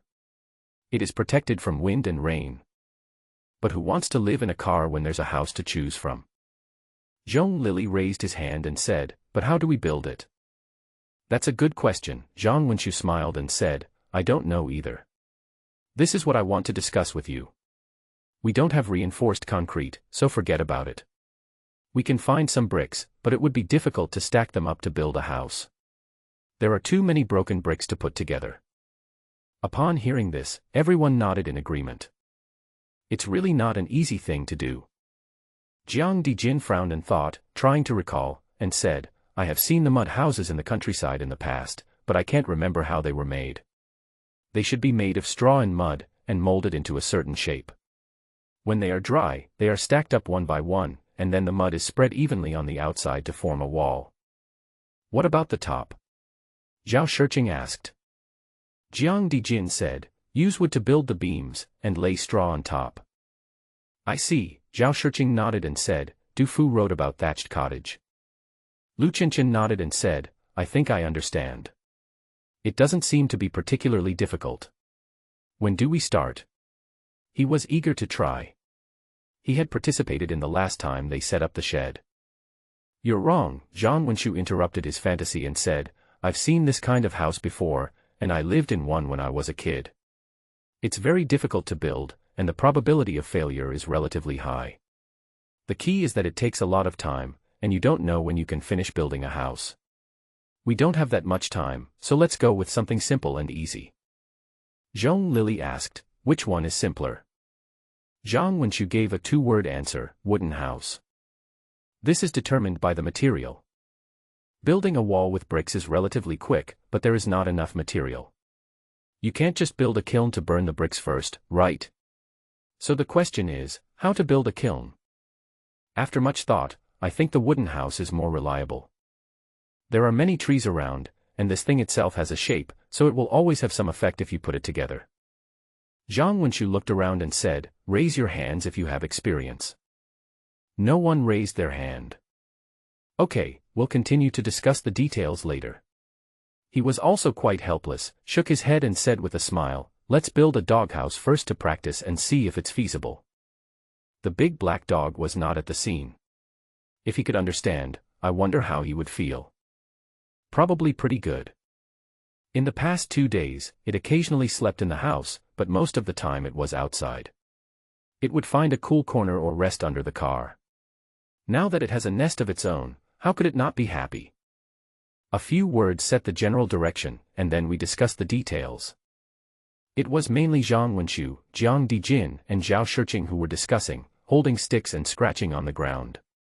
Lu Qianqian was bored and felt it was a waste of time, so he took the tools and led Lu Yongqiang to cut wood. After the discussion was almost over, the three of them followed. Finally, the little fat boy also sneaked away. The original plan was for the children to stay with the women and sort out the harvested items and dry them in the sun while everyone was cutting wood. Since the reed curtains were introduced, this work has gone very smoothly. But the little boy would not follow the women. It's so boring, just talking about annoying trivial things. He had no choice but to sneak away to cut wood when no one was paying attention. Today's logging was planned, and it sounded more interesting than drying things. Zhang Wenqiu even gave it a code name, Operation Bald Chong. The fat kid didn't understand the code name, nor did he comprehend its meaning. The image in his mind was a group of strong bald men with bulging muscles and dripping sweat, swinging axes to chop down trees. It feels powerful just thinking about it. As for the women, they didn't find their jobs boring. On the contrary, they feel fulfilled. Because what he was picking and drying were all food, which was the most important thing in the end of the world. Zhong Lily picked some black fungus and spread it on the curtain, and swallowed subconsciously. She doesn't know other wild vegetables, but she is familiar with this one. I used to eat it quite a lot and I quite liked it. I just heard someone say that black fungus needs to be dried in the sun, otherwise it will be poisonous, so I couldn't resist grabbing some to taste it right away. Sister, what should we do with these mice? Shui Tian was very curious when she saw a large number of mice piled in the frame nearby. Suzhen glanced at them, without stopping his work, and said, "What can we do?" "Eat them. We'll take them out one by one, skin them and clean them. We have to keep the fur for making other things later. Meat is for eating. I tell you, this rat meat is very delicious." Shui Tiantian's eyes lit up, but she said nothing. There is no other meaning in asking this question, I just want to ask whether I can eat it. After all, it's meat, so it doesn't matter if it's a little smaller, and the quantity is considerable. Brother Zhang mentioned this last time, Suzhen recalled, and said, "We have to eat it in time within the next 2 days, otherwise the meat will go bad, which is a pity." They are planning to make smoked meat and save the leftovers, saying that they can be stored for a long time. Now that there is no refrigerator, we have to think of various ways. Do we have plenty of meat? Shui Tian was curious. She knew that Zhang Wenqiu and the others lived relatively better. At least, they lived in tin houses, had a stove to cook wild vegetable soup, and had a place to take a shower and go to the toilet. Yesterday, Zhang Wenqiu roasted frogs and mushrooms for them. But what we know is limited.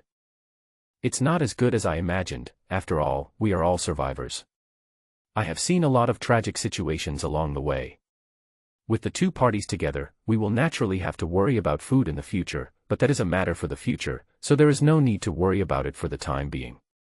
Anyway, it's the same wherever you go, you are a survivor, and you have to worry about this matter. Suzhen nodded and said, "Anyway, I have never stopped eating meat since I came here. Frogs, eels, loaches, fish and shrimps. Oh, and there is a rabbit tied over there.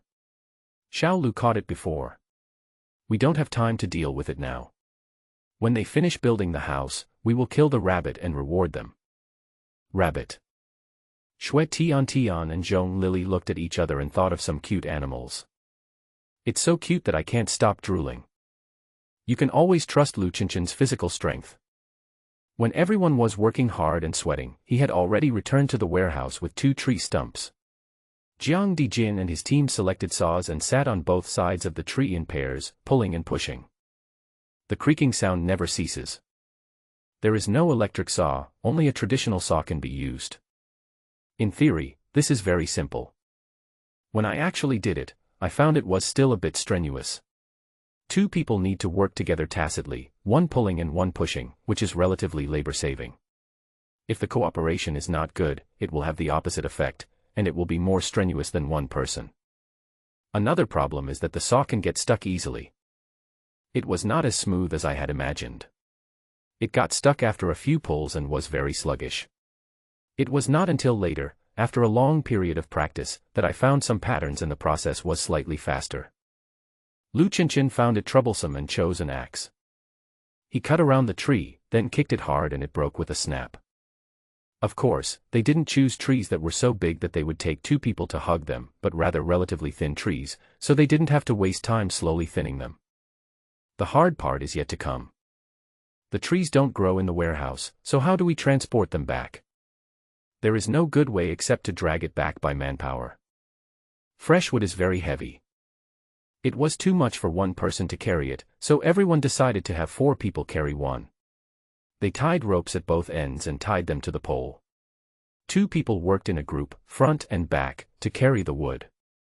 With the gravity dispersed like this, you will feel much more relaxed. However, you still need to be careful when walking, because the wood is unstable due to the bumps, and it is easy to hit your calves, causing you to fall and get injured. In order to speed up the process, the women also joined in after finishing their work. He picked up the wood and looked quite capable. As for Lu Qinshan, he chose to do it himself. He clamped a piece of wood under each armpit and dragged it on the ground. Of course, it was not a particularly heavy one. Although he was a little stunned, he was not really stupid. Even so, this is not something that ordinary people can compare to.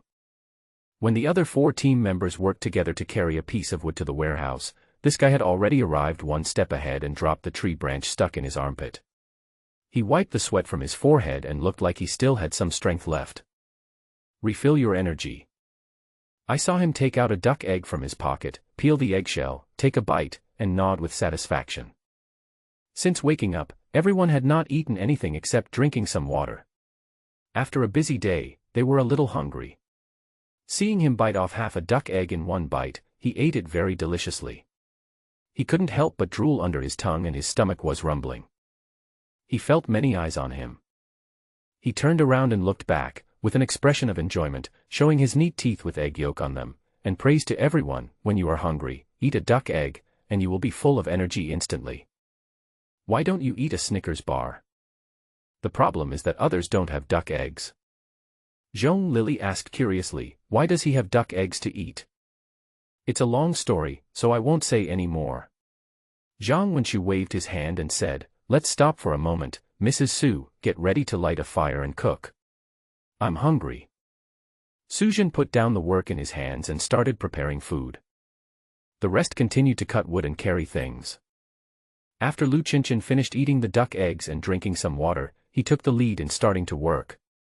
Although this guy has a big appetite, he is also a first-class worker, very proactive, and his efficiency is several times that of others. There is really no lazy person in the team nowadays. It was a very difficult thing to just eat and wait for death in the survivors group. The food was not abundant enough to support idlers, so everyone had to show their own role. Otherwise, they would be easily abandoned. Zhang Wenxu had never said anything like that, nor had he ever done anything like that. But these people have their own cognition. No one wants to be hated by the team in the doomsday, let alone abandoned by the team. Not everyone is Zhang Wenxu, who can survive alone in the wild. Even the little fat boy is working hard. I just don't know if it's his nature or if Suzhen specifically told him to do so. By the time the sun was shining, the warehouse was already full of wood. Everyone was sweating and panting. Everyone sat on the side to rest, not wanting to move. Zhang Wenxu and Lu Qinshan took axes to chop off extra branches and leaves for further refinement. Lao Jiang was also tired and his waist ached, so he sat down to cut wood and prepare a lot of wooden nails. Everyone wash up and get ready for dinner. Suzhen shouted and continued to work. Everyone was greatly encouraged. Before the disaster, many people would hesitate at mealtimes and had to think about what to eat every day. They wandered back and forth among the several stores under the office building, but none of them seemed to be what they wanted most. If you order takeout, you will have a hard time deciding after swiping through the items. Colleagues always ask each other, what to eat. After the apocalypse, eating becomes the most important thing. The biggest thing everyone looks forward to every day is eating. Even if it's just a few slices of bread, chewing them brings an indescribable sense of happiness. If you have a bowl of hot instant noodles, what regrets are there in life? It's simply the greatest joy in life. Of course, the prerequisite is to have food. Having nothing at mealtime will only make people feel even more depressed. So Suzhen's shout was not loud, but for everyone, especially the new team members, it was like thunder, echoing in their ears for a long time. Get ready for dinner. Get ready for dinner. Get ready for dinner. Get ready for dinner. Everyone was very efficient and washed their hands in no time and sat down in a circle. Smelling the fragrance in the air, saliva is secreted. They should have chatted for a while and waited slowly, but because they were too concerned about the food, no one said much and fell into an unspeakable silence. Zhang Wenqiu saw the expressions of the crowd and felt a little sympathetic, but couldn't help laughing. Even someone as calm as Zhao Shiqing stopped chatting at this moment and glanced at the stove intentionally or unintentionally. Su Zhen brought up the steaming bowl of food. The basin was half full of fish soup with a few fishes lying in it. The soup was pure white and thick. The taste is particularly tempting, a feeling that is both familiar and unfamiliar. Lu Qianqian and his friends have eaten a lot of fish recently, both stewed and grilled. But today's is especially fragrant. On the one hand, Su Zhen's craftsmanship is indeed better than Zhang Wenqiu's. On the other hand, they have found many good things during the picking process over the past few days. Wild ginger, also known as Polygonatum odoratum, is put into the fish soup. It can be used as a condiment, but it can also be eaten alone. The green and lush wild coriander sprinkled on top is the wild coriander, which tastes similar to coriander but has a completely different shape. The edges of the leaves have many serrations, which may not look like they are edible, but they actually taste better than coriander. Other ingredients such as cinnamon and star anise are not available yet. But with these two things, the fresh fish soup is already so appetizing that you can't help but salivate. Everyone held their own bamboo bowls and chopsticks, and after Zhang Wenqiu made his move, they immediately began their own actions. Comrade Xiao Lu used his chopsticks to reach into the fish's belly, picking up a large piece of tender meat. Zhao Shiqing's throat slid as he sniffed the aroma. He scooped up some of the thick fish soup, blew on it while drinking it, and after drinking half a bowl, he couldn't help but let out a sigh of enjoyment. Zhang Wenqiu watched everyone putting the clips on the back and belly of the fish, and suddenly remembered a story. I used to watch TV and heard a few people talking about eating fish, he thought with amusement. While watching everyone eat, he smiled and told everyone, there once was a great writer named Shen Songwen. This Shen, before I became a writer, I had a good job as a bandit. How can I judge whether a person is rich and favored by his family? This is interesting to say. Things that cannot be touched by 8 poles are actually connected together. Except for Zhao Shiqing, everyone else was stunned and a little curious. For example, kidnap a child, starve him for 3 days, and then cook him into a fish. He didn't keep the secret. After keeping the secret, these people were focused on eating. No one listened to him. He continued, if the child eats the big piece of meat on the back of the fish, he will be released. He is a poor child. If he digs out the belly of the fish, he will be detained for a few days. If he starts to look for the meat on the cheeks, then he is done. His family will go bankrupt because he is the most favored child in the family. As he said this, he picked up the cheek meat with chopsticks. Everyone was still listening to the story and hadn't reacted yet. Zhao Shiqing also picked up another piece of cheek meat as he finished speaking. The two looked at each other and laughed.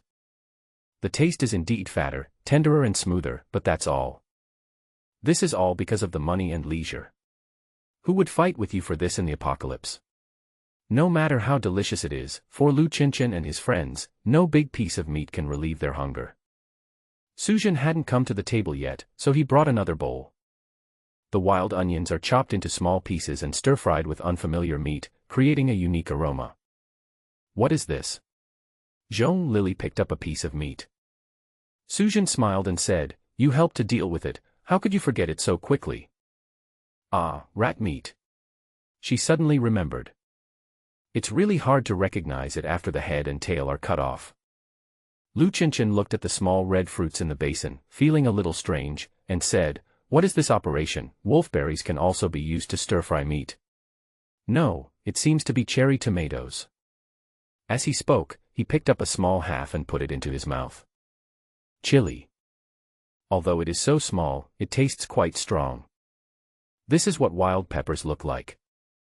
It's a bit spicy when eaten alone, but it's quite good as a side dish. Zhang Wenqiu saw many peppers farther away, long and more like the ones he grew at home when he was a child. I plan to go back and pick some more, but I don't know whether they are also wild or whether they are cultivated species that reproduce in the wild. The fish soup is pure in flavor and the rat meat is spicy. It is really a perfect match, a mouthful of meat and a mouthful of soup. It is the greatest happiness in the world. This was not over yet. Suzhen brought another basin. Today I didn't cook potatoes or sweet potatoes for you, but cooked a pot of something special. It looked a bit like a cow horn. Hey, isn't this the water chestnut I brought back when I was fishing the day before yesterday? Lao Jiang recognized it, happily took one, peeled it and put it into his mouth. Over the years, the taste of water chestnuts has not changed much. However, when he was a child, he preferred to eat them raw and put some in his pocket as a snack, rather than cooking them. Shui Tian Tian and the others seemed to have lost the ability to speak when faced with the 3 large bowls of food. I can't think of a better way to express it except to eat and drink. Water chestnuts can be eaten raw and are very crispy. After being cooked, it loses its crispness and no longer feels like a fruit, but more like a staple food. Many people feel that something is missing if they don't have some staple food when they eat, no matter if they are full or hungry. Even if they only have 2 mouthfuls of rice at the end, it is an indispensable procedure. Zhang Wenqiu and others have only searched the surrounding area so far and have not found any traces of rice, wheat, or corn. The current staple food is mainly sweet potatoes, and now water chestnuts have been added. Eating fish and rat meat alone does not make you feel full, and the meal is complete only with the staple food. However, it is too troublesome to peel the water chestnuts, so everyone just picks them up, puts them in their mouths and bites them, biting the shell in half, and then eating the food inside. There was enough food to eat and everyone was very happy. The usual sense of tension in the doomsday dissipated a lot without me noticing. However, there are still differences between the 2 groups. Lu Chenchen and the others seemed quite calm after having had a few days of full meals. Shui Tian Tian and the others had been hungry for a long time, so their desire for food was very different. They had no idea if they would have another meal after this one. So they ate as much as they could, and it looked like they were robbing. The 3 bowls of food were eaten up cleanly by this swift attack. In fact, their appetite is much greater than before the disaster. Especially for girls like Shui Tian Tian and Zhong Lily, before the disaster, they might eat more snacks but very little rice. Especially for staple food, half a bowl of rice is often enough. Now I can eat 2 or 3 large bowls of it. According to Chang, people were short of food, just like the poor people in the past, with no fat in their stomachs, so they could eat a lot. If you eat braised pork for a week, don't expect to have such a big appetite again. This claim is difficult to verify. Because there is no braised pork at all, let alone eating it for a week. Finally, Lu Chenchen got another duck egg, which was cooked by Suzhen while he was boiling water. Of course, this matter was approved by Zhang Wenqiu, which was considered a special care for Lu Chenchen. Lu Chenchen was very happy when he got the duck egg. But he didn't eat it in a hurry. Instead, he looked at it for a while and put it in his pocket. Don't look at it, the duck eggs are very fishy when cooked. Zhang Wenqiu waved his hand to interrupt the others' gazes and said, "It's not delicious. Only this guy likes it. Let's ask Aunt Sue to make fried eggs with chives. That's delicious." Everyone withdrew their gazes, feeling a little embarrassed. After a short break, continue working. The weather is still hot, and when I move, I feel sweat all over my body. Of course, there was no ice cream to eat, no frozen drinks to drink, and of course, there was no heat compensation for working in this hot weather. I could only drink boiled water and mint water, which tasted okay. Zhang Wenqiu actually misses the ice cream from Mishue Ice City. They are very big and very cheap, only $3 each. The girl he dated back then disliked the cheapness of this stuff, so he bought her all Häagen-Dazs. For a while, Zhong Shuigao also ate a lot of it. In fact, he didn't feel much difference. Instead, he felt that eating the big ice cream from Mishue Ice City was more enjoyable. "Old Jiang, let's go swimming sometime." "Okay, I went to the river a lot when I was a kid." When you talk about this, I suddenly remembered that I saw a lot of lotus flowers when I went to collect the fish cages that day. Lotus root. Haha, yes, let's go back and take a look. Someone taught me before that you can get it out by stepping on the bottom and hooking it. Xiao Lu, are you going? I can't swim. Useless stuff. As we chatted, we actually gained some new insights. When the wood was almost ready, we started to build the doghouse. I selected a few pieces of thin wood and started chopping them. Then tried to stitch it together. Building a doghouse is a matter of convenience, not the main purpose. Its function is to practice, especially to try out mortise and tenon structures. There are nails in the tool shed, but it is hard to imagine how many nails are needed to build a wooden house. I don't know how much use nails can play. After thinking about it, it is more reliable not to use nails. It is always easy to imagine, but difficult to implement. As Zhao Shiqing and Zhang Wenqiu scratched on the ground, they felt as if they had everything ready and could easily get it. But the fact was that after 2 or 3 hours of hard work, they still hadn't built a doghouse, let alone a wooden house. However, during this process, they figured out many things and gained some experience. In the early days of felling and transporting timber, Xiao Lu had made the greatest contribution, but now he had to rely on Lao Jiang. Everyone gathered around him, chopping and cutting, and trying out various methods. It's fine for the dog to lie directly on the ground, but it's better to use wood to build a base, because a wooden house must have a bottom, and people can't just lie on the ground, right? Wouldn't it be more convenient if we used broken bricks to lay the base? That's not the only reason. I was wondering if the wooden wall and the base would be more solid if connected together. Well, let's try it first. I was busy for a long time, sawing and chopping. A doghouse half a person's height was finally built. All of them were made of wood that fit together, and even when holes were needed to connect them, wooden nails were used. From beginning to end, not a single iron nail was used. She looks pretty. There is a big door in the front and another door in the back that can be opened and propped up with sticks. This is for ventilation. When the weather is hot, there is northwest need to close it all. There are no windows on the sides, so it is not very useful. The top was originally going to be covered with wooden boards, but due to the lack of an electric saw, cutting the boards was difficult. You can't let Lu Qinchin chop it piece by piece with an axe, right? This was not difficult for everyone. Splitting wood was indeed difficult, but what about splitting bamboo? The difficulty was reduced by several degrees. Neatly laid bamboo boards were laid on top one by one, and then tied tightly with ropes made of tree bark. It was both beautiful and practical. In order to solve the problem of rainwater, everyone decided to use tiles. Bamboo once again helped a lot.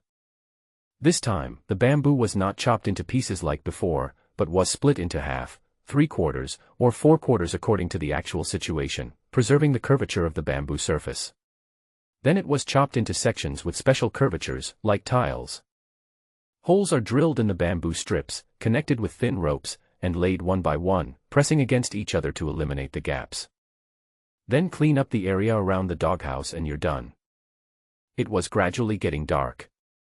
Zhang Wenqiu's plan to build a wooden house in one day was declared completely bankrupt.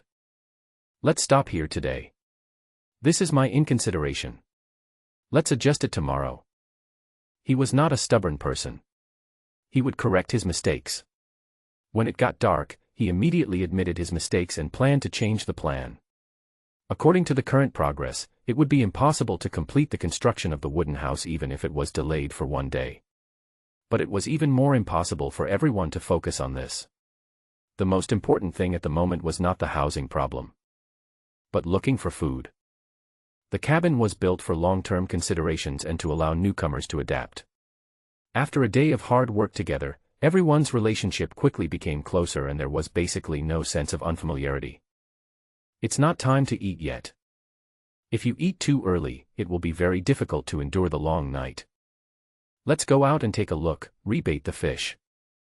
Zhang Wenqiu led everyone out. I still carried a willow basket as usual, and I might pick some wild vegetables on the way. Besides, fish and shrimps had to be stored somewhere, and there was no more convenient tool than a willow basket. We came to the river, set up the fish cage, and had a pretty good harvest. Jiang Dijin didn't keep the cages in one place, but often changed the location and marked it. Now he was not afraid of people stealing fish, because people were so rare that if he saw them, it wouldn't be a big deal to give him a few fish to eat. There are a lot of zombies, but none of them recognize the markings. No one has yet carefully studied whether zombies eat fish. Walking back along the river, there are several connected puddles that look quite large. There are many water plants floating on the water, growing luxuriantly. Several wild ducks are paddling leisurely in the water, occasionally dipping their heads into the water, then pushing them out, shaking their necks, and then retracting them. It seems that they are not catching fish or shrimps. I don't know what they are doing, maybe taking a bath. Over there are the water chestnuts we eat. Zhang Wenxu pointed to the plants floating on the ground in the distance and said, "We only caught a little bit that day. They were far away, so we just used a stick to pull the ones nearby. When there's nothing left tomorrow, we'll drag them over one by one when we go swimming. They can be found near and far, floating in large patches on the water. No one competes with them for these things. If they don't take them, they will just become food for other creatures or rot quietly, entering a new round of natural cycle." Zhong Lily was very happy and said with a smile, "It's such a big piece, enough for us to eat for a long time." This is what other people think too. Adequate food gives people a sense of security. For Xue Tian and the others, these were not food before, because no one knew about them. Without anyone telling them, they could not have eaten the water plants in the river for no reason. So even if there are more, it has nothing to do with them, and they will only feel annoyed when they see them. But it's different now. Looking at these messy things, I always feel very comfortable. Zhang Wenxu was feeling the cool breeze and smelling the scent of water plants. He was in a good mood and said, "You can't just eat this. You'll get tired of it after a while. I stole a lot of wild duck eggs last time. The mother duck should have laid new eggs in the next 2 days. I have to take time to take care of it." But the big black dog suddenly ran out. With a fluttering sound, several chickens flew up. The chickens were very alert. Even though the big black dog was still far away, the chickens that were foraging for food had already fled in all directions. The number looks quite impressive. Zhang Wenxu did not chase after them, and was even too lazy to run forward. If the big black dog could not catch up, he would have no hope at all. He said, "There should be a flock of chickens breeding nearby. If we can catch some alive and keep them in a warehouse, I wonder if they can be turned into something suitable for raising at home." Just as Jiang Dijin was about to express his opinion, Zhong Lily ran out at a high speed. Following the direction of the big black dog, he ran all the way. Zhang Wenxu was also stunned and shouted, "Hey, stop chasing, you can't catch him." The girl didn't care and ran faster. Okay, another Lu Chenchen. Impulsiveness and recklessness are the nature of young people. When Zhang Wenxu shouted and found that there was no effect, he closed his mouth. The girl would stop by herself when she got tired or lost. It turns out that when hens can stay in low-altitude flight for long periods of time, their speeds are quite impressive. Even a big black dog, as fast as it is, was unable to catch up in the first place. The wild environment is complex, and the hunt ends when the chicken lands on a treetop or crosses a river. This is because the big black dog can neither climb a tree nor cross a river rashly. It is not worthwhile to consume a lot of energy and end up with nothing, and it is also a dangerous behavior in the wild. If it were just a long-distance run on flat ground, the big black dog would definitely win. As for Zhong Lily, she can't even outrun a dog, let alone a flying chicken.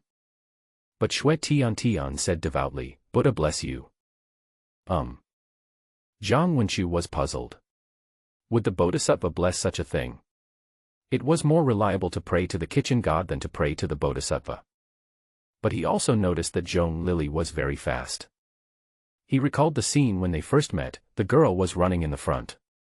At that time, Xue Tian had to take Zhao Shiqing with her, while Lu Yongxiang and Hu Lingxi had to carry Zhang Luan, so it was natural that she was running in the first place. But apart from these factors, what about speed? Zhang Wenxu thought about it carefully and decided that Zhong Lily should rush to the front. She was really fast. At least if he came, he couldn't run this fast. What a windy girl, but she can't even win a chicken. He muttered something under his breath, shook his head, and led everyone forward. The chase scene changed. Zhong Lily picked up a hard lump of mud from the river and threw it out casually. As luck would have it, it hit the hen with a bang and smashed it to pieces. The hen screamed and fell to the ground. Seeing this, the big black dog quickly sped up and ran, trying to catch it and pin it down. But the chicken was very tenacious, it fluttered up again, and the big black dog just missed it, and pounced on it in vain.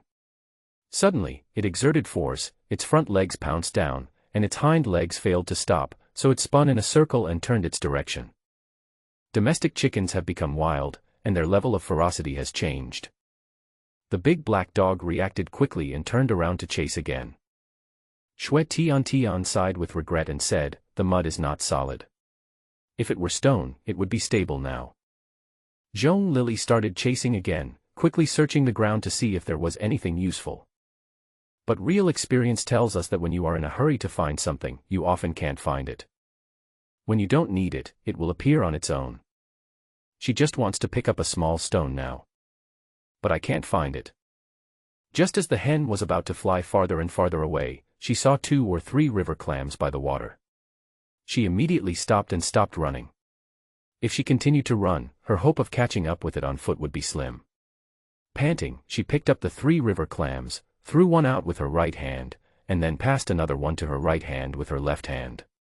Without looking at the result, she continued to run forward a few steps. The first clam hit the hen's butt, causing a few feathers to fall off. The effect was limited, but it disrupted the hen's flight and greatly reduced its speed. She took advantage of the situation to close the distance and threw out the second clam with force. Zhang Wenxiu and the others also saw something. This was not a coincidence at all. It was really a skill. They looked at each other with surprise, together with Lu Chenchen and the others. Throwing a stone at a person from such a long distance is not easy, let alone a flying hen. With a bang, the hen turned over and fell to the ground. I didn't know what part of the body was hit. Its neck drooped to one side and its body lay on the ground like a corpse. It jumped suddenly but could no longer fly. At this time, the big black dog also arrived. He bit the hen's neck and held it in his mouth. He didn't tear it apart or swing it around. He turned around and walked back with his prey in his mouth. His 4 legs were light and he looked quite proud. Shue Tian chuckled and said, "It looks like it caught it." If the big black dog could understand human language, it would probably be unhappy. But there is no way to be unhappy, and you may even have to force yourself to smile.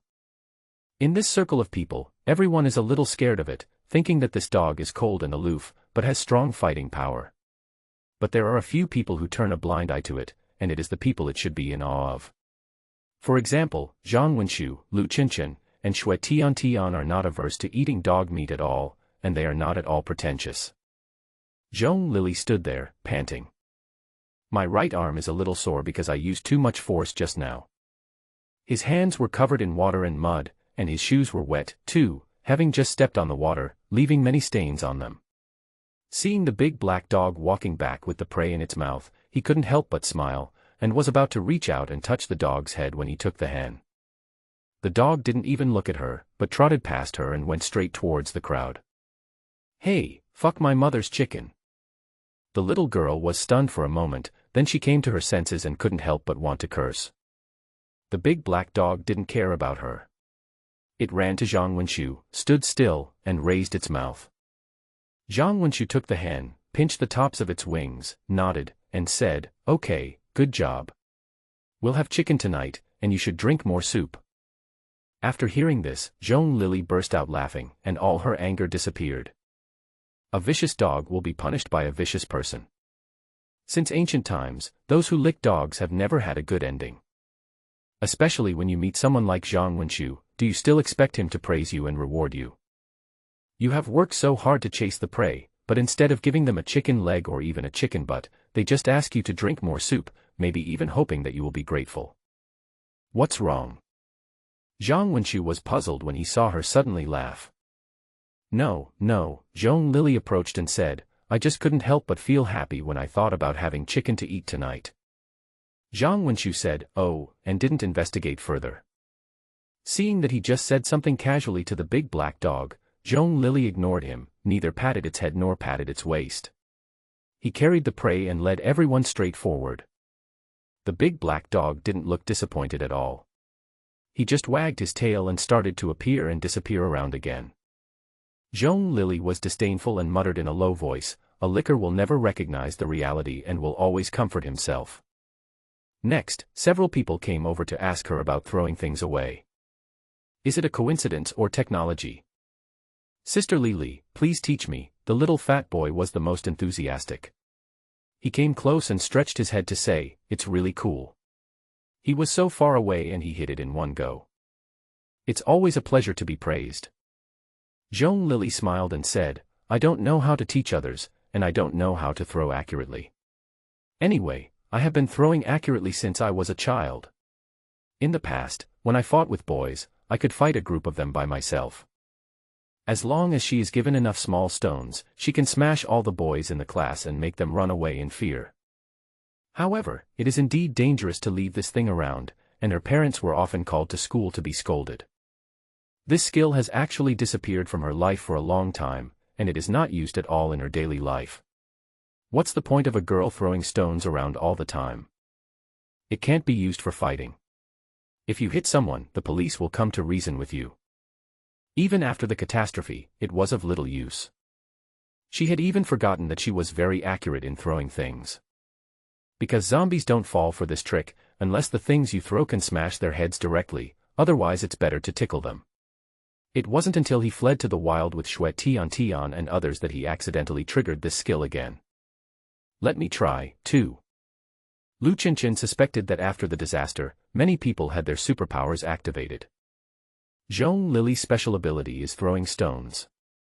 After hearing his speculation, everyone was speechless. I told you a long time ago, Zhang Wenchu sighed and said, I tried it right after the cataclysm came. There was no system, no superpowers, and even no aliens. Not only that, there was no umbrella corporation. Here lies the horror of the catastrophe. In this world, everything has a corresponding purpose. Where there are monsters, there should be Ultraman. Wherever there are zombies, there should be Lam Qinging. If there is Resident Evil, there should be Alice. A true horror movie is one that actually has ghosts, but no Taoist priests or exorcists. This is probably the case with the apocalypse today, with zombies everywhere and the survivors still being ordinary people. So don't expect some savior to suddenly descend from the sky and subdue the zombies with great power to save the world. From then on, people lived a peaceful and tranquil life again. It really doesn't work. Lu Qinchin picked up a piece of mud and threw it at the cattails swaying in the distance. 3 pieces in a row, completely off target. The others got interested and started to do it, but after a few chaotic shots, they all lost interest. It was nothing but proof that they were incompetent, had no talent, and could not do this job. This should be something that can be learned through practice. Zhang Wenchu saw that everyone had returned in disappointment, so he smiled and said, I heard that people in the past often used slingshots when hunting. That is, they used a rope, swung it up and turned it, and used the force to throw the stone out and hit the prey. This force is much stronger than throwing it by hand, but think about it, isn't it more difficult? It is easy to understand when you put it this way. Hope was rekindled in everyone's hearts.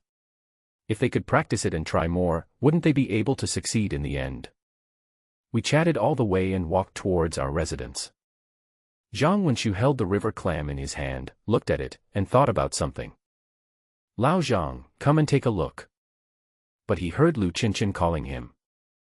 Zhang Wenchu came over and squatted on the side of the road at his gesture.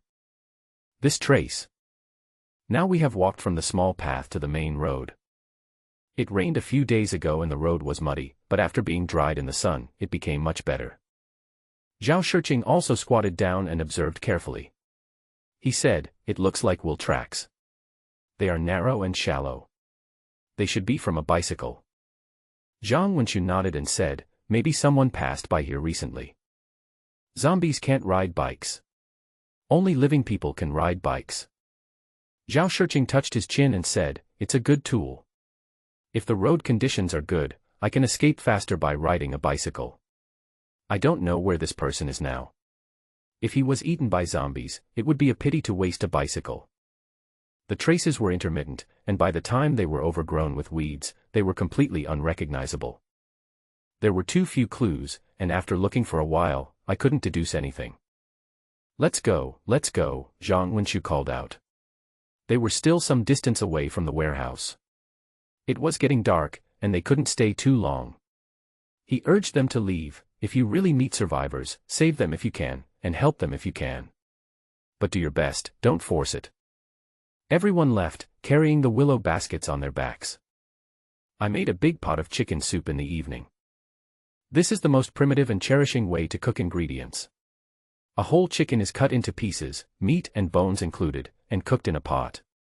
Some ingredients are added to enhance the flavor and remove the fishy smell, and then it is boiled. Of course, one chicken is not enough to feed so many people. So I added a lot of bamboo shoots and mushrooms, simmered it over low heat, and let the chicken soup soak into it. A rich fragrance wafted over the warehouse. When the meal started, everyone held a bamboo bowl, and Susan held a spoon and scooped meat and soup from the pot. Everyone ate and drank, feeling warm in their stomachs and sweating profusely. The result was that even after adding a lot of ingredients, the whole pot was still eaten up. Everyone was burping and sitting under the eaves chatting. The evening breeze is blowing, the moon is bright and the stars are sparse, and I feel indescribably satisfied. This is also due to the increase in the number of personnel. Zhang Wenxu used to live here alone. He would get up during the day and sleep at night. When he was bored, he would sit and stare at the stars. He could find food and would not starve to death. But he became very lazy and was too lazy to do anything, even eating. So even if there was enough food, he would often only eat one meal a day. Whether he is full or not, it cannot cause any emotional fluctuations in him. If you are hungry, you are hungry. If you are full, you are full. What's the difference? Now, seeing everyone finish eating the chicken and vegetables and drinking up the soup, with both men and women patting their round bellies and smiling, he felt an indescribable sense of joy, satisfaction, and accomplishment. He used to be a quiet person, but now he particularly likes this kind of lively scene. Zhang Wenxu is willing to pay a lot for the liveliness of this world. The big black dog also drank his fill. Zhang Wenxu was quite nice to it, not only pouring some chicken soup for it, but also taking out a few pieces of meat. The amount of meat was not much, but there was nothing he could do about it. After all, there were so many people to share it with. Moreover, everyone has discovered it in the past 2 days. Although the big black dog follows everyone, it is no longer a family dog in the traditional sense. Most of its food comes from hunting. Eating raw meat and drinking blood is its basic way of eating. People feeding it is only occasionally. It does not seek shelter, but because it can't stand loneliness. As far as their behavior is concerned, there is no master-servant relationship. It turned a deaf ear to everyone's shouts. I wanted to call it over to touch its head, hoping that it would wag its tail and beg for mercy, but at present, there was no sign of that happening. It seemed to be somewhat obedient only to Zhang Wenxu personally. As for Zhang Wenxu, sometimes he would nag at it, occasionally tease it, but he was usually very polite and courteous, not like treating a dog. Things are weird and the world is wrong. And in terms of contribution to the team, it's probably at the top. Not counting today's hen, the rat meat we ate at noon was also done by it and the dog, without any help from anyone. While everyone was preparing dinner, it brought back a weasel from the jungle. This thing is long and slender, very slim. Since no one had any experience in cooking this, they locked it up for the time being. At this moment, the big black dog was lying in his cabin, sleeping with his eyes closed, only occasionally shaking his ears, as if to drive away mosquitoes. There was grass burning around to repel mosquitoes, and there was a special grass fragrance. It didn't need anyone to tell it. It seemed to know that the new doghouse was for it, and it went in on its own early. There is no special expression on its face, but from its relaxed demeanor, we can probably tell that it is quite satisfied with the house. As the night got darker, everyone began to wash up and go back to their rooms to sleep. The whole warehouse fell silent, with only the chirping of insects, which was crisp and pleasant to the ear. The insects were also smart, and would stop chirping when they saw someone pushing the door to pee, or when they saw the light of a fire, they would also stop chirping. After a busy day today, everyone has consumed a lot of energy and feels very tired. As soon as my head touched the pillow, I felt tired and fell asleep quickly. Only the big black dog would shake its ears from time to time, and when it smelled something, it would open its eyes to check. Nothing happened overnight. The second day came quietly. There were the familiar sounds of footsteps, the sound of a shoulder pole being bent, the rhythmic humming of people and the sound of water flowing. The young man who went to bed early and got up early, his whole body steaming with heat, had already carried all the water for the daily use. Because I understand how difficult it is to build a wooden house. Zhang Wenqiu did not dare to put all his energy into it, but went to sort out the fields as usual. On the one hand, he sorted out the existing potatoes, sweet potatoes, and some green vegetables. On the other hand, he sorted out the new land and sowed new crops. Some crop seeds come from existing fields, and some come from the wild. The crops are very mixed and I don't know if there will be any harvest. Anyway, the field is left idle, which is better than being overgrown with weeds. Then check out the traps. As the number of people increased and they cooperated, the number of traps that could be set also increased. There were both large and small ones. Every day when I came to check, I would always get something, more or less. Today I saw a rabbit trapped in a noose near a trap. It's alive and kicking, and quite active. Zhang Wenqiu took the rabbit out of the rope, held it by its ears, and shook it casually, saying, "Finally I caught another one. I'll go back and put it together with the original one. Maybe it can give birth to a litter of baby rabbits." Rabbits have a strong reproductive capacity. Zhang Wenqiu realized that there were probably a lot of wild rabbits in this area because he had seen them in the bushes several times. The lack of predators around might have given them enough space to reproduce. In the long run, it is not a good thing. When the number of crickets reaches a certain level, without natural enemies, they will eat up all the grass roots, leaving other creatures without living space. But it's hard to say, if the number of crickets increases, they may attract a large number of predators. It's good to have such an ingenious trap. You just need to check it every day. Zhang Wenqiu restored the trap and waited for the next stupid rabbit to come. Lu Qinshan shook his head and said, "I still like the feeling of chasing rabbits." Zhang Wenqiu couldn't help but laugh and said, "You have the rabbit-chasing disease, you are not allowed to speak." Zhong Lily was about to express her opinion, but when she heard the words, she stuck out her tongue and kept silent. She probably also had the disease of chasing some animals. After picking the fruits, everyone went to the warehouse. When I got to the door, I saw a big black dog barking a few times and circling around a place. It seemed to have encountered something, but didn't know how to deal with it. It jumped around, unwilling to give up, but didn't know where to start. Everyone was curious and walked over with their baskets on their backs.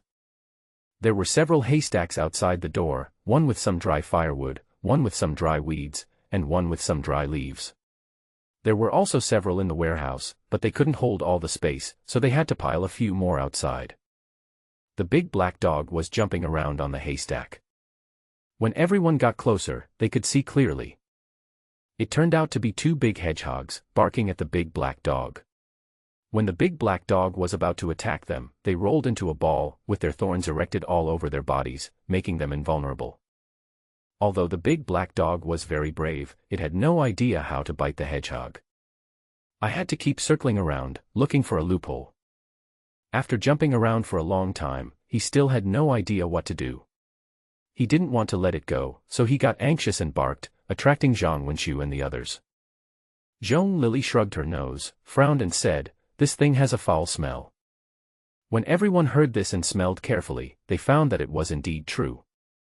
Lu Qinshan said, "Is he scared to death?" No one answered him, but he subconsciously looked at the ground and found no water stains. I heard that in slaughterhouses, some pigs would be so scared that they would pee and shit when they were about to be slaughtered. No one has seen it, they have only heard of it. Shui Tian said, "It may also be that he doesn't pay attention to hygiene on a daily basis." Zhang Wenqiu ignored the two of them and didn't answer. He always felt that there was something wrong with them. He hasn't seen this thing for some years, so he doesn't really understand it. Maybe it built its nest near a haystack. I don't know if it was because of the strong smell or because it left traces when it moved, so it was spotted by the big black dog. It's really a bad luck. I hope I can die early and reincarnate, and live a luckier life in the next life. That dog, move aside, I'll take care of it. He said this, then found an empty willow basket from the crowd, placed it horizontally on the ground, and kicked it twice, kicking 2 round meat thorn balls into the basket. It's that simple. Carry it on your back and walk away. Lao Zhang, can this thing be eaten? Of course I can. Otherwise, why would I carry it back here? To pull out the thorns for fun. How do you eat it? I don't know. I haven't eaten it either. I'll have to study it when I get back. After returning to the warehouse, everyone took out the harvest and sorted it into different categories. Suzhen knew a little bit about how to eat rabbits. But he was also a little confused when it came to hedgehogs. He had never eaten one before, so he really didn't know how to prepare it. I had a quick bite at noon. The weather was hot, and everyone was not very energetic, just drinking water. The water was placed in a cool place, and some washed wild fruits were thrown into it. I took out a few and took a bite. It was sour and sweet and delicious, very comfortable. Zhang Wenxiu and Zhao Shiqing and others stayed under the tree to enjoy the cool air. Lao Jiang felt a little tired and took a nap. Lu Qinshan was chopping wood, one stroke after another, precise and powerful, tirelessly. After chopping all the wood, he swung the knife at the air. It was a very simple action, repeated over and over again. No shouting, no unnecessary movements. I always have this illusion, Zhang Wenxiu said as he drank boiled water. This guy's movements are a bit like the characters in Gulong's novels, who repeat boring movements thousands of times and then practice them into magical skills. Xue Tian curled her lips and said, the enemy is neither air nor firewood. He won't just stand there and let him chop him. Hearing what she said, everyone started to encourage her to have a fight. Xue Tian was not used to seeing Lu Qinshan swinging his knife like that. He looked so stupid, clearly a fool.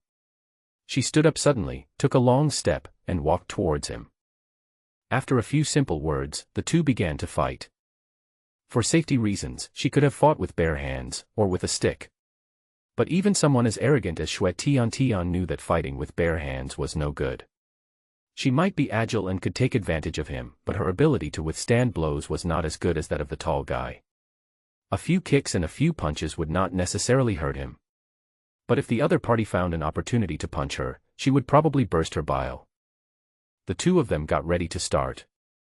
Sister Tian, come on. Xiao Lu, I'm keeping an eye on you. Who will win in the contest between Lu Qinshan and Xue Tian? In the previous battle with the zombies, Xue Tian's reaction was quick and her moves were swift. Lu Qinshan's was powerful and imposing. Judging from the results of the battle alone, Lu Qinshan almost single-handedly stopped the zombies' pursuit and chopped them to the ground one after another. This way, it seems that he has a better chance of winning. The opposite is true. The process of the fight was also beyond everyone's expectations. Just like the public martial arts competition many years ago that inspired Liang Yusheng and Jin Yong to write martial arts novels, before it started, people's minds were filled with exciting images. The actual fighting only lasted a few seconds, and all of it was just cuckold punches, which was not at all entertaining. The fight between Lu Qinshan and Xue Tian ended in just a moment. Xue Tian's knife was placed on Lu Qinshan's neck. They tried a few more times, and the result was still the same. What? Xue Tian snorted and put away her weapon. Lu Qinshan looked at the long sword in his hand and fell into deep thought. There is a difference between humans and zombies. Whether in real scenes or in imagination, his enemies are zombies. His movements may seem precise and swift to zombies, but they are a bit slow to Xue Tian. Moreover, zombies will not hide, but humans will. So when he chopped down the zombies, he was full of vigor and courage. But when he fought against Xue Tian, he seemed to be sluggish everywhere. Every time he exerted force, the opponent's attack had arrived first, or he evaded and counterattacked quickly. I lost. He was an honest man and admitted defeat decisively. There is not much loss either. That's how it ended. It's over. Zhang Wenxiu was a little surprised. He shook his head and said, it's a bit boring. It feels like it's over before it even started. It's a waste of everyone's feelings. Everyone laughed and dispersed. I agree with this statement. We have prepared the melon seeds and small benches. If you don't play 300 rounds, who will you be worthy of? Pa, what a waste of emotion. After a short rest, we continued building the wooden house in the afternoon. A simpler way is to dig the soil first, carve out a basic outline underneath, and then bury wooden stakes one by one to form a wall, which is both strong and labor-saving. Everyone did choose this option, but the base was not touching the ground, but suspended in the air. There are stones underneath the key fulcrums. Then, through strict and neat laying, rows of wood formed a base, supported by walls and stones, about knee-high from the ground. On the side of the main door, an eave was built to form a corridor, which was wide enough to put a table for people to sit and chat. Outside the eaves, there was a wooden staircase for easy entry. The wooden house was not built in a complicated way, it was just a simple one-story building. The place is quite spacious. After the basic framework is built, the next step is to fill it in. It may not be very difficult, but it is tedious and requires a lot of energy. The warehouse was filled with the sounds of wood being hammered and sawed. The wood had to be resized in thickness and length according to actual needs. In order to make it fit tightly, many holes and long grooves had to be opened. This process lasted for 5 days. Of course, we didn't put all our energy into this during these 5 days. We still combed the fields and looked for food every morning. Only in the afternoon when we had free time did we spend time building the wooden house. Zhang Wenqiu once doubted whether his decision was wrong. Is it worth spending so much time building a house? Mainly because I had no experience, the process was like trial and error, and I did a lot of useless work. After constant adjustments, I finally got the final result. However, the others were very excited, especially as the shape of the wooden house gradually emerged and became more and more within reach. Everyone felt an indescribable sense of satisfaction. In the original plan, the cabin was to have no windows.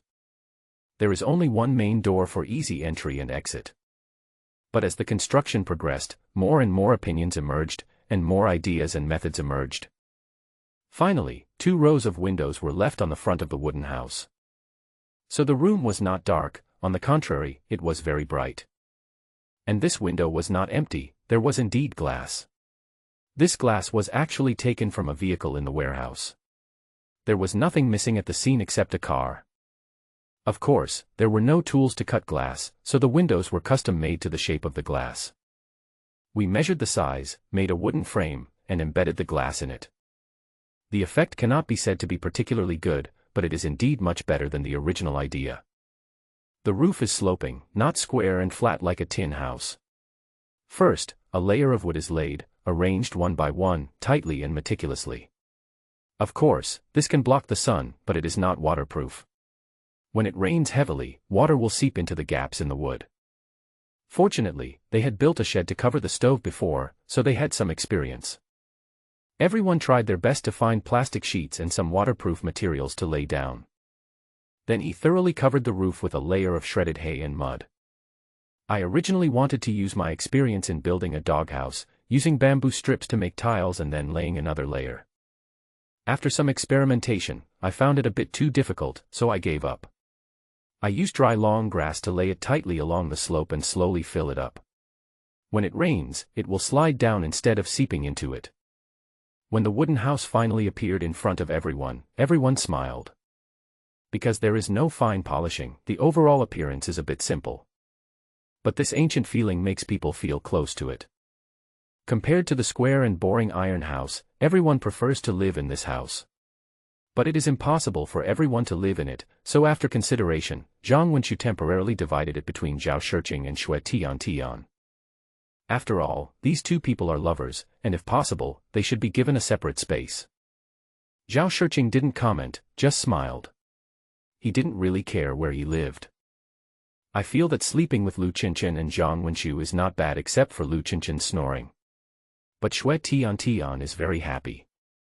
This female killer jumped up and down on the spot and kept saying thank you to Zhang Wenqiu. Zhang Wenqiu waved his hands repeatedly and didn't say much. The wooden house was built by everyone and did not belong to him alone. The decision on how to distribute the funds is made based on everyone's opinions.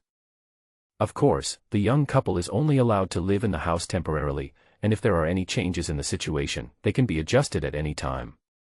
For example, if a new survivor appears, since the wooden house is spacious, it is very likely that they will be given priority to be packed in.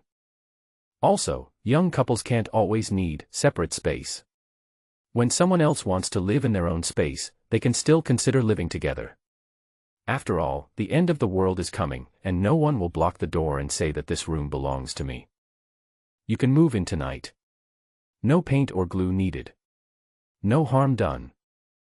Zhang Wenqiu smiled and asked them to prepare some basic daily necessities such as pillows and quilts. Shui Tian said happily, "It's pretty good. It just lacks a bed and some tables, chairs, and benches.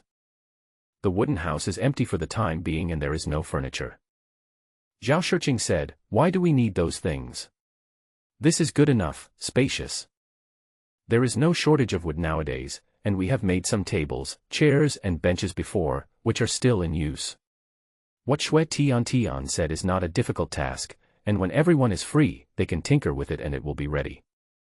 No matter how difficult it is, it can't be more difficult than building a wooden house. It's just some manual work and can be completed in a few days. Life passed by so plainly and fulfillingly. This warehouse seemed like a paradise. Except for the occasional confrontations with zombies nearby, it didn't seem like the end of the world. It's just that there is no running water, no electricity, and life is more primitive.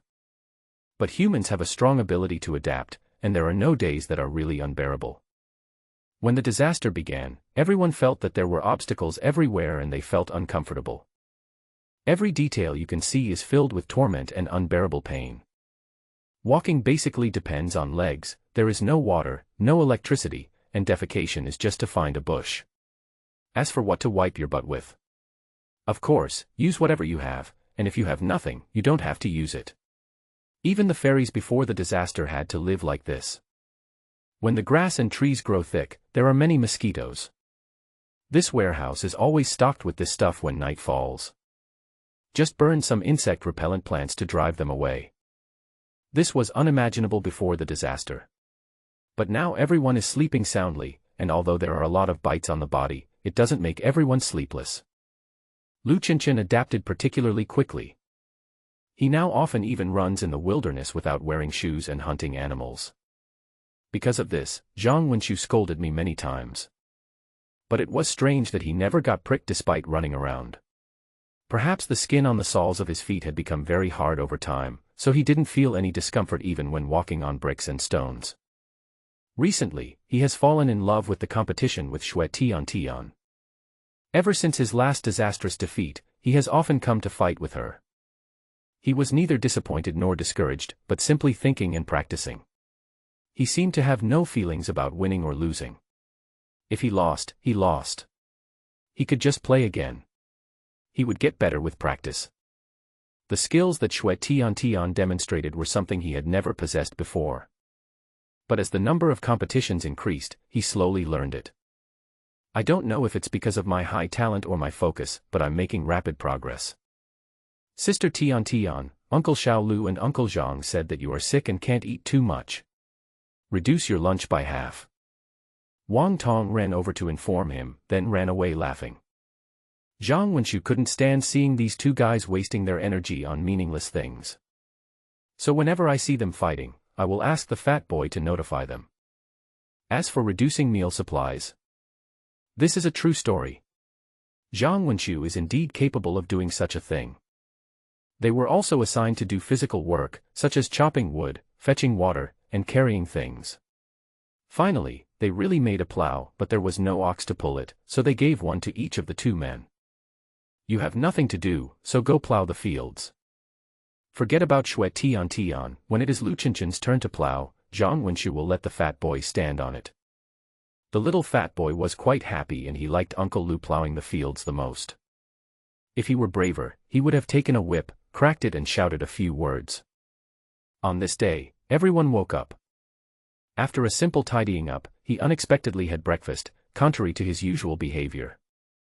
It's not that there is too much food to eat so I have to add a meal, but I have to walk a long way today and I need to eat more so I can have the energy to keep up.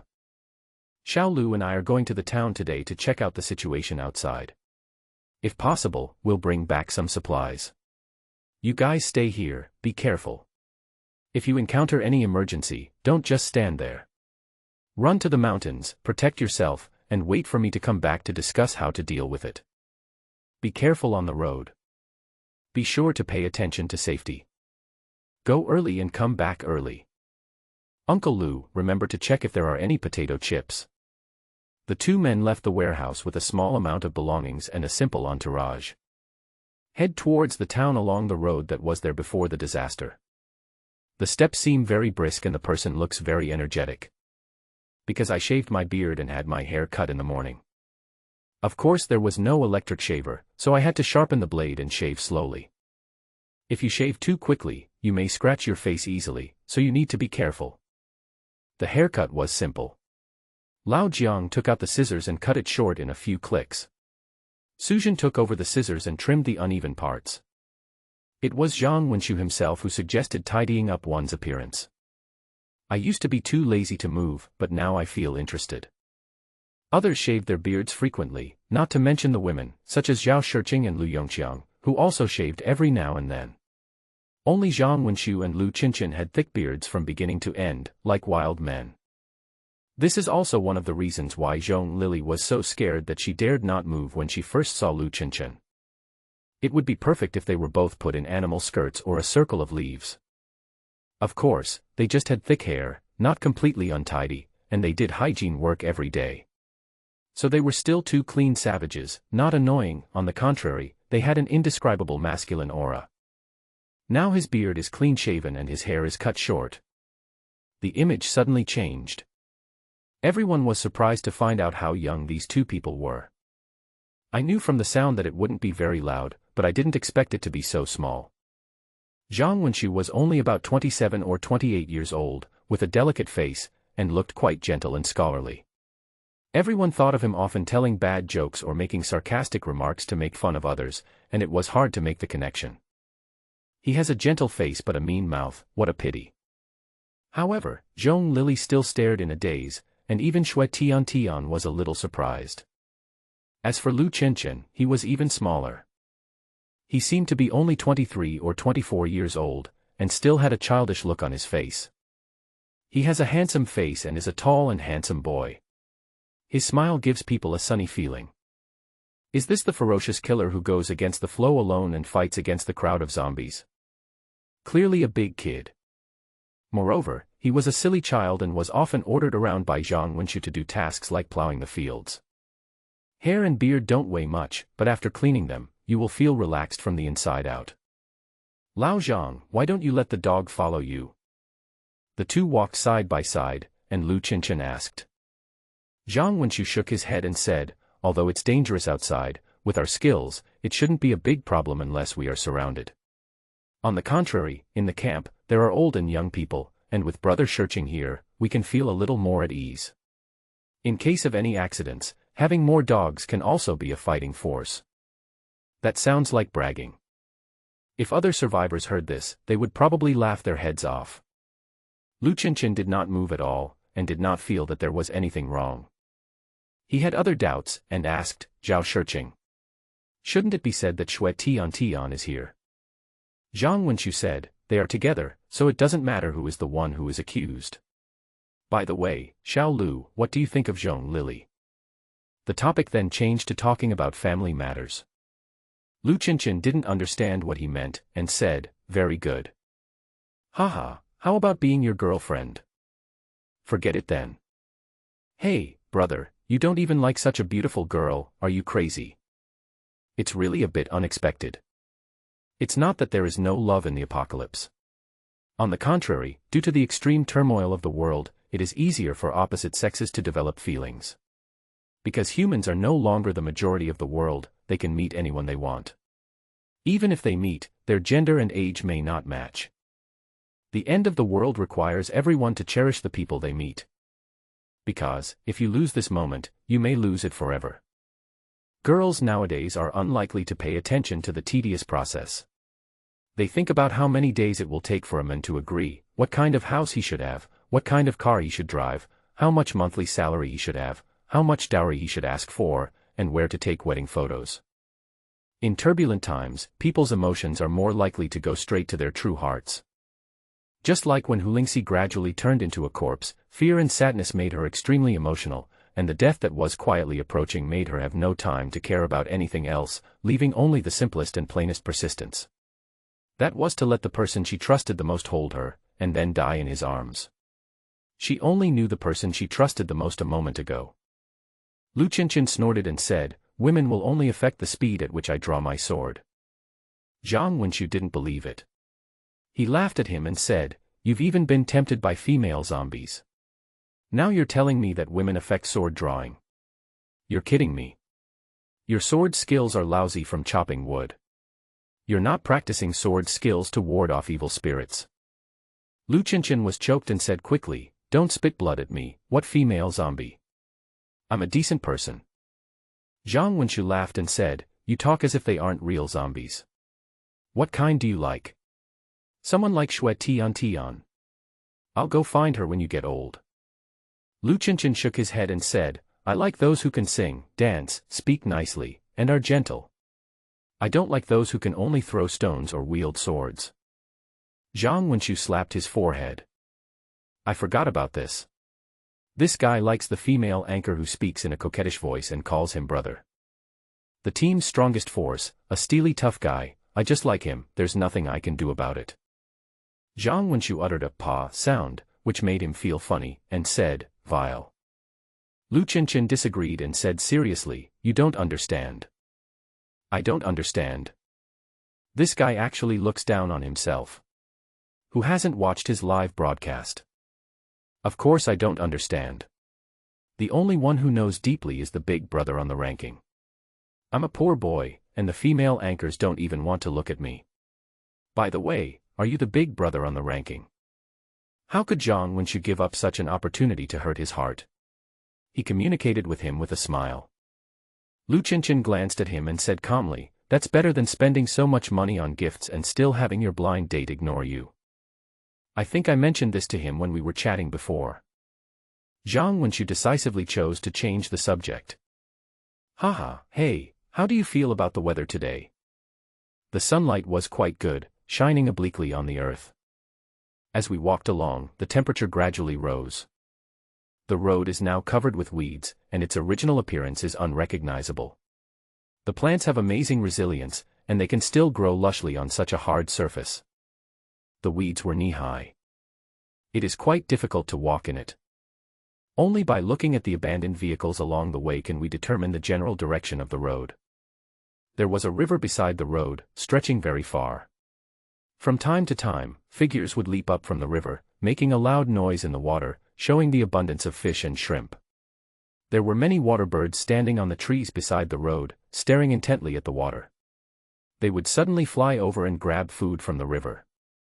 Going along the road is not necessarily a shortcut. However, now that the vegetation is overgrown, many roads are obscured and the paths are no longer recognizable. The two only know the general location of the town, but are not familiar with the specific route. There is no smart navigation at present, so it is easy to get lost if you just walk around. The two passed by a car and heard bang and bang noises. There was a zombie inside, and it became excited when it sensed the movement of living people. But because he had no intelligence, he didn't know how to open the car door and just banged it around. Lu Qinshan took a look and saw a woman, skinny and like a skeleton, looking very scary. She leaned against the window with her face bared, clapping her hands. "Leave, or?" he asked. Zhang Wenxu sighed, "Break the window or open the door." After hearing this, Lu Qinshan said nothing more. Instead of smashing the window, they quietly opened the door. A foul smell hit them in the face. But they just stood there quietly, without moving, not even covering their noses. As soon as the zombies in the car were freed, they immediately rushed out with their fangs and claws bared. There was a height difference between inside and outside, and he couldn't help but fall to the ground. Lu Qinshan had just stepped back a few steps, gently took out the long knife, and held it in his hand. Seeing the zombie fall to the ground, he did not go forward to kill it. He waited for it to get up, then held the knife with both hands and made a fighting posture. It was over very quickly. The two stood in front of the body in silence for a moment. Then turn around and leave, moving on. The long sword was given by Xue Tian, or rather, by Zhao Shiqing, which was the one that was lent to him during the blocking battle that day. It was an exaggeration to say that it could cut hair with a gust of wind, but it was indeed very sharp, much better than what Lu Qinshan had before. Shue Tian loved collecting these things before the disaster. Each one is carefully selected and is indeed much better than items picked up at random. The bodies were not buried. The two of them had to hurry on their way and had limited energy. Southwest, they could only place it horizontally there. Rest in peace. The episode was quickly forgotten. The two still discuss things about anchors and blind dates from time to time. They didn't stop for a moment, they kept talking and walking, moving very fast. As the weather gets warmer, the water I carried with me is slowly running out. This is not a big deal. There is a river next to it. If you are thirsty, you can consider drinking it. If you are really worried, just light a fire and boil it. Besides, since Zhang Wenqiu is here, there is no need to worry too much about food and drink on the way. There are countless green wild fruits to pick along the way. You don't have to worry about pesticides at this time, just wipe them and eat them. But there are not many particularly delicious wild fruits, some are too sour, or too bitter. However, I accidentally discovered a peach tree, which was a pleasant surprise. Without anyone to take care of them, the peaches didn't grow very big, and most of them had been eaten by insects. Zhang Wenqiu didn't care at all. He picked one, wiped it, and cut off the worm-eaten part. He took a bite and it was juicy and very sweet. He couldn't help but smile, picked another one, and threw it to Lu Chenchen. The two men ate the fruit as happily as children. If you live in the wild for a long time, you will know how precious the things you take for granted are. Wheat, corn, rice, watermelon, cabbage, and tomatoes are chosen by humans to stay and be transformed and cultivated generation after generation. Naturally, there is a reason for this. There are so many peaches, but unfortunately they have been pecked by birds and eaten by insects. There are only a few good ones left. Lu Chenchen's mouth was full from eating so much and he spoke incoherently. Zhang Wenqiu said, "It's good to have something to eat. Do you want to bring it to Lao Jiang and the others?" "Of course I have to bring it.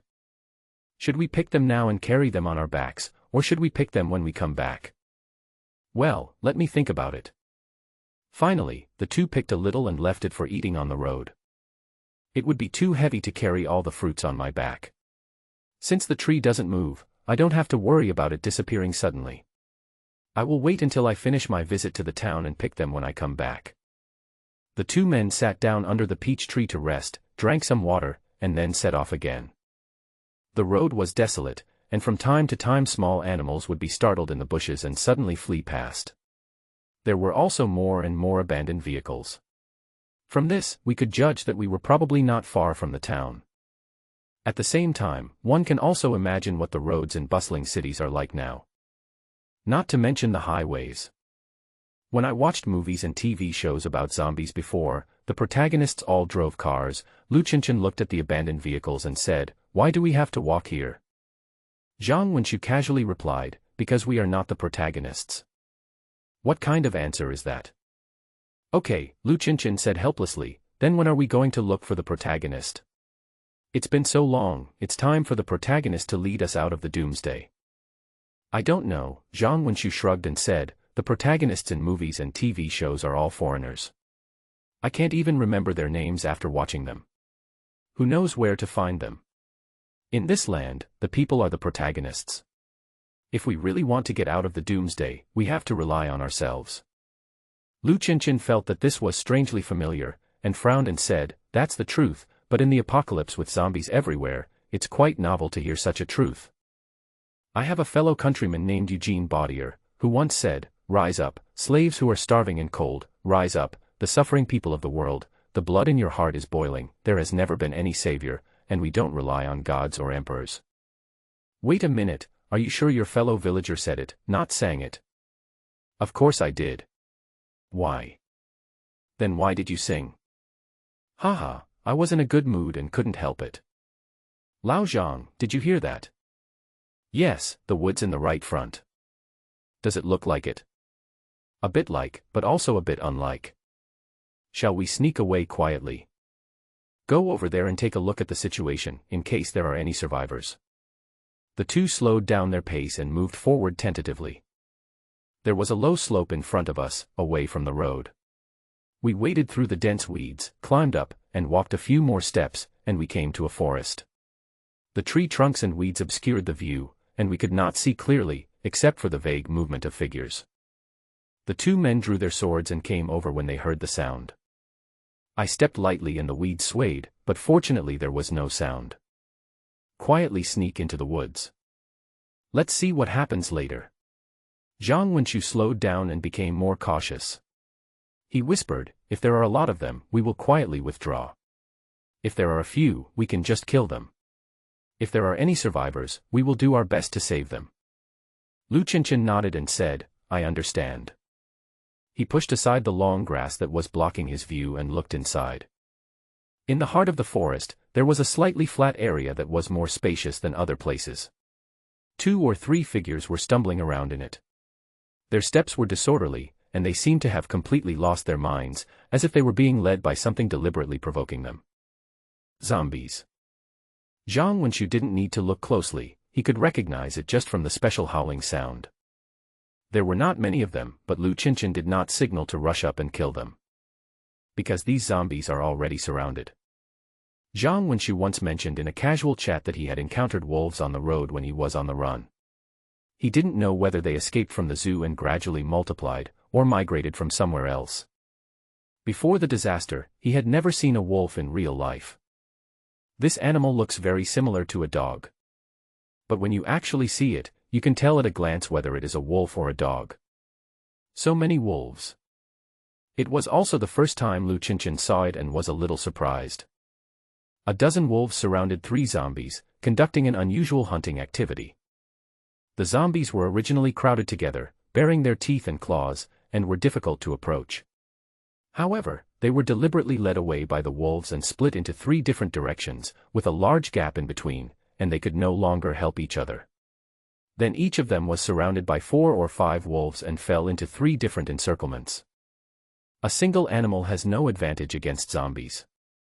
It's not that their physical strength, or the sharpness of their claws, are not as good as zombies. The reason is that zombies have no sense of pain, and their only fatal weakness is their heads. Beasts can bite them easily with their swift speed, but it has no effect. On the contrary, because they are too close, the chances of being attacked increase. Just like the previous night battle between the big black dog and the zombies.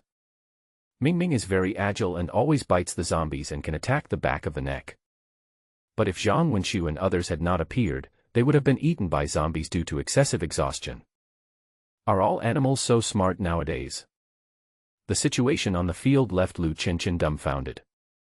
The wolves showed an unparalleled degree of coordination, just like the big black dog and Zhang Wenqiu before. They advanced and I retreated, they retreated and I advanced. There were wolves in front leading the zombies to chase, and wolves in the back chased and bit. When the zombies turned around and chased them, the wolves in the back started to flee, and the wolves in the front would turn around and bite them. No words or instructions are needed. Everything went smoothly without any hindrance. That's normal. A wolf pack is a natural military group. Zhang Wenqiu was also a little surprised, but he had heard a little about the wolf pack. There was once a very popular book called Wolf Totem. He had read it, and couldn't tell whether some of it was real or fake, but it was quite interesting. The difficulty faced by the big black dog at that time was that although it was smart, it could only knock the zombies down and take a few bites of them. It could not keep them on the ground and could not get up. Wolves have the advantages of numbers and coordination and can solve this problem. 4 or 5 wolves surrounded a zombie, biting it from the left, right, front, and back. They were always in motion, moving away as soon as they touched it, never stopping. Zombies don't have brains, so they keep moving forward and backward, left and right. The offensive displayed is always in a state of being ready to go, but then it stops abruptly. It had no attack power and did not cause any damage to the wolves. Xiaolu, can you change your words? Zhang Wenqiu nodded in admiration and asked in a low voice. Lu was deep in thought, feeling his scalp tingling, a little hesitant, and said, I don't know. If we can keep hitting the target with every strike, quickly kill the wolves and reduce their number, then there is hope. Otherwise, we will end up running around in vain. And he is not like the zombies, who are tireless. I guess it won't last too long. Fortunately, the wolves are now focusing on the zombies and have no time to care about other things, otherwise it would be troublesome if they were targeted. I remember that animals generally don't seem to eat zombies. Lu Qinshan was very confused and said, Old Zhang, don't you think this is a bit strange? I know zombies will chase animals, but it should be easy for wolves to avoid them, right? Zhang Wenxu nodded and said, well, the speed and agility are not on the same level. It's easy to dodge. Lu Qinshan was puzzled and asked, what are you doing? The battle is still going on now. As time goes by, the wolves cooperate better. In each tentative attack, he tried to find a way to kill his opponent completely. They found that after knocking the zombie down, they could tear its limbs apart to keep it in a state where it could not get up. If the action was fast enough and the two wolves cooperated, they could achieve this effect. The third wolf can continuously attack the zombie's neck. This is exactly the same as the big black dog's attack point at that time. It seems that as animals gain experience, their knowledge of zombies is also increasing. Humans are naturally smart, but humans are not the only smart ones in this world. It's just that the wolves' coordination and attack efficiency are higher. Their sharp teeth may not be able to chop off the zombies' heads like Lu Qinshan's long sword, but as long as there is enough time, it is only a matter of time before they bite off the zombies' necks. Zhang Wenxu said, it should be the wolves who took the initiative to attack. He got up gently, changed his position, and moved closer. Lu Qinshan didn't understand what he meant, so she followed him a little further. Zhang Wenxu temporarily left the battlefield and searched around, hoping to find the reason for the fight. He remembered that the last time the big black dog fought the zombies, it was because the zombies stole its prey. In nature, it is not uncommon for animals to fight to the death for food. Of course, in today's world, humans seem to fight for food more fiercely than animals. If someone could do a statistics, perhaps the number of deaths from this would not be much different from the number of people killed directly by zombie attacks. They're probably fighting over food. Over there. Sure enough, after changing the angle, I saw more details. Even when placed in a place blocked by trees, a lot of it is exposed. There were bloodstains on the slope behind the battlefield, and if you looked carefully, you could still make out the bloodstains. Lu Qinshan looked in the direction of his finger, and as expected, there were indeed traces of prey. The furry prey had only half of its body left, its intestines and internal organs spilled out, and was covered in mud and fallen leaves. He counted them, several. There are quite a few, but they are all too small. Lu Qinshan shook his head and said, it's a bit ridiculous to fight over such a small amount of food. He stopped talking halfway. How much food is too much? He remembered the helpless little girl in the shelter. I gave her half a bun, hoping that she could rely on it and wait for me to come back. But it was this half a bun that killed her. The adults snatched her bread, accused her of stealing it, and beat her up. How desperate must she have been as she curled up in the corner and slowly died. So, how much food is worth fighting for? That's not right. Zhang Wenxu smacked his lips, took another closer look, and said, that doesn't look like prey, it looks like a wolf cub. Lu Qinshan emerged from the abyss of memories and woke up in shock. What? It's not about fighting for food, it's about revenge. Things have changed in nature, but not in complexity. Lu Qinshan easily understood the situation at the scene, and then looked at the two sides fighting fiercely, and his mood changed again. It's almost over, we have to retreat. Zhang Wenxu did not comment, just gave a reminder. The wolves were busy hunting zombies and had no time to care about anything else, so they could lie here and watch. When things came to a conclusion and the wolves had more energy, if they found someone lying in wait not far away, would they attack? Have no idea. But at least there is this possibility. If the two were surrounded by more than a dozen zombies, they probably wouldn't be afraid. But when it came to a dozen wild wolves, they couldn't help but feel worried. The most important thing was that the risk was not worth taking. How stupid it is to fight with wolves just to watch a show. The battle is indeed slowly coming to an end. With the highly coordinated cooperation of the wolves, the zombies, who were already outnumbered, could only be bitten.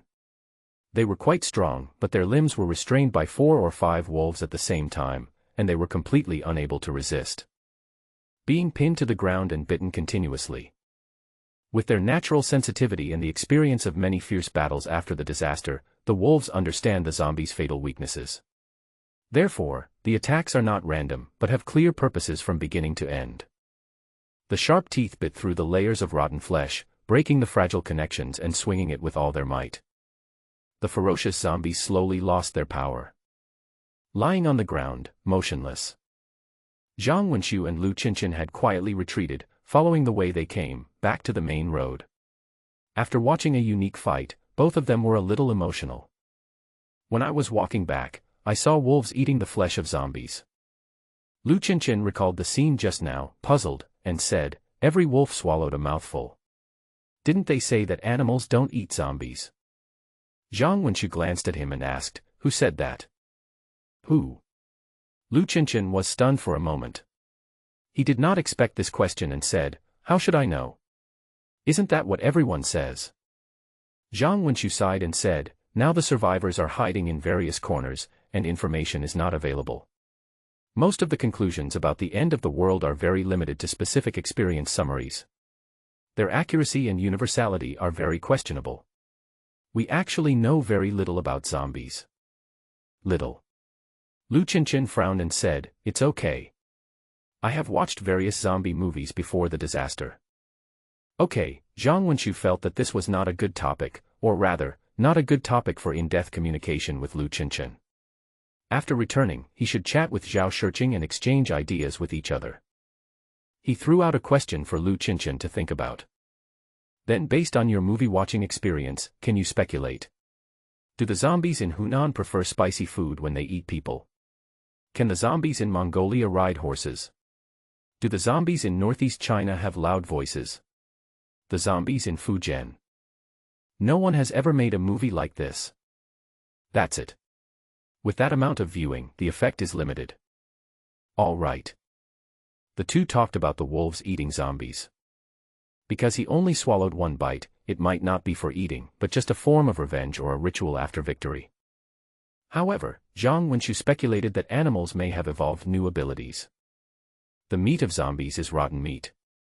Generally speaking, if you eat it, you may be infected by bacteria and endanger your life.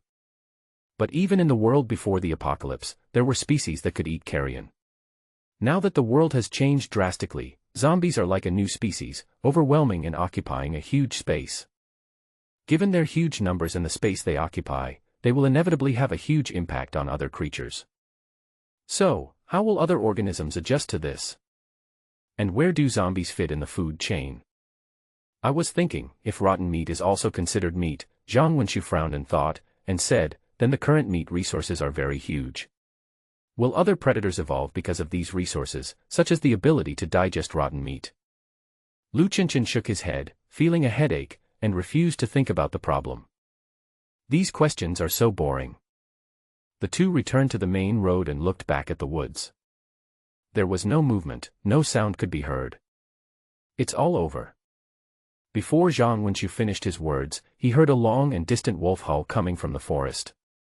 As soon as one sound fell, another sound began. Then the voices of the crowd came and the mountains and forests echoed. There was no bloody or ferocious tone in the voice, but rather it sounded quite desolate.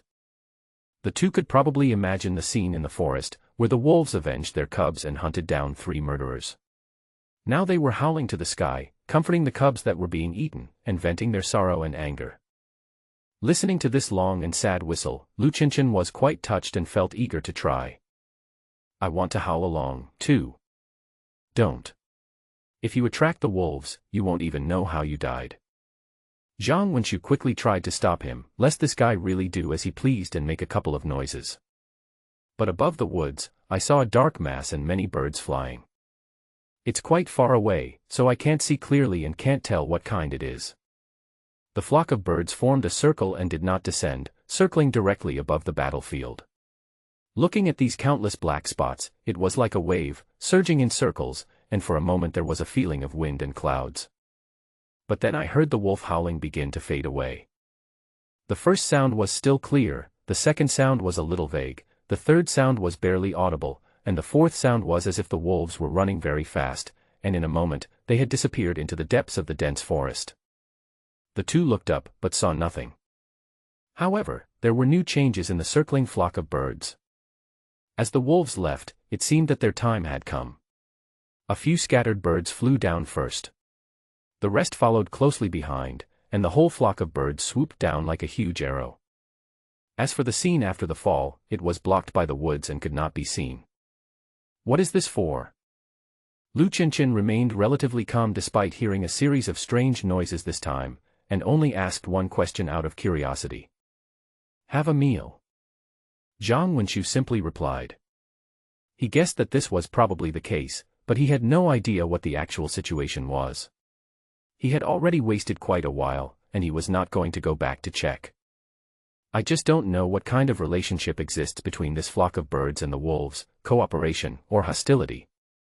What kind of bird is this? Why can it eat carrion? Has it also evolved? Let's go, he waved his hand and said, don't be so distracted by the show that you forget about serious matters. Everyone is still waiting for us to go back. The two of them did not delay any longer and set out again. There are gradually more buildings around, and in addition to houses, many public facilities begin to appear. It was very quiet and silent. In a peaceful world, people are tired of the hustle and bustle of traffic, and feel upset when they hear the sound of whistles.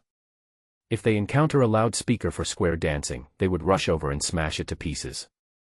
Now it's finally quiet. However, the silence was unsettling, as if one had stepped into a ghost town. It's really run down. Lu Qinchin turned around and looked around, unable to stop sighing. The ground was covered with weeds, and the house was covered with creepers. Many doors and windows were damaged, and the wall paint had fallen off in large areas, and the remaining paint had changed color. The public facilities are covered with rust, as if they have gone through many years. If no one lives in the house, the speed at which it deteriorates will exceed your expectations. Zhang Wenqiu felt the same way when he saw this situation. The two approached the street quietly, talking less.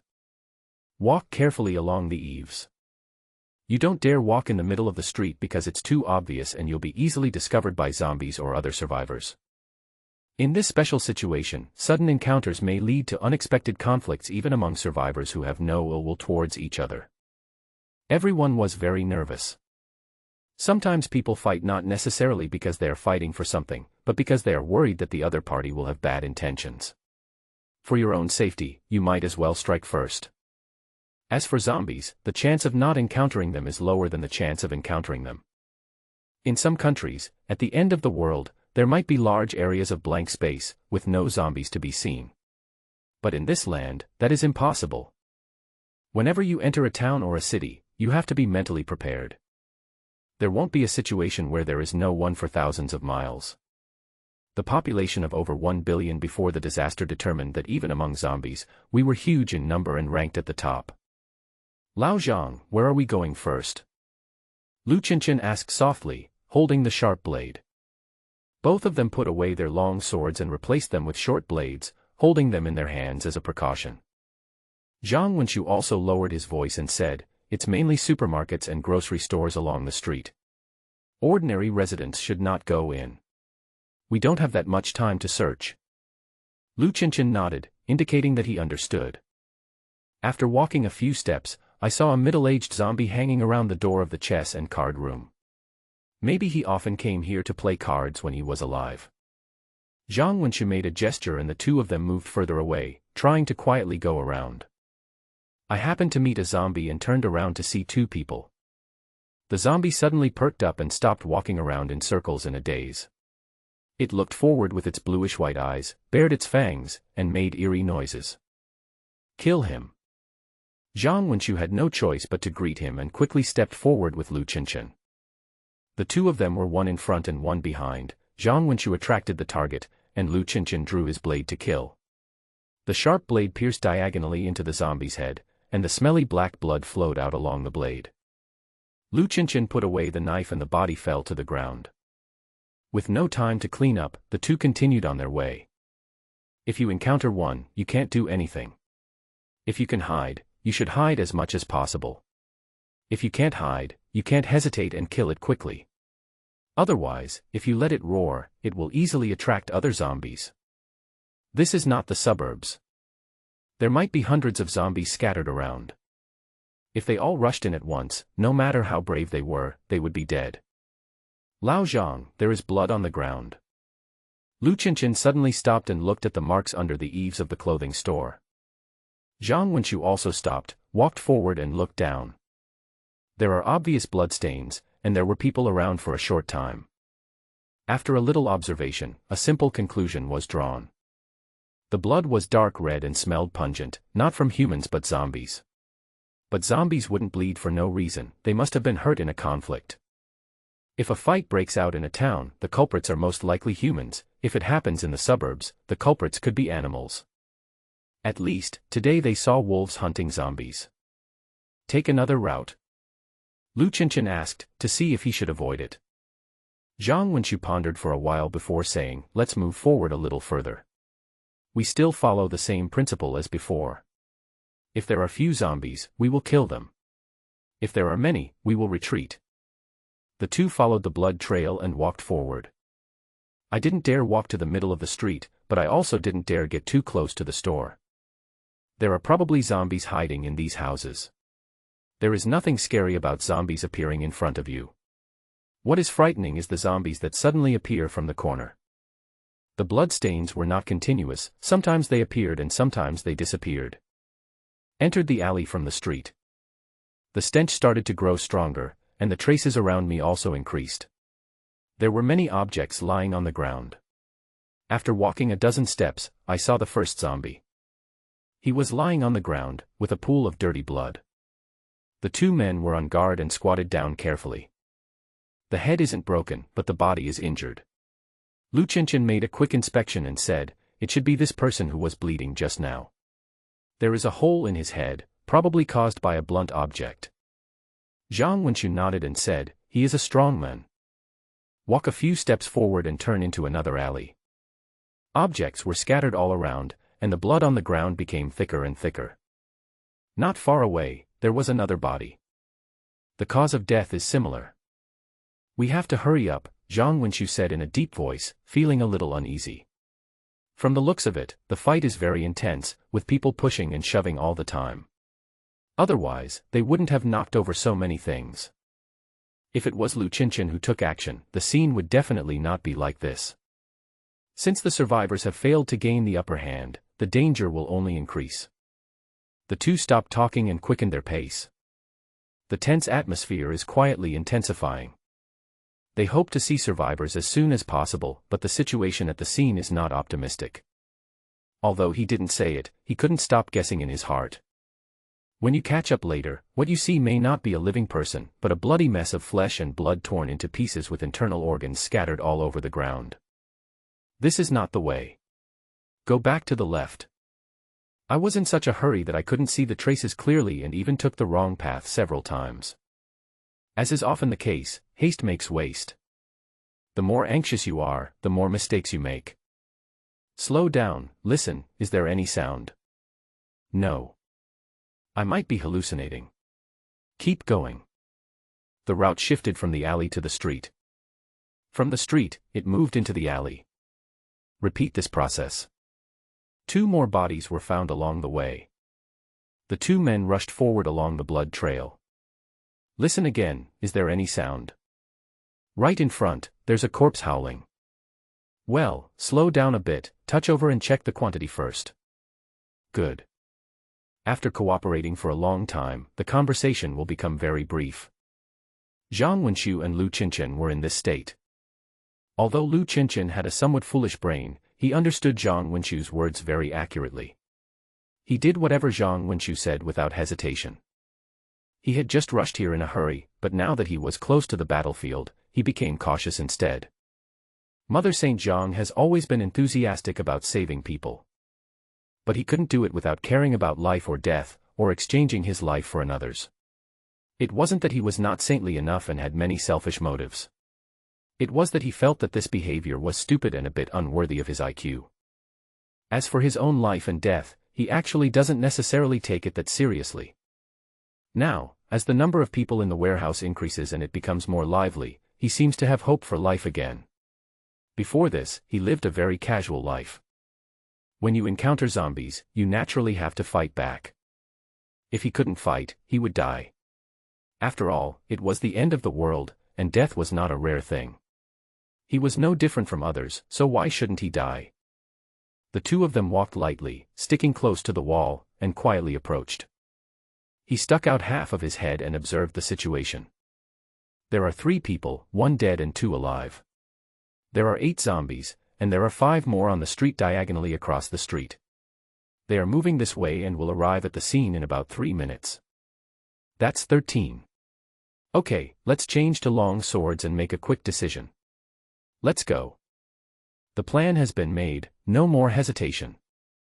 The 2 men rushed out from the wall, carrying murderous intent, and ran towards them. At the corner of the street, there were several abandoned cars, forming a semicircle to protect the area. There were 2 people inside, 1 big and 1 small. The big one was a tall man, holding an axe in his hand, swinging it desperately. His arms and legs were wrapped with magazines and books, and taped. Some of them had already burst open or were torn and hung on his body, with the pages in disarray. The younger one was a girl, about 7 or 8 years old, thin and small, huddled to one side, shivering, and it was impossible to see her specific condition clearly. There was another person who had been killed, lying on the ground, his abdomen had been torn open, and several zombies were surrounding him to devour him. He was also a man, his face covered in blood, his body motionless, and he had a hammer in his hand, which was also soaked in blood. It was also because his flesh and blood attracted half of the zombies that the protective circle was not breached for the time being. The rest of the zombies were trying to get in through the gaps between the vehicles. The breath of the living stimulated their faces to twist and they howled non-stop. However, they were chopped down by the men in the protective circle and were unable to break through. They were also trying to climb the car. These creatures without intelligence are not completely unaware of other ways. The man shouted and swung his axe, chopping down a zombie. But his face was desperate, he looked painful and sad, and he was just struggling to make a final resistance. When the zombies in the distance come closer, everything will be over. Die. With a loud shout, he rose up from the ground. The zombie's head had just fallen, but before it even touched the ground, it was kicked away. With a bang, it hit the back of another zombie who was trying to break through the protective circle. The zombie continued to roar and turned slowly. But then I saw a knife with a cold glow and murderous aura rushing towards me. Then, his head fell down at an angle. The 2 people in the circle were both shocked by this sudden scene. While they were still confused, a tall and mighty young man had already approached them. His eyes were firm and his face was solemn, which gave people an inexplicable sense of shock. The zombies that were busy eating and attacking were attracted by the noise and began to gather around. The young man did not seem panicked, nor did he cry or shout like other survivors.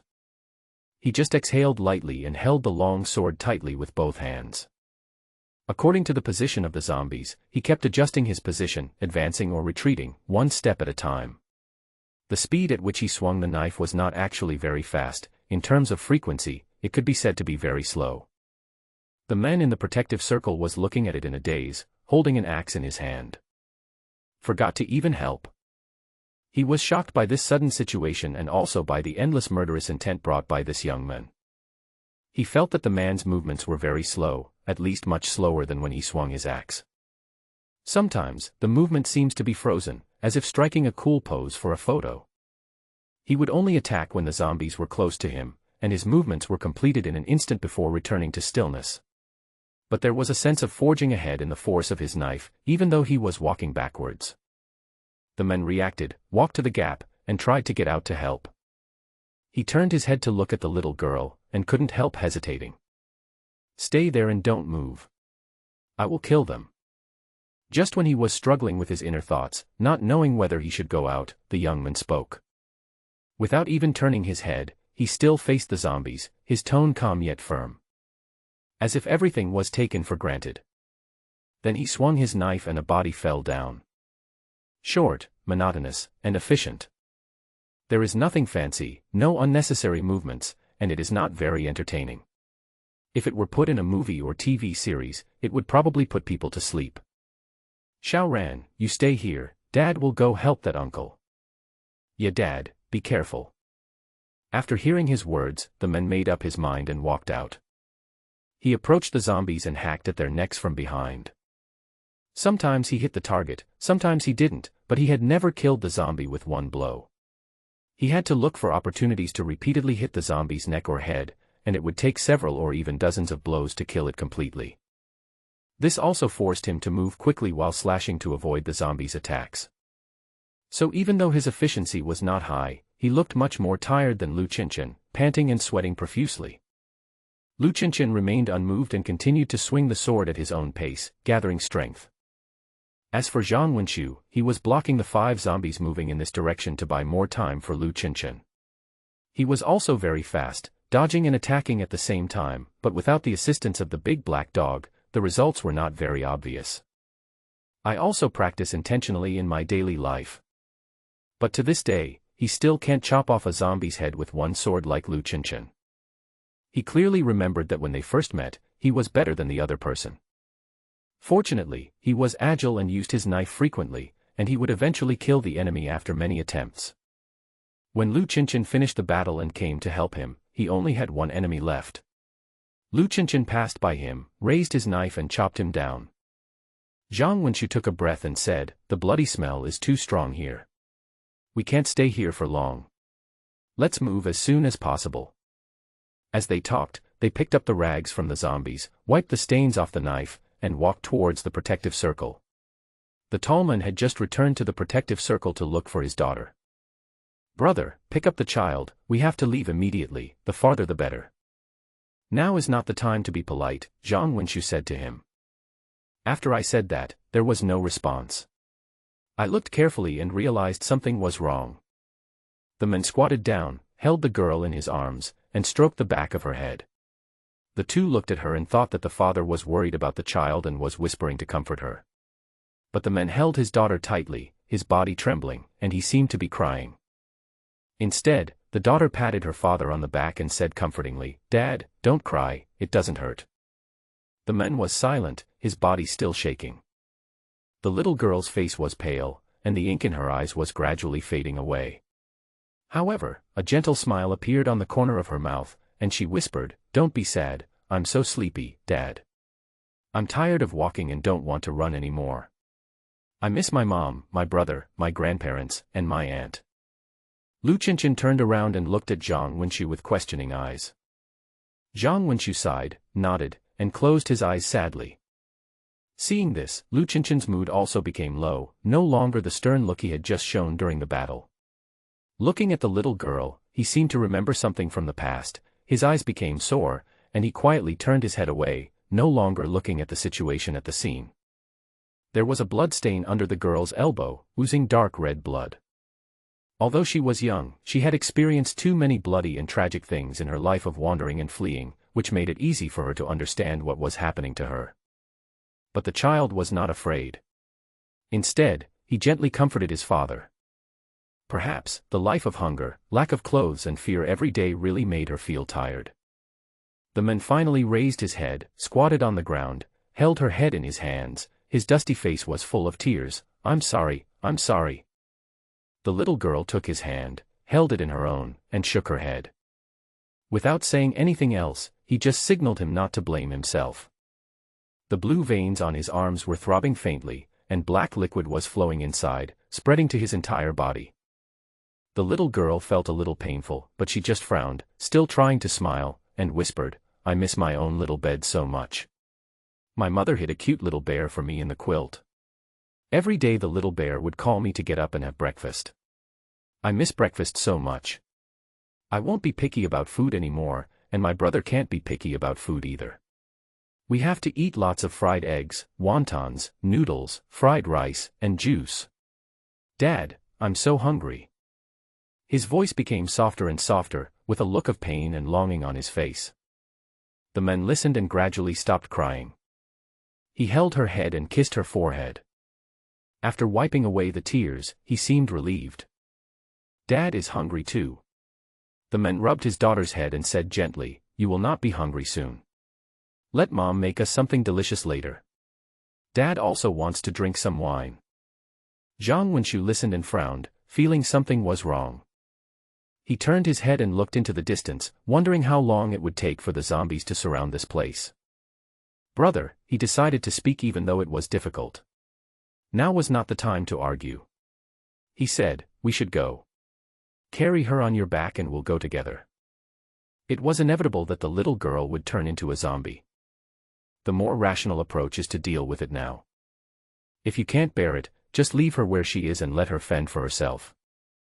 But based on the current actual situation, he doesn't think the man will abandon his daughter. So, let's take this poor child with us. At least at this moment, she is still a sensible and well-behaved child. We should treat her decently like a normal person. The man wiped his face again, slowly stood up, and turned to look at the two of them.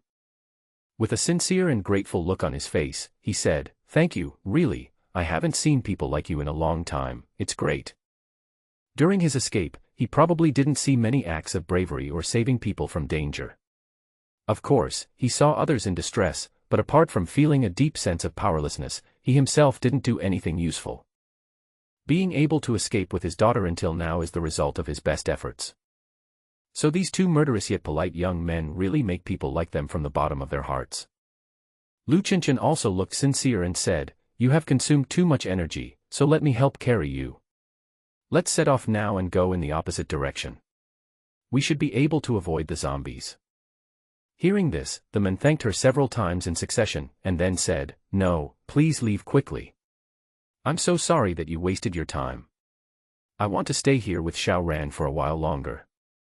You don't have to worry about us." The blue and white color in the little girl's eyes gradually appeared. She was already a little confused when she heard people talking, and felt quite uncomfortable inside, so she closed her eyes and leaned against the wheel to rest. Seeing this, the man sat beside her and held her in his arms. Zhang Wenxu was silent for a moment, but still tried to say, "Come with us. We have a shelter and will provide you with the necessities of life and security." This time, even he himself felt that his words were dry and sluggish. The man could sense their kindness and just shook his head. He took out a black object from his pocket, which scared the two men. Gun. Lu Qinshan was puzzled. Since the disaster, he has seen many sharp blades, and guns are really not very common. The man pulled out his gun, not to threaten the two kind-hearted people, but to look at them with emotion, smiling, with tears in his eyes, and said, "There are only a few bullets in this gun, and now there is only one bullet left." He looked at the two of them and couldn't help sighing. "When it all started, I didn't realize that bullets would have no effect on the monsters. On the contrary, the sound of gunfire would only attract more monsters." The man looked a little painful. "I wanted to save my colleagues, but because I fired rashly, I alerted the zombies around me, and they were trapped. They all died. Then we fled, taking our families with us. We kept running, and running. Xiaoren was right. We were really tired. We were so tired that we didn't want to move anymore." Lu Qinshan wanted to say something, opened his mouth, but swallowed it back. He knew what it felt like. Escaping meant running all the time, and accidents could happen at any time. The person who shared life and death with you one moment may turn into a pile of flesh and blood the next moment. To say that I'm tired is actually an understatement. We joined other survivors and huddled together for warmth. The survivors were a mixed bag, and this gun protected our family. But guns are only useful against humans, and zombies are not afraid. When my son was dragged into the zombie swarm and cried in fear, I could do nothing but stay away and shoot him in the head. His face twisted and his eyes closed. Seems to be calming down. But the teeth chattered for a long time before they stopped. Zhang Wenxu and Lu Qinshan seemed silent. There was a faint sound of corpses howling in the distance, probably listening to the noise and smelling the blood, and slowly moving over. The two of them were a little anxious, but they didn't rush him, and continued to listen to the man's narration. "My wife has been confused and unconscious since then, and she often runs out of the camp alone." The man took a breath, trying to calm himself down, and continued, "She said that her son was not dead, but just changed into a different state. We were all wrong. Escaping would only increase the pain. We should accept this change calmly. Until one day, she returned to the camp after being bitten." Lu Qinshan looked at the girl lying in the man's arms. The skin turned gray, but the blood vessels gradually bulged. With his eyes closed, he clutched his father's clothes with his little hands, exerting force from time to time, as if resisting the pain. He wanted to do something to help, but found that there was nothing he could do.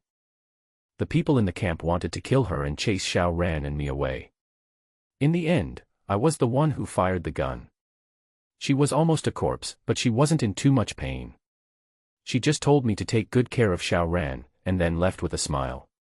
We were not chased away, but we still left in the end. Something happened in the camp. Some died, some escaped. We fled all the way here, and now it's Xiao Ran's turn. The sound of the zombies was getting closer. When I turned around, I could already see their figures. The man checked his pistol, making sure the last bullet was still in it. So, thank you, the man smiled, looking relieved, and said, but I am really tired of running away. There is no point in running any further. Lu Qinchin spoke with difficulty and said, let's try harder. People will eventually. After talking for a long time, I still don't know what to say. This man had lost his son, wife, and now his daughter. He might be strong and healthy, and as long as he was willing to run, he might still have a chance to survive. But Lu Qinchin could also feel that his heart was dead. The man stopped talking, just hugged his daughter and hummed a gentle ballad. The little girl seemed to have turned back into a baby, ignoring the changes outside, and just lay quietly in her father's arms. If it weren't for the chaotic times, this scene would be quite heartwarming. Lu Qinchin was about to say something, but was stopped by Zhang Wenqiu. He looked over in confusion. Zhang Wenqiu shook his head and sighed. In this world, meeting is destiny, but it's a pity that we part so quickly. This separation is a farewell to death. He bowed to the men and forced a smile, saying, let's not talk nonsense. Since you have this intention, we won't persuade you any more. I just wish you a safe journey. The man also forced a smile and said thank you. Zhang Wenqiu said no more, waved to the little girl, and led Lu Qinchin away. Lu Qinchin turned his head frequently, looking at the zombies in the distance, and then at the father and daughter in the protective circle. Lao Zhang. Let him go, he is really too tired. Zhang Wenqiu felt his eyes getting hot and he quickly raised his head. Then he walked forward resolutely, without any intention of stopping. Even after walking a long way, Lu Qinchin was still immersed in it, unable to extricate himself. I feel so upset, Lao Zhang, say something. Okay, look at the white clouds in the sky.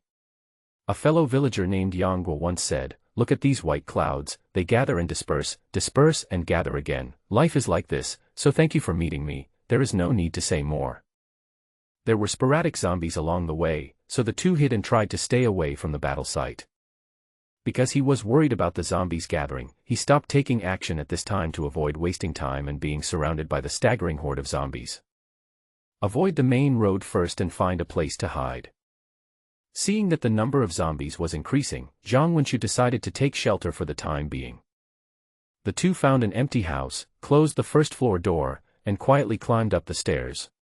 When they reached the second floor terrace, they crouched by the wall and watched.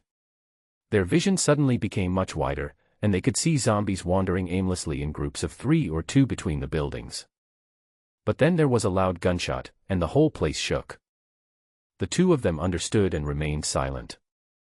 Looking in the direction of the sound, I saw the tall man gently put his daughter down from his arms and laid her flat on the ground.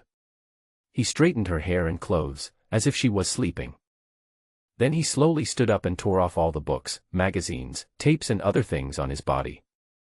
With shirt off, bare chest. He picked up the axe on the ground and slowly walked out of the protective circle. The zombies have gathered and are even more ferocious and excited when they hear the gunshots. Facing the hordes of zombies, the man raised his head and let out a long, loud howl. The howl was long and intense, with an inexplicable sense of sadness, which temporarily suppressed the zombies' complex roars. There were 3 long whistles in succession, which could be heard from far and near. Even Zhang Wenqiu and Lu Qinchin, who were far away, were shocked and felt inexplicable emotions. The bare-chested man picked up the axe and rushed towards the group of zombies without looking back. Is it possible that the men could survive? What do you think? Alas, it's a pity. It's so rare to see a living person, and he's gone just like that. The two men walked quietly in the opposite direction of the zombies. There are many restaurants on both sides of the street, all marked with words such as Grand Hotel and Inn. The two of them visited several stores one after another, but there was no ready-made food, as it had already rotted and moldy. However, they found some rice and noodles, which were well preserved by the merchants, but were slightly damp and had some bugs. Take it home and dry it in the sun, then you can eat it. I found a bag, put some in it, and carried it on my back. I'm afraid taking too much will affect my actions. Many shops along the street showed signs of having been ransacked. The objects were placed in a mess and there were many things thrown on the ground. The large supermarkets have a large and dark interior. Although they are rich in goods, they are not the best choice for survivors. Because the danger level is very high, out of 10 people who go in, maybe only 1 or 2 can escape. These small shops along the street have limited depth and fewer zombies trapped inside, so they are actually safer. Of course, they saw not only traces of rummaging, but also a lot of debris. All around the shop, there were various broken bones and torn bloody clothes. There were many victims. The two found a supermarket with 2 floors and several zombies around. Lu Qinshan was excited, feeling that there was finally progress. Shall we go over there? No hurry, just walk around and remember this place, we'll come here last. Zhang Wenshu stopped him and continued to explore other places. Unfortunately, after wandering around for quite some time, we didn't see any other survivors. There may be no living people in this town. He sighed and said, feeling a little disappointed. Even if there are, they are probably hiding in the corners and dare not show up casually, and they will not notice us. There are 2 purposes for this trip. The first is to search for supplies, especially condiments, the second is to gather information and check the situation outside. At this point, it seemed that supplies were not a problem. As long as they planned carefully and could avoid the zombies' capture, they could bring the supplies back. However, the situation outside was not optimistic. There are basically no living people to be seen. The only survivor eventually chose to commit suicide. If there are only a few of them left in such a large area, then what about other areas? If this is the case for all of them, then there is really no hope for humans, as their numbers are too small. Of course, the search process was not without unexpected gains. For example, the seasonings you have been craving for can be found in the nearby grocery stores. What was even more surprising was that they found a large number of seeds, including vegetable seeds, fruit seeds, and grain seeds. The items in the grocery store were really diverse. If they were asked to go looking for these things specifically, they really wouldn't know where to find them. To make it easier to carry, they found some backpacks, put the things in them, and carried them on their backs. Put the things in front of the supermarket first, get ready, and let's go in and take a look. Zhang Wenshu gave an order and took Lu Qinshan somewhere else first. They found some tape at the stationery store, and went to the newsstand to get some newspapers and magazines, then tied up some important parts of their bodies to resist the zombies' bites. The survivor I met before had a lot of newspapers and magazines tied to his body. Lu Qinshan didn't want to tie it up, because it would affect the flexibility of his body and hinder his complete movements. This was indeed the case, so he only chose the key parts instead of wrapping up the whole body. When facing zombies, the ability to be flexible and maneuverable is one of the greatest advantages of humans. If you sacrifice this for defense, you will definitely pay a heavy price. Zombies may not be able to bite through you in a short period of time, but as long as they can catch up with you and surround you, they will eventually find a way to eat you. On the road, Lu Qinshan naturally didn't need to do this. But now, if I want to go into a supermarket, I am worried that I will suddenly encounter zombies at a short distance and then have a fierce battle. In the absence of enough space to dodge, it is easy to be bitten. At this time, it is relatively safe to use some newspapers and magazines as cushions. After you go in, don't rush to find things, clean up the zombies first. I understand. Okay, you go ahead and I'll follow behind. The two entered the supermarket one after the other, keeping a little distance between them to avoid fighting and hurting their own people. The supermarket has glass doors, so there is still some light. But the further you go in, the darker it becomes, and the deepest part is already ink black. As soon as I stepped in, I subconsciously held my breath. The strong stench lingers for a long time. Based on this alone, it can be determined that there are zombies in the store. The goods were still there, but a few rows of shelves were tilted here and there, as if they had been knocked over by someone, and the goods were scattered all over the floor. The dust was also quite heavy, leaving marks after being stepped on. A few steps forward, you can see several broken bones scattered around. The ground, walls, shelves, and items are all stained with blood, which has turned dark black over the years, but is still shocking.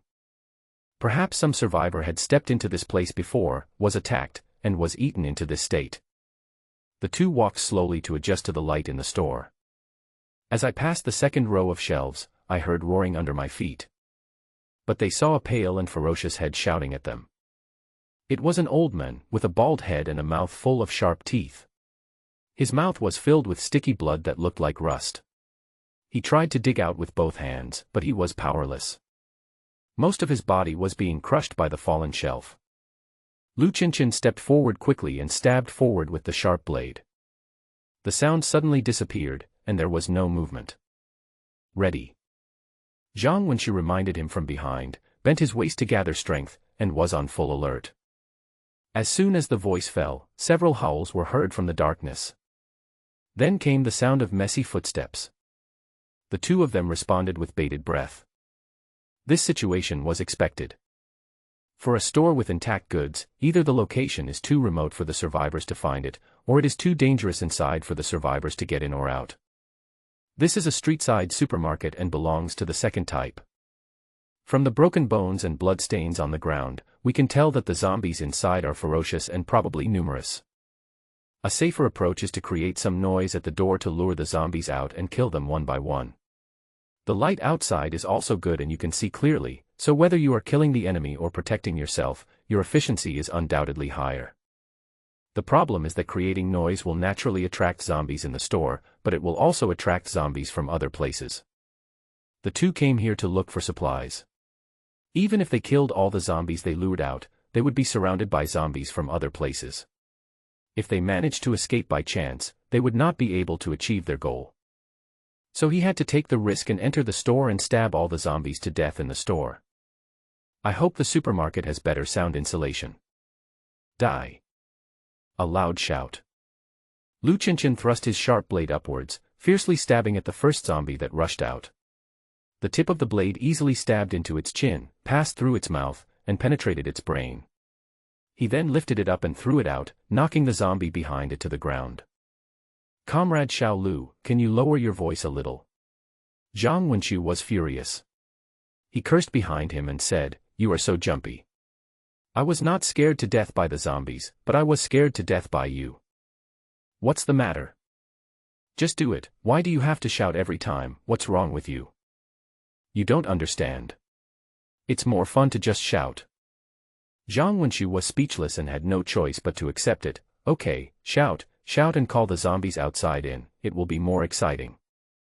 The second zombie staggered to his feet, but before he could stand firm, the sharp blade had already pierced his temple. Lu Qinchin pulled out his weapon and the zombies fell to the ground. Another person came from the side and was blocked by Zhang Wenxu. The space in the supermarket was limited, and the long swords could not be used. They were easily blocked by the shelves, so they both used short blades instead. It was more flexible to wield, but the power was greatly reduced. The closer they were to the zombies, the greater the danger. It's really troublesome to have so many things tied to my body. Lu Qinchin stabbed the zombie's shoulder with a knife, but it had no effect, so he had to kick it out. He pulled away and faced the attack again. The sharp blade entered the zombie's mouth and came out from the back of its head. He was very anxious when he played. This short weapon, in this narrow space, made him feel like he couldn't use it. The newspapers and magazines on his body affected his movements, making his attack seem sluggish. He cut in the wrong places several times, which gave the zombies the opportunity to get closer and bite him. At this time, the role of newspapers and magazines can be seen. Although there are many scratches and bite marks, the paper pages become broken and flutter with the movement, but they are never penetrated and still play a good protective role. Trouble is better than death, be content. Zhang Wenxu also felt that his movements were slow and he couldn't get ready. But there is no other way. It is hard to have any flexibility with something that is temporarily tied. There was nothing wrong with the idea, but he still needed to find a balance between protection and attack. He thought of the ancient armor. If he could wear it, wouldn't it be more effective? Of course, it's just a thought. I can't find that thing now. There were zombies coming from all directions. There were quite a few of them hiding in this supermarket. No wonder there were so many corpses of survivors. But then there was a bang, and something fell from the second floor and hit the zombies hard. It turned out to be the zombies on the second floor who heard the noise and came to snatch the fresh flesh and blood. However, he didn't know how to walk down the stairs one step at a time, but instead climbed over the railing and fell directly down. An ordinary person wouldn't necessarily die from a fall like this, but it would be hard to get up on the spot. However, the zombie was not affected at all, and it got up on its own and rushed towards the two. The two of them suddenly felt the pressure doubled. Originally, they were one in front and one behind, facing the darkness together. Gradually, they stood back to back, surrounded by zombies. Lao Zhang, this won't work. How about we withdraw? Without enough space to move forward and backward, and without flexibility, Lu Qinshan was caught in a dilemma and faced many dangers. He had to take care of attack and defense at the same time, which was very stressful and inefficient. The defense circle is getting smaller and gradually shrinking. When the zombies become more dense, not only will the two be unable to kill each other, they will also be in danger. Zhang Wenxu was also very hesitant. I really can't bear to give up now and just run away. If we don't withdraw, and this continues, we won't get the materials and we might even lose our lives. If the zombies were led to the streets, it would be beneficial to Lu Qinshan's performance, but it would inevitably attract more zombies at the same time. What should I do? Let's divide the work. You're stronger than me, so you defend and I'll attack. How to prevent it? There's a chair over there. Lift it up and hold the zombies back. I'll kill them. Got it, let's go. After a few words, the communication ended. The two moved to the side. Lu Qinshan discarded the sharp blade, picked up a chair, and pushed the approaching zombie away. The zombie had no IQ, and its body was pushed, but it didn't know how to get around it, and it still roared at the two people, pushing the chair to move forward. This method is useless for ordinary people. Because although zombies are slow, they are very strong. Not everyone can hold up a chair and resist it. Lu Qinshan just met this condition. He stood firmly on the spot, allowing the zombie to push against him without moving. Judging from his appearance, he seemed to have some strength left. Do a nucleic acid test for you. Zhang Wenxu approached quickly and stabbed the zombie with a knife, which penetrated the zombie's mouth and pierced the back of its head. The blood is all black, positive, go to hell. He kicked him and took the knife back. The zombie leaned back and fell to the ground. Lu Qinshan suddenly felt his hands lighten, and he quickly moved towards another zombie that was close at hand. Just when we held on, another zombie came from the other side. Lu Qinshan had no choice but to push the zombie in front of him away with all his strength, and fell to the ground, holding up a chair to block the new zombies that were approaching. The zombie that fell to the ground slowly got up and rushed over here again. For a while, he was extremely busy. The zombies kept being pushed out, but they kept coming back. Lao Zhang, this won't work. He shouted, his hands still busy. Zhang Wenxu naturally also noticed the problem and quickly looked around, searching for something useful. Unable to distance themselves, the density of zombies was high. Lu Qinshan could only keep moving. When his strength was exhausted, it would be over. It would be better for the two of them to chop with knives, as the chair could not kill zombies. Go to the passage. Zhang Wenxu walked over first, but did not enter the aisle. Instead, he pushed the shelf next to him to the door. Lu Qinshan retreated towards this side while resisting the zombies. What do you mean? He shouted without even turning his head. Block it first. I'll make the passage narrower. It's quite heavy. There was a teeth-grinding pushing and pulling sound. Zhang Wenxu pushed several nearby rows of shelves into the aisle with great effort. This section of the aisle was not wide, and could accommodate 2 or 3 people at most. Now that Zhang Wenxu had piled up shelves, it became even more crowded, with only room for one person. Okay, get back in. Good. Lu Qinshan kicked the zombie in front with all his might, sending it flying and crashing into the two behind it. This method had no practical effect, as zombies were not afraid of being kicked, but it bought him a short time. Lu Qinshan quickly retreated and walked backwards into the passage. Xiao Lu, hold on hard. Zhang Wenxu patted his shoulder, swung the sharp blade in his hand, and said, "If you can hold on, we can drink Coke and eat potato chips. If you can't hold on, we'll be eaten and turned into zombie shit." Lu Qinshan nodded and said firmly, "Understood." He lifted the chair in his hand, full of energy. Then he got a little confused again and asked, "Do zombies poop?" "Here it comes." Before Zhang Wenxu could answer this stupid question, the zombies were already rushing towards him with a smelly wind. Lu Qinshan's brain was not fast, but his movements were very fast.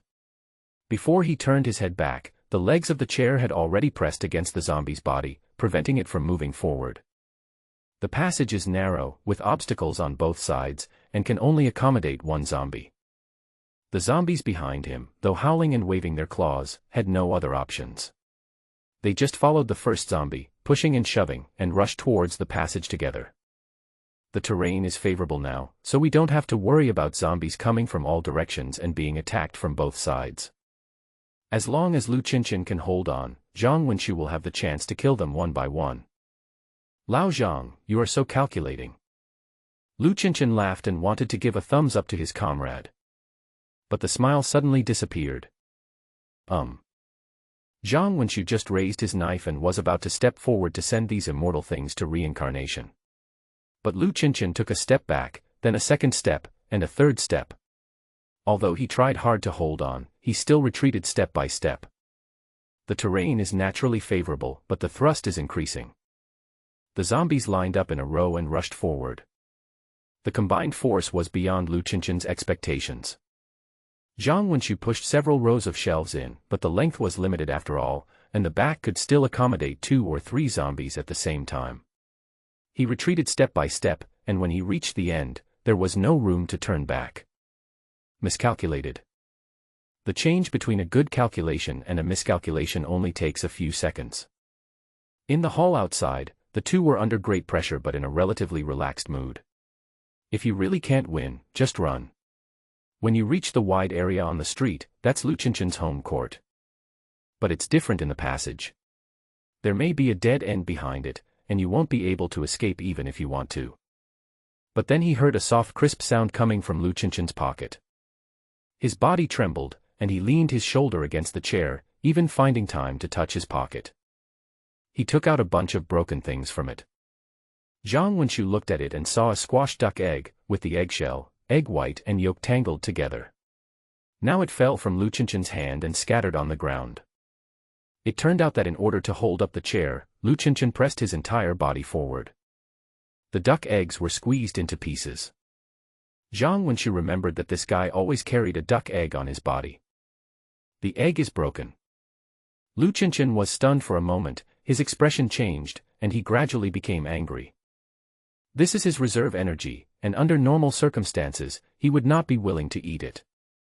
These idiots actually crushed it. Die! Lu Qinshan shouted loudly, his face full of anger. But he couldn't bear to throw away the duck eggs, so he took the remaining crumbs into his mouth. He held the chair with both hands, veins popping out on his arms, his face flushed, and he was furious.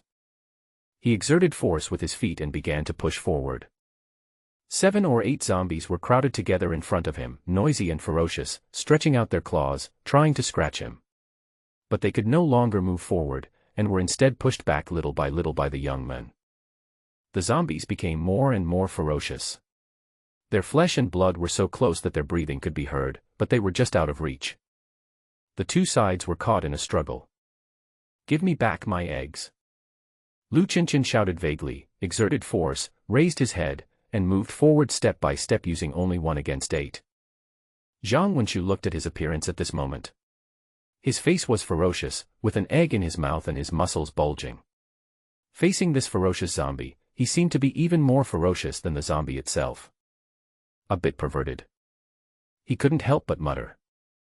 It's not that his strength is abnormal, but his image is a bit abnormal. However, Lu Qinshan's sudden rise reversed the situation again. This is the time to find a way out of desperate situation.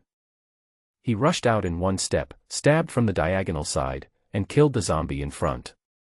Of course, zombies are fearless. Even if you watch your companions die and the situation reverse, it is impossible to turn around and run away.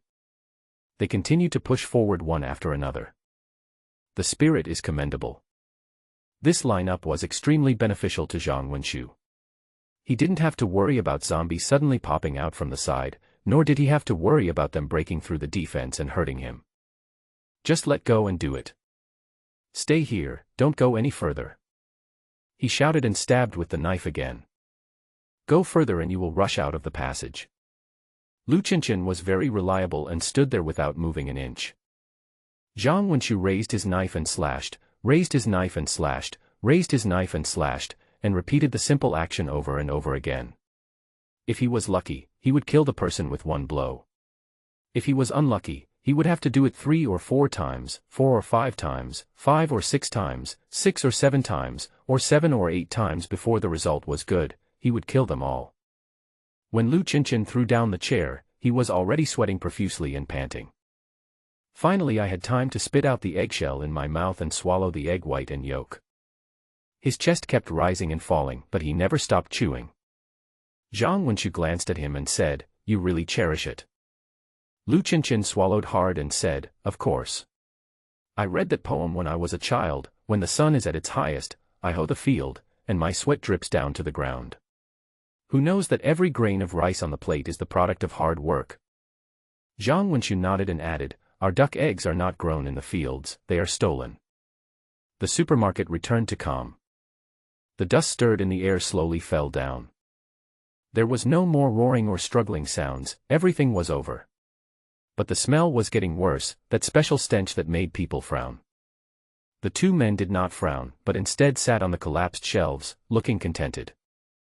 What's the big deal about being a little smelly? Who cares about that in the apocalypse? Come, have a drink to calm your nerves. Zhang Wenxu handed over a bottle of Coke and picked up one for himself.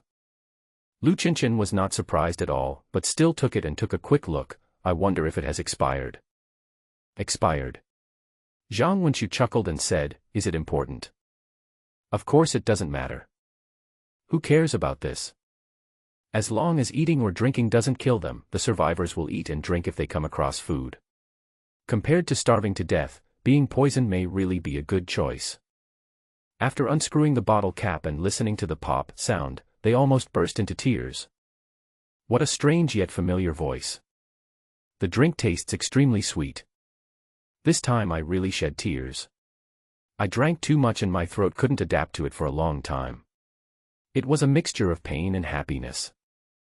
Zhang Wenxu found some vacuum-packed chicken feet, pig's trotters, and sausages nearby, and the 2 of them sat on an open space to eat and drink. The surrounding area was covered in blood and corpses. He didn't care, and Lu Qinshan didn't care either. This did not affect their appetite at all. To find supplies. Dry. Fuck, for the survivors waiting in the camp. Dry. Fuck, for humanity.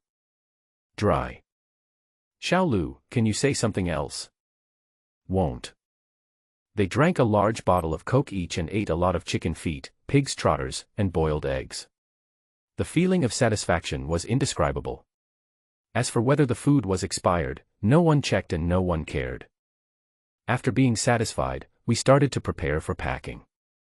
Eating and drinking in time is very important in the last days.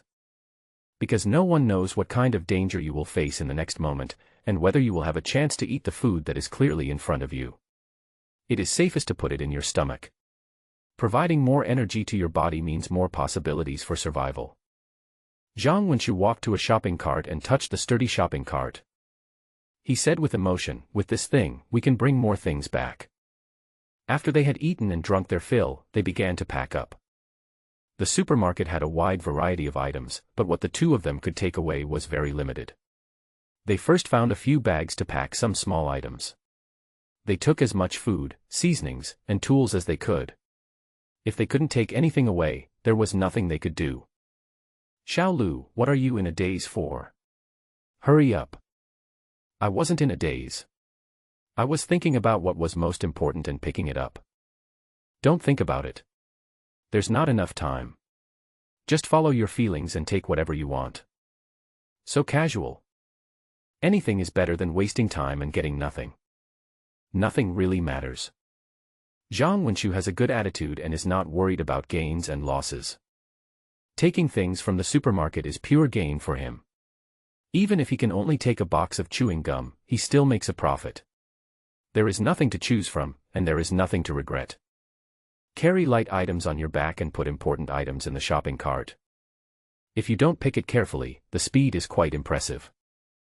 Alright, Zhang Wenchu, who was carrying a bag on his back and another bag hanging diagonally on his right side, clapped his hands and said, "Take a few steps to see if you are flexible. If there is no problem, we will set off now." Lu Qinshan also has bags in front and back, and a bag hanging diagonally on the side. As for the newspapers and magazines, I tore them all off.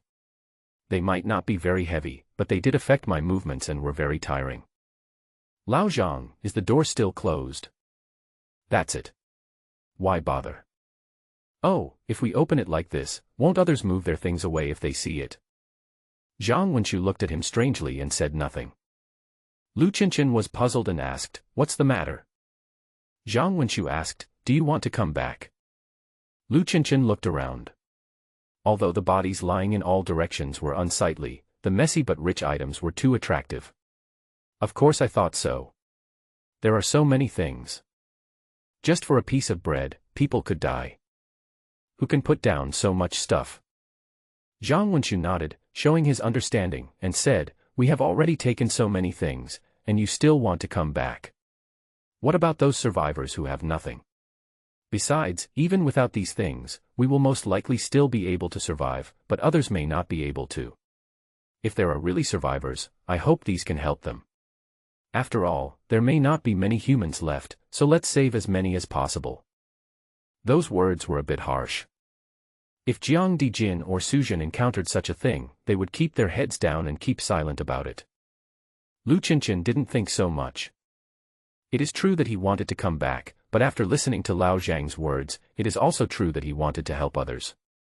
So he nodded neatly and said, "Okay, then I won't close it."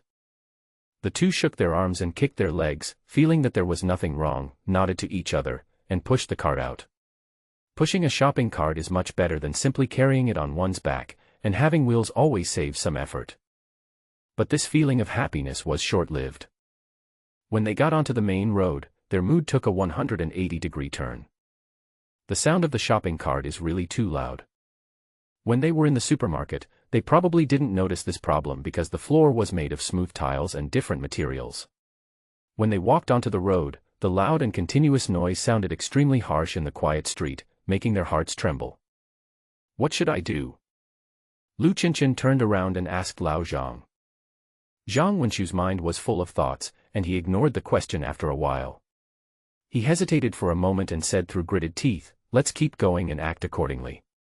With luck, we can get out of the street and into the wilderness and nothing will happen." Lu Qinshan asked, "What about bad luck?" "Bad luck? Of course you should throw your things away and run away. Life is the most important thing." 2. As they spoke, they had already started moving forward.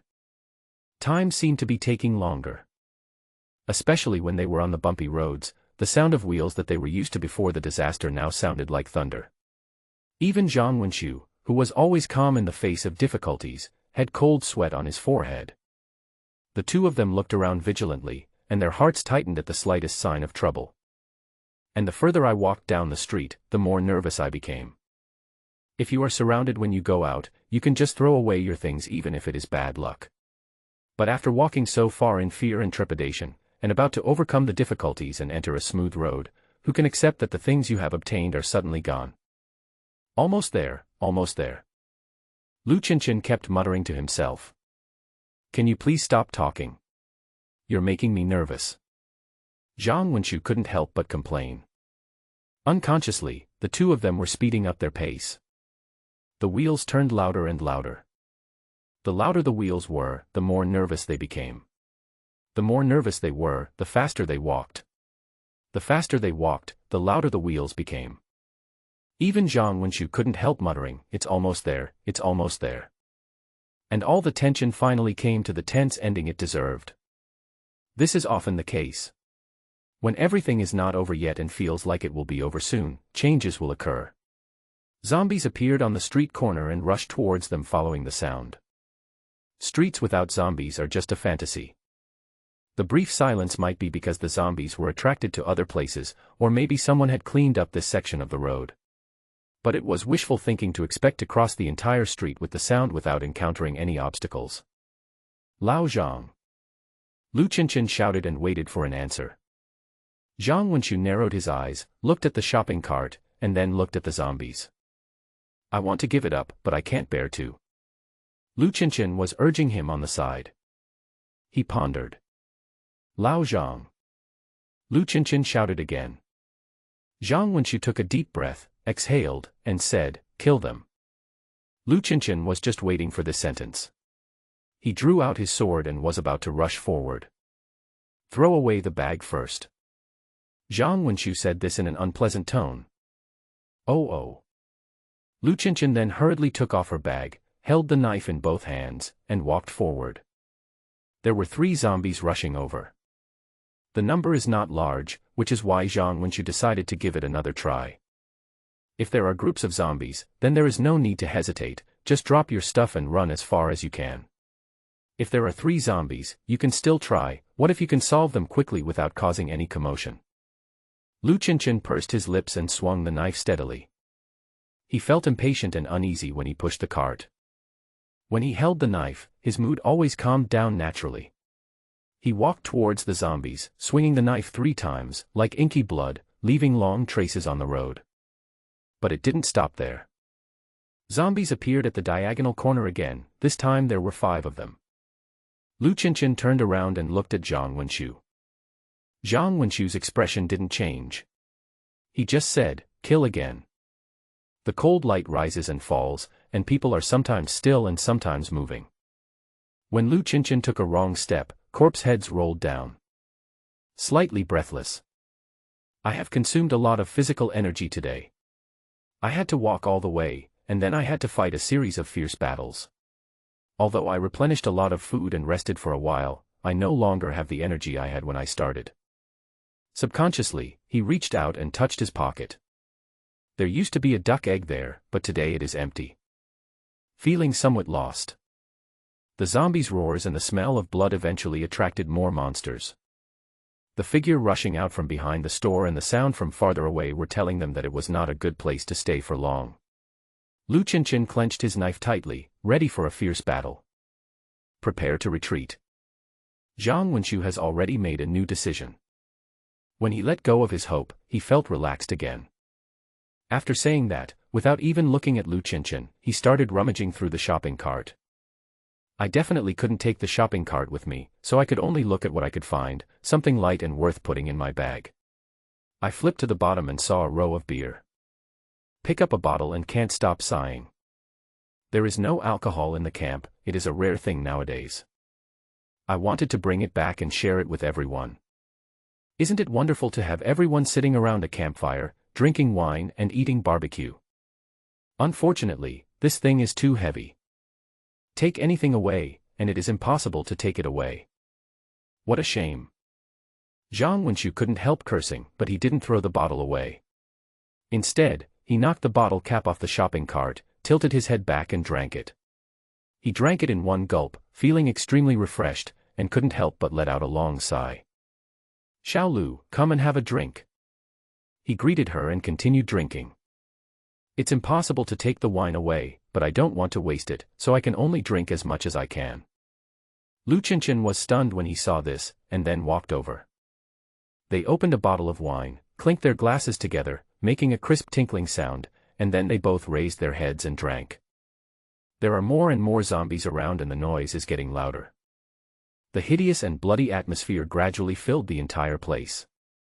The 2 men were drinking bottle after bottle. How long has it been since you last drank? The feeling was really wonderful. After getting a little tipsy, my heart was open and I didn't feel any fear at all. The 2 looked at each other and laughed loudly. The bottle fell to the ground and broke into pieces. I can't drink it anymore. If I drink any more, I'll have to pee. Let's go. Walk. The 2 men picked up their bags and rushed to the end of the street. Holding a sharp blade in his hand, whistling from his mouth. Even though there were bloodthirsty monsters all around them, they could not scare the two men off. They had been walking along the way, hacking and killing at every step. In dangerous situations, they still took supplies and drank beer. Would they still be afraid of zombies now? Unconsciously, heroic spirit surged up, and they whistled continuously. The two rushed forward along the road, Lu Qinshan in front and Zhang Wenxu behind. When encountering a corpse, he would swing his knife and never stop. The alcohol was taking its toll on me and I didn't feel tired at all. He kept hacking and walking, not caring whether all the zombies were dead or not. It rushed from the street into the road, and then from the road into the branch road. Shops disappeared and houses became sparse. Gradually, the grass grew thick and dense, and there was no human habitation anymore. Zhang Wenxu was panting, staggering, and calling for a stop several times before the fight came to an end. Turning back, there was no trace of zombies. After several turns, they were far behind. My heart is beating too fast, take a break first. Zhang Wenxu held onto a book on the side of the road, said something while panting, then unbuttoned his pants and started to work on the heavy task. The problem was solved, it was really easy. Lu Qinshan followed suit and leaned against the roadside, making a continuous rustling sound. Beer is pleasant to drink, but it makes you pee more. The two walked slowly along the way they came. The gains from this trip were limited, but not completely fruitless. The shopping cart could not be pushed away smoothly, resulting in most of the collected supplies being lost on the street. But I did bring back a few bags, especially some seeds and spices, which were extremely valuable. And they saw other survivors. Although the town is empty and full of zombies, you can still meet humans. The only regrettable thing is that the rescue was not successful. Zhang Wenxu recalled the man's final charge, feeling both tragic and sad. He shouldn't have died in that situation, but he had to die in that situation. We chatted about the gains and losses of going out and walked briskly. Whatever the case, it's over. Maybe because I had been through several killings, even though I was out for only half a day, it felt like a long time had passed. The excitement and curiosity I had when I went out disappeared completely, and I just wanted to get back to the camp as soon as possible. Take a shower and lie down in the familiar tin house. Yes, there is a peach tree in front. Let's pick some and take them back. Lu Qinshan's memory for food is obviously stronger than for other things. Even from a long distance away, he could recognize the peach tree he encountered on the way here. When the two got closer, they realized something was wrong. Disappeared. Well, if I'm not seeing things. What's going on? Have no idea. The tree was empty, the leaves were still there, but the peaches were gone. Many thoughts flashed through Lu Qinshan's mind. He remembered that he had watched a TV series called Journey to the West a long time ago. In the TV series, Sun Wukong knocked down a ginseng fruit, which could not touch the ground or it would disappear. Is this peach also of extraordinary quality? How about, he scratched his head and said, we can also ask the land. What? Zhang Wenxu didn't understand. It's okay. It's okay. Comrade Xiao Lu quickly waved his hand to indicate that everything was fine. Even if you're not particularly smart, you know this is a stupid idea. This is the end of the world in reality, not a fantasy novel. Zhang Wenxu ignored him and walked around the peach tree. He observed the surroundings and frowned, saying, I see traces of climbing on the tree, as well as damaged branches and leaves. Someone must have climbed up to pick them, and someone knocked them down with a long stick. People. In theory, zombies shouldn't climb trees or eat peaches. Oh. Speaking of this, the two became interested. It was naturally disappointing to have no peaches to eat. However, you may run into other survivors. Let's hurry forward, maybe we can meet him. Walk. All his tiredness disappeared and he strode forward. The two of them were just trying their luck and had no hope of finding their way back, so they just walked along the main road. They would not venture into the side roads, for fear of getting lost, and for fear of walking too far and not being able to return to the camp before dark. As we moved forward, there were still overgrown grasses and wild beasts roaming around. There was no sign of anyone. Just when the two were about to give up the idea, changes occurred in the distance. Vaguely, There seemed to be several people. The two looked at each other, nodded slightly, and continued walking forward. Be on guard while approaching. I wasn't too nervous. They were two good guys with considerable fighting power and they didn't have families with them. If they really encountered any situation, they would be able to move forward and backward freely. The worst that could happen was that they would just run away. As I got closer, I finally saw the situation clearly. There was a zombie lying on the ground, and another one standing, also staggering, with a dagger stuck in its eye socket. A thin and tall middle-aged man pulled out the dagger and kicked the zombie away. The battle is over. Looking at the panting man, one can probably guess that the process was neither exciting nor particularly smooth. Behind him was a gray-haired old man and two half-grown boys, who looked to be in their teens. Several of them looked pale and thin, as if they had not eaten enough for a long time. Zhang Wenxiu and the other men were not nervous, but they made the other people nervous. The middle-aged man held a dagger and stood in front of the old man and the child, looking alert. Lu Qinshan looked at the things that the people were carrying, which were bulging. Did you pick the peaches? When the other party heard this, he was unable to distinguish between good and evil and did not respond in time. One of the boys, however, was a little nervous and stammered, "We are really hungry." Lu Qinshan was stunned and didn't react. What kind of answer was this? Zhang Wenxiu waved his hand and said, "Don't be afraid. The peach tree is not ours. You can pick the peaches however you like." He just asked out of curiosity, and there was no other meaning. The boy heaved a sigh of relief after hearing this. The other people also gradually relaxed. Seeing this young man with bags hanging all over his body, he looked kind and not aggressive, so he probably wasn't here to rob. They didn't resort to knife and gun fighting. We came from that direction. Zhang Wenxiu tried to open the conversation, pointed, and continued, "We went to the town to search for supplies. We met other survivors there, but unfortunately there were too many zombies and we couldn't save them. We did find some supplies, but most of them were lost, so we only brought back a little. What about you, where are you from?" The middle-aged man put away the dagger and said, "We came from another direction, looking for something to eat. We don't dare to go to places with too many zombies, and there is nothing to eat in places with few zombies." As he spoke, he couldn't stop sighing. The sigh made the tall man look very sad. The fact is, he was indeed very sad. Although he had a resolute face and looked like a responsible leader, he himself was pale and thin, and it was clear that life was not easy. Zhang Wenxiu nodded and asked, "Did you gain anything?" The middle-aged man smiled bitterly and pointed to the bags they were carrying. "We only picked some peaches." Zhang Wenxiu also sighed and shook his head, saying, "Those are just fruits. They won't do anything. Besides, most of the peaches are not ripe yet. They are small and astringent. They don't even taste good." As he spoke, he opened the bag on his chest and took something out. He grabbed a handful of sausages and a few small bags of bread. He handed it to the old man and the two boys and said, "Eat something first. Judging from your appearance, you probably haven't had a proper meal in a long time." Several people looked at the food with eager eyes. His movements were hesitant, and he looked at the middle-aged man. The man was also a little hesitant. Although these two people don't seem to be bad people, they have been in this doomsday for a long time and know that food is precious. How can they give it to others just when they meet? What is their intention? Zhang Wenxiu smiled gently and said, "Don't worry, it's not poisonous.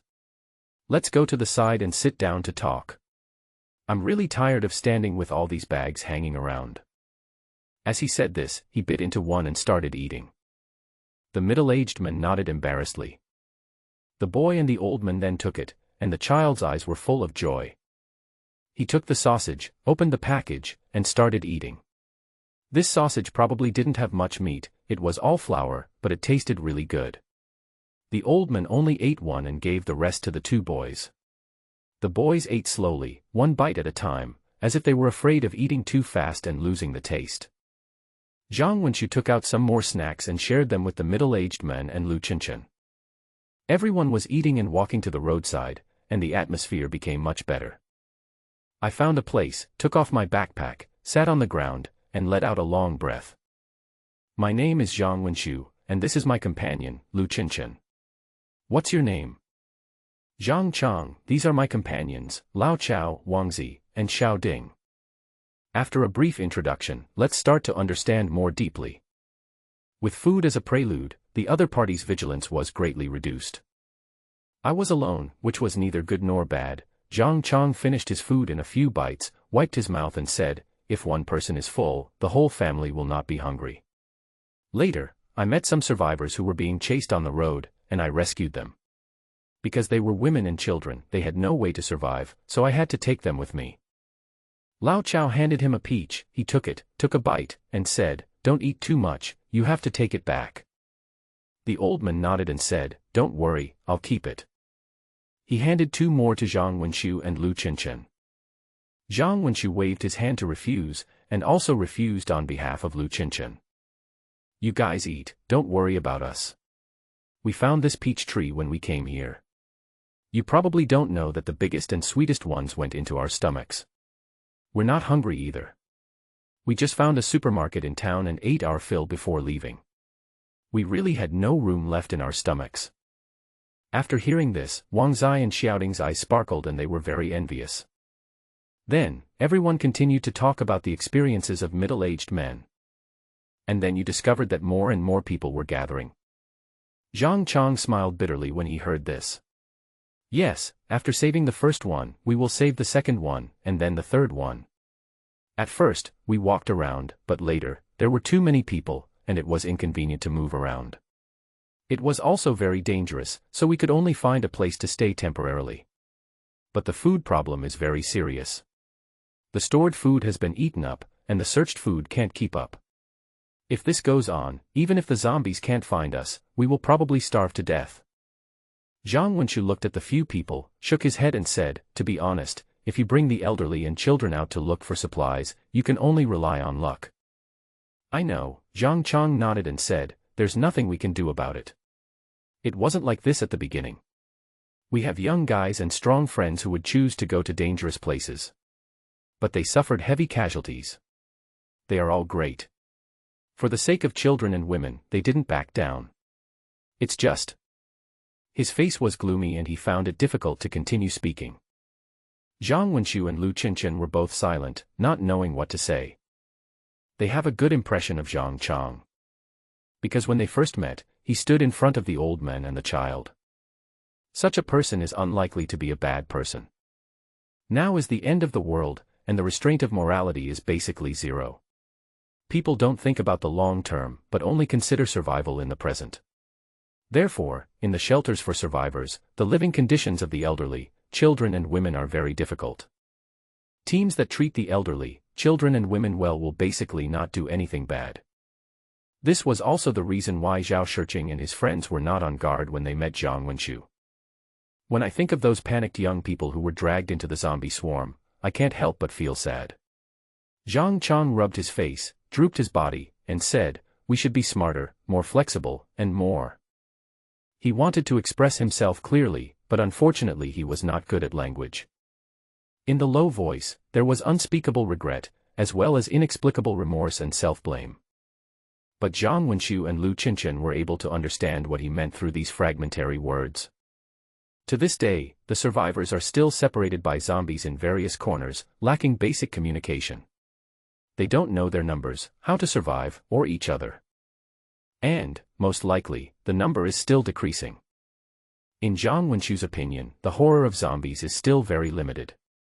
As long as you stay calm, face them calmly, and summarize the advantages and disadvantages of the opponent, there will always be a way to deal with them.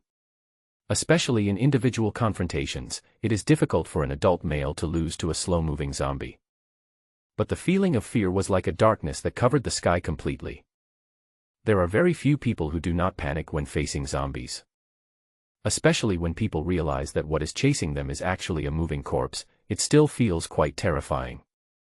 Think about it, even someone as brave as Lu Chenchen was in a pretty miserable situation at the beginning. When did he finally get the hang of it?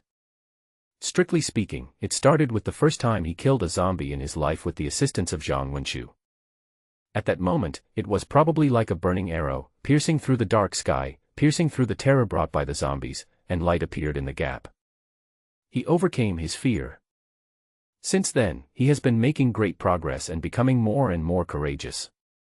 We chatted for a while longer. Each of them knew the other's vague situation. Of course, it's impossible to explain it clearly. Even if they both feel that the other party has no ill intentions, they will not tell the other party all the information. There is a shortage of manpower now, and most of the people there are old, weak, women and children. Zhang Chang finished eating the peach, but did not throw away the peach pit. He stuffed it into his pocket and said, I guess that there should still be a lot of supplies in the supermarkets in the town and the county. But I dare not go there rashly with them. Zhang Wenchu nodded and said, You are right. Don't go unless it is absolutely necessary. The sun sets and the sky darkens. After a rest and some food, everyone felt much more refreshed. Zhang Chang got up, dusted himself off, and said to his companions, We should leave now. Someone is waiting for us at home. Lao Chao called the two boys to get up, and everyone packed their bags again. Seeing this, Zhang Wenchu and Lu Qinshan also stood up. Pack your backpack and get ready to go. Zhang Chang thanked them both and then said goodbye. I hope we'll have another chance to meet again, he smiled, very sincerely. As for whether we will meet again, only God knows. No one knows whether he will die today or tomorrow. Then, he shook hands with Zhang Wenchu and Lu Qinshan respectively, and shook them vigorously to express some unspeakable emotions. Zhang Wenchu hadn't come into contact with this kind of etiquette for a long time. Feeling the warmth of the other person's palm, and the shaking that seemed to be full of care. For some reason, I felt an indescribable emotion, and my nose felt sore. This is the unspeakable feeling between human beings in the doomsday. We say goodbye today, when will we meet again? If, he looked at the other people and said, it will be really hard to survive. Remember the direction I just told you. We should stay there for a short time. Zhang Wenchu knew that these people would not go back with him. It's not because of distrust. But, there are still people waiting for them. These people are watching and will not abandon their companions.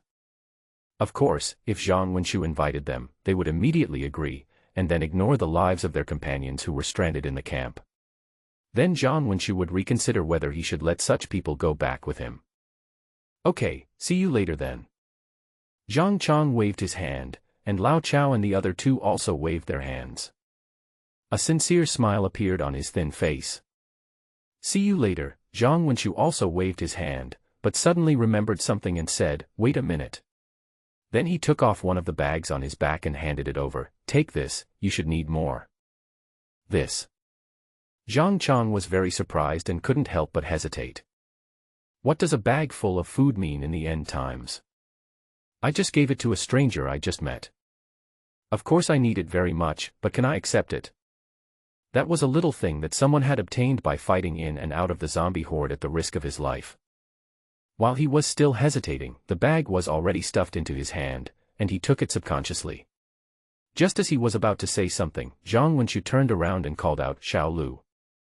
Lu Qinshan laughed and replied, Okay. Without any hesitation, she took a bag from her body and stuffed it into his hand. She also patted his shoulder and said, Brother, live well. After delivering the things, the two did not stay and waved goodbye. Turn around and leave. A young figure walked further and further away on the wild and overgrown road. Zhang Chang carried a heavy bag and stood there with his companion for a long time. He didn't leave until he saw the two people walking away. Then he said, Let's go, and led the three people to another direction. There seemed to be a smile on his resolute face, but his eyes were red. Everyone, live well. Zhang Wenchu and his companion approached the warehouse in the afterglow of the setting sun. The first thing I heard was the little fat boy's excited cry. This kid was probably sent to be a lookout. He quickly climbed down from the branch of a big tree, ran towards the two of them, yelling, and when he was halfway there, he turned around and ran towards the warehouse. Hey, we are here, are you stupid? Lu Qinshan shouted. Zhang Wenchu laughed out loud. He guessed that this kid must have been told by someone to report the news first when he saw the two people coming back. They were not in a hurry and walked slowly. Sure enough, not long after the fat boy returned, the people inside came out to greet him. Zhao Shiqing, Jiang Dijin, and Shui Tian were all holding tools in their hands, and they must have been working. Seeing the two of them return safely, smiles appeared on their faces unconsciously. Lu Yongqiang ran up, took the things from the two men, and let them rest for a while. "Go on, kid." When the little fat boy saw something flying in the air, he quickly caught it with both hands. Potato chips. When the children saw it, they were overjoyed and jumped for joy. "Let's go home." Lu Qinchin rushed over, picked him up, and tossed him in the air. "This little fat boy is not light. I guess the only one who can do this is Comrade Lu Qinchin." The abandoned warehouse gives people a feeling of home. They walked in the town, surrounded by buildings, although a little rundown, but overall still intact. But the dead atmosphere made people feel alienated. They didn't want to stay for long, subconsciously thinking that it was the territory of bloodthirsty monsters. But in the warehouse, the dusty cars, the low tin houses, and the simple stoves, the more you look at them, the more comfortable you feel. That is the breath of life. Anyone who has experienced life before the disaster can understand that feeling. So after Zhang Wenxiu and Lu Qinchin stepped into the warehouse, they felt extremely relaxed. Everyone was not in a hurry to chat, but urged the two to take a shower and change clothes. The two stood in the simple bathroom, scooping cold water and pouring it over their heads. The coolness penetrated their hearts, and they couldn't stop exhaling, which was very comfortable. After washing, I changed into clean clothes. I feel relaxed all over. Zhang Wenxiu picked up the kettle, poured a large bowl of boiled water, and drank it up in one gulp. "Throw it to Lu Qinchin." Lu Qinchin didn't even want the bowl and started drinking from the kettle. "This water tastes better than wine." "What are you doing?" Zhang Wenxiu saw two wooden poles standing in the distance, with wicker discs hung on them. Except for being a little crude, they looked a bit like archery targets. "Archery." Zhao Shiqing pulled out a stool and motioned for everyone to sit down. "Archery." Zhang Wenxiu had some guesses and said with a smile, "It seems like we've gained a lot today." Zhong Lily came over with a smile, holding something, and handed it to him. Zhang Wenxiu took it, weighed it in his hand, and said, "It looks very similar." "Who made it?" "Old Jiang." It turned out to be a bow, made from the trunk of a young tree, with very fresh carvings. The string was made of fine hemp ropes, and he pulled it with his hands, and it was very strong, but as for the actual effect, it was unknown. "Shui Tian did it, I just lent a hand." Jiang Dijin happened to come out of the tool shed with a few feathers in his hand. A thin bamboo pole was tucked under his armpit. "Making arrows?" asked Zhang Wenxiu. Jiang Dijin sat down, took out a thin bamboo pole, and tied feathers to the tail. "The feathers of this chicken are a little small. She asked me to separate them into 3 pieces and tie them all to the tail of the arrow. Next time if you catch a pheasant, be sure to keep the feathers. The feathers of that thing should be bigger." The arrow tip is made of nails, and thin lines are tied tightly around the front of the bamboo pole. Pretty crude stuff. Shui Tian also came over carrying another handful. "Want to try it?" She shook the bow in her hand. "That's fine." Zhang Wenxiu stood up and took an arrow from her hand. He walked to the center of the warehouse, aimed at the wicker target, drew his bow and arrow, subconsciously closed one eye and aimed with only one eye. With a whoosh sound, the arrow flew through the air. As expected, it missed the target. "Well, this bow and arrow won't work, it's too rough." Zhang Wenxiu shook his head, threw the thing to Lu Qinchin, and said, "Xiao Lu, you should try it too, accumulate experience from failure, and prepare for success." Shui Tian curled her lips, while Zhong Lily ran to pick up the arrow for him with a smile. Jiang Dijin said, "This is the first time we have made this thing, so we don't know if it is good or not. We made 2 today, 1 wooden and 1 bamboo. They do look like bows and arrows, but we don't know how effective they are." Lu Qinchin was standing aside, with an arrow knocked and the bow drawn. Just now, Zhang Wenxiu had tried hard but failed to pull it so full, but he seemed very relaxed. But the bow made a creaking sound when it was pulled, which sounded a bit dangerous. "Brother, you've almost broken the tree, you can let go now." Zhang Wenxiu was speechless and gave a reminder. As soon as he finished speaking, the arrow left the bow with a whoosh. There was no unexpected miss. Lu Qinchin scratched his head and ran to pick up the arrow. The fat boy also begged to let him try, but unfortunately, he didn't miss the target, but his pull was limited and he didn't reach the target at all. He turned around and begged Jiang Dijin to make him a smaller version, but Jiang Dijin deliberately refused and teased him. "Where's the big black dog?" Zhang Wenqiu asked. Zhong Lily shook her head and said, "I don't know. He is silent and elusive." Hearing this, Zhang Wenqiu didn't care. Everyone sat together and talked about their experiences out today. Zhang Wenqiu briefly recounted the incident to everyone, telling them about the father and daughter being surrounded.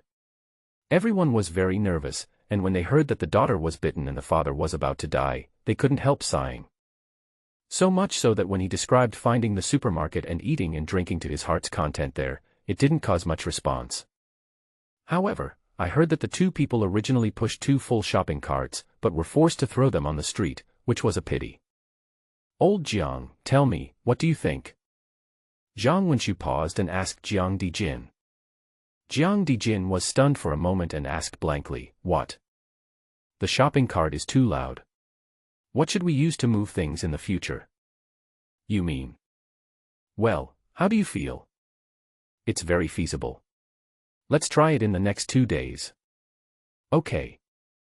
Everyone looked confused, looking at the two people talking, as if they were listening to a foreign language. "Want to make a transport tool?" However, Zhao Shiqing understood something. Zhang Wenqiu nodded and said, "Yes, it's a very powerful thing, the wooden ox and the flowing horse." Zhao Shiqing said, "Oh," and said, "I see." The rest became more and more confused. Zhang Wenqiu stopped talking about this topic and continued to talk about his subsequent experience. The two of them were drinking beer crazily, the women were fine, but Jiang Dijin and the other men couldn't help drooling when they heard it. It's not about whether the stuff tastes good or not, when the weather is hot, everyone is willing to drink some. As for the chance encounter with Zhang Chang and others. After hearing this, several people were surprised and couldn't help sighing. They have all experienced difficult times. So they understand the mentality of Zhang Chang and others very well. And this time when the two sides met, there was no fighting, no bloodshed, no deception between them. Although they were strangers, there was an indescribable comfort and a warm affection unique to human beings. Zhao Shiqing sighed and said, "I hope we can meet again." This is what other people think too. They know that among the survivors, the law and morality have disappeared. Therefore, kind people are particularly precious. If everyone can do this, human dignity will still exist, and it may not be impossible to regain everything that has been lost. So, the bad news is, there are very few people in town, the good news is, there are definitely survivors around.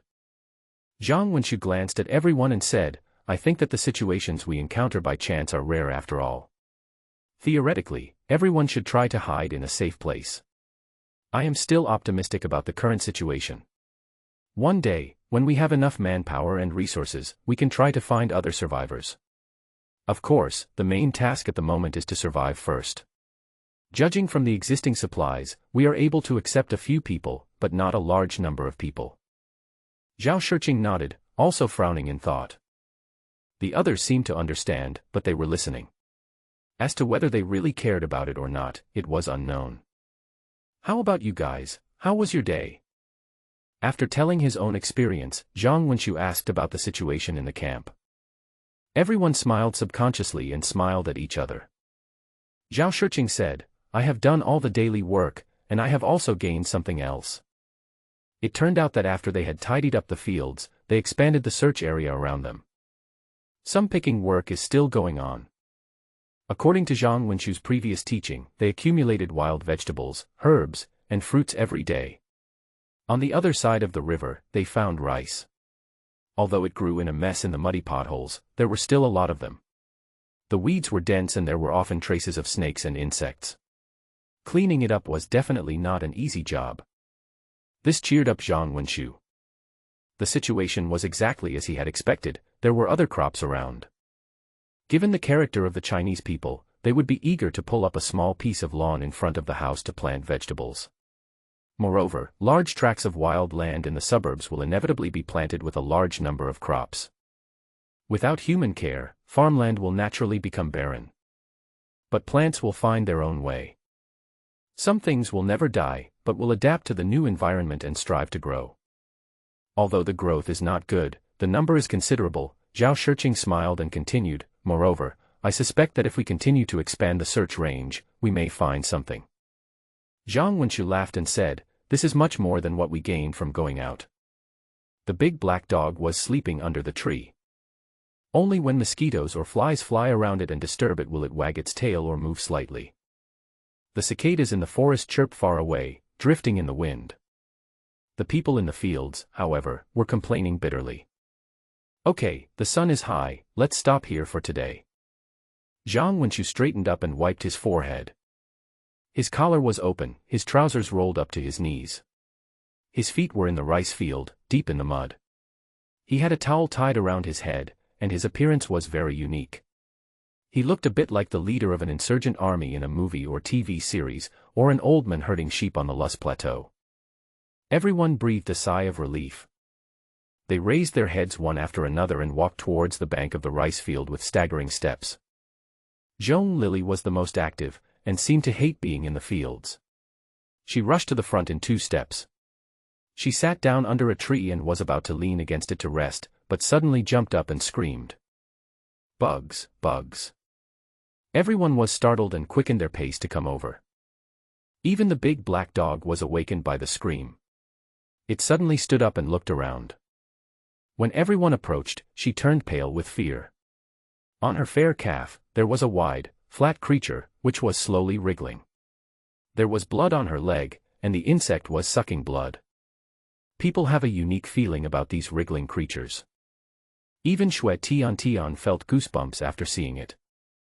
Zhong Lily stretched out her legs, yelling and trying to shake it off, but she didn't dare to reach out to grab it. Xue Tian, however, resisted the discomfort in her heart and reached out to grab it. But he was stopped by Zhang Wenqiu. Don't scream, it's just a leech. He walked forward, not in a hurry, and squatted down to watch for a while. It's best not to pull it hard. When I was a child, someone told me that this thing is easy to break.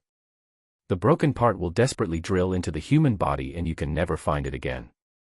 Zhong Lily was already afraid, and after hearing what he said, she became even more frightened. My hair stood on end and I almost cried. What if this small part grows into a whole body inside you? Then it lays eggs and grows a bunch of leeches that crawl around inside you. TSK. Zhang Wenqiu is a true saint. But the fun is really bad. While others were already nervous to death, he just squatted there, observing with great interest, muttering to himself. Help her quickly. Look how scared the child is. Suzhen couldn't bear to watch it any longer, and felt angry and amused at the same time. Zhang Wenqiu nodded, and regardless of his dirty hands, he slapped her calf. With a slap sound, Zhong Lily forgot to be afraid in pain and subconsciously shrank back. But he was pulled back by Zhang Wenqiu. It hasn't fallen off yet, I'll try again. There were a few more pop and pop sounds, and it hurt just to hear them. The white calves suddenly turned red. The leech was slapped and shrank back, no longer trying to get into the body. Zhang Wenqiu flicked it to the ground with his hand. The big black dog came over, stared at it for a while, and walked away with no interest. Zhang Wenqiu fell into deep thought. What's wrong? Seeing this, Zhao Shirqing asked. Zhang Wenqiu pondered for a moment and said, I was thinking back to when I was a kid, did anyone ever tell me whether this thing was edible or not? As far as I can remember, everyone said it had medicinal value, but no one ever said it was edible. Zhao Shirqing nodded, then you can't eat it. Zhang Wenqiu said, but I see it looks like this. Do you think it would be nice to chew it after washing it and frying it in oil until it's crispy, long and flat? Xue Tian felt a little nauseous and rolled her eyes and said, eat it yourself. As for Zhong Lily. After the shock subsided, I finally felt the pain in my legs. His calves were red and he walked with a limp. Jiang Dijin looked at it and made meaningful sounds of tsk tisk. Zhang Wenqiu looked at him strangely and asked, is there something wrong with your mouth? The old man shook his head and said, no wonder he wanted to go on a blind date. He treated the girl like a zombie. He didn't show any mercy to her at all. Zhang Wenqiu was immediately unhappy. Lao Jiang, have you forgotten that you were lying on the ground and stealing potatoes to eat? A burst of laughter. Everyone sat under the tree to cool off and drink some cold water. He took off the towel wrapped around his head and wiped the sweat off his face and neck. It was Zhang Wenqiu who first proposed the idea of wrapping a towel on the head. Actually, he had no experience with this, but when he was a child, he saw the adults at home doing this when they were working. I have been working in the fields these days. I thought that after the end of the world, everyone would be able to accept any kind of labor. But when it comes to real farm work, it's still very tiring.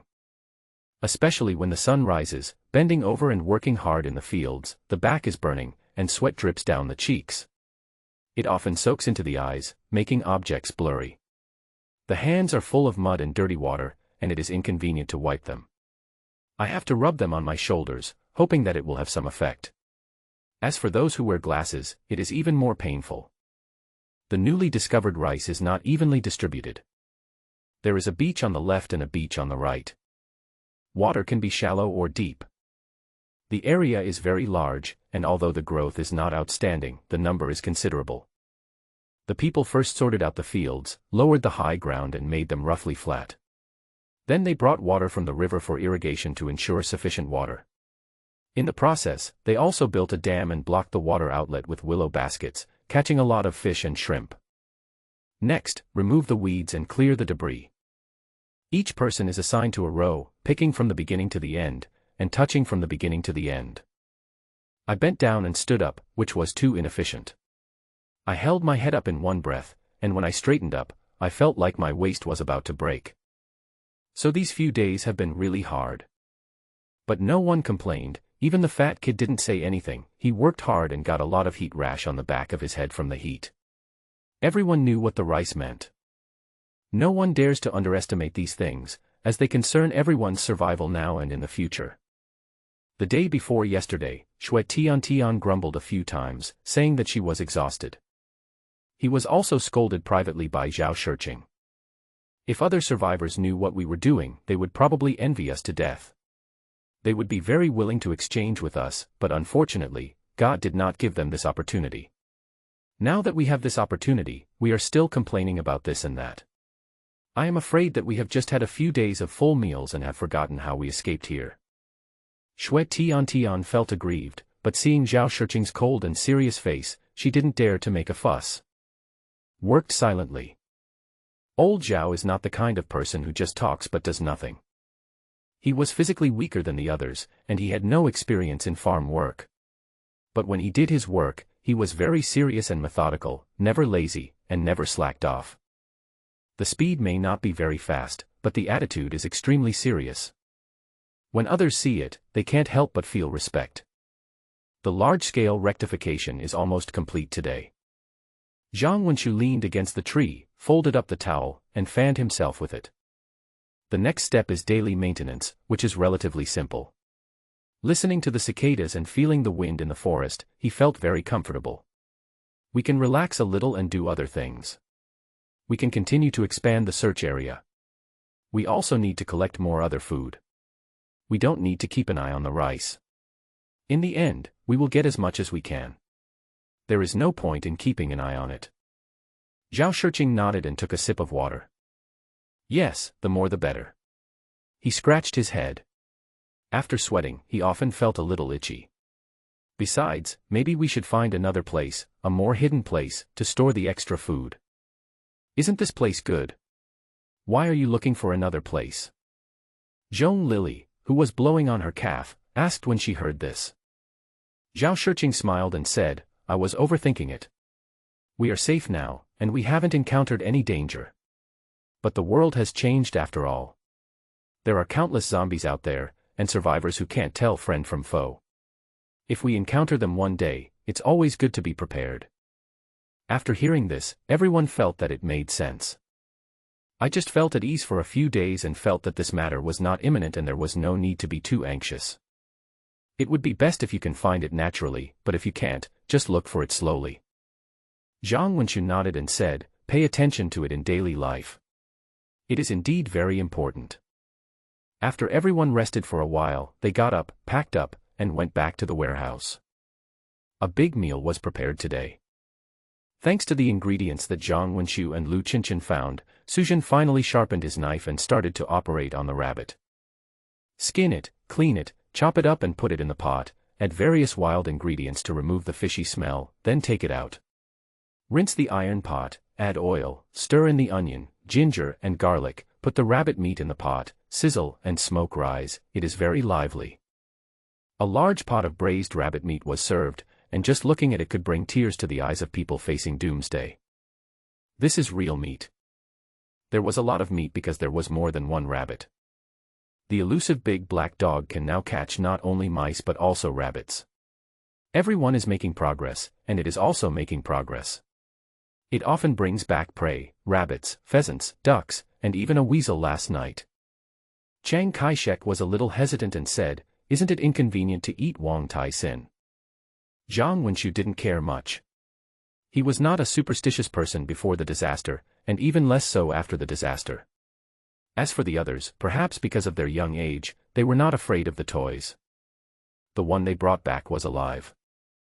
Just lock it up first and wait to slaughter it and eat it someday. What is the cooking method of this thing? No one present here knows, and no one has ever eaten it. So, the big black dog solved half of the meat problem in the camp. Of course, this did not include fish in the meat. As for fish and shrimp, the harvest was always good, thanks to Comrade Lao Jiang. "Come, Miss Zhong, I'll give you the best one. I was too harsh on you today, so take this as an apology." Zhang Wenxiu picked up the rabbit head and placed it in front of Zhong Lili. Spicy rabbit head is very famous. The taste of braised food is not much different. Zhong Lili bit her chopsticks and looked at the rabbit head in front of her. The appearance without fur was very different from that with fur.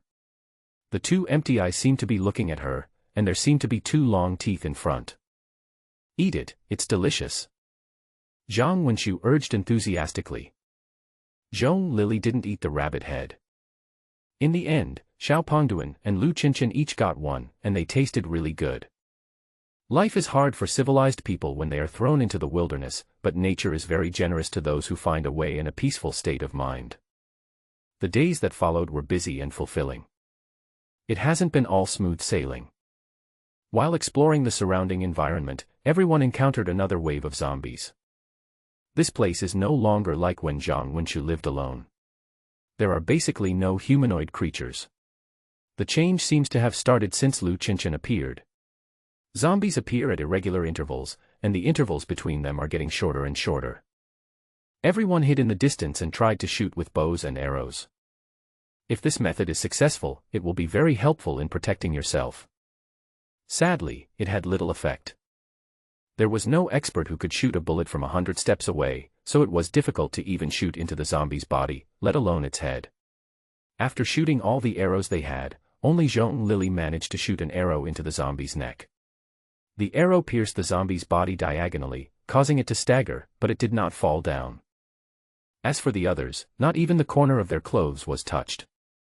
Zhang Wenxiu couldn't help but sigh. In movies and TV series, the protagonists always hit the target every time. It seems that we are just supporting roles. Lu Qinshan asked at the side, "Are you going up?" "Yes, of course. If not, why not save it for the new year? The flesh on zombies is all rotten, and even if you save it for the new year, it cannot be eaten as bacon." Of course, he didn't rush out with a knife in hand and shouting. There is absolutely no need. Running all the way will also consume physical energy. As long as they showed up in front of the zombies would rush over. They just had to stay where they were, get ready, and fight in the most comfortable posture. Lu Qinshan and Xue Tian took the lead and stood in the front. One on the left and one on the right, each drew a sword. No one objected to this. Even if someone like Zhang Wenxiu felt that he was not bad, he would not think that he could compare with these two. Therefore, he and Lu Yongxiang were placed in the second row. As for Zhao Shiqing and Lao Jiang, they stood in the third row in a dispensable manner. Zhao Shiqing was calm and wanted to move forward, but he thought that his girlfriend might kick him back, so he consciously stayed behind. Lao Jiang was still afraid of zombies, so it was very unlikely that he would be brave enough to kill the enemy. Zhong Lily and her son Xiao Pongduan are temporarily non-combatants and are hiding in the rear. It's always a battle, it's so annoying. Zhang Wenchu looked at the zombies in the distance and complained, if we could know the zombies' movements in advance, we could dig a trap, have people lure them in, and bury them directly. Lu Yongqiang felt that this made sense, but he was a little hesitant. Wouldn't it be a bit dangerous to send someone to lead it over? Zhang Wenchu shook his head and said, if there's any danger, let Lily go.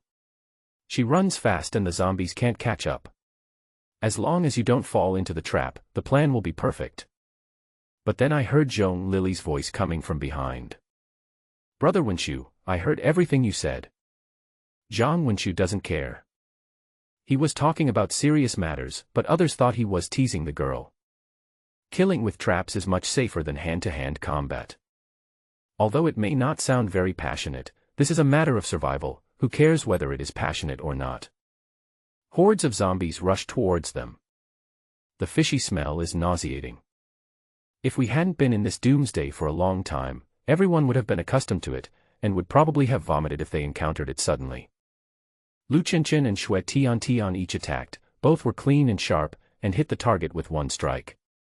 Then they quickly moved to the left and right, leading away a group of zombies. Standing still would not work. Even the bravest people could not resist the siege, so they had to move. They took advantage of the gaps between the zombies and hunted them one by one.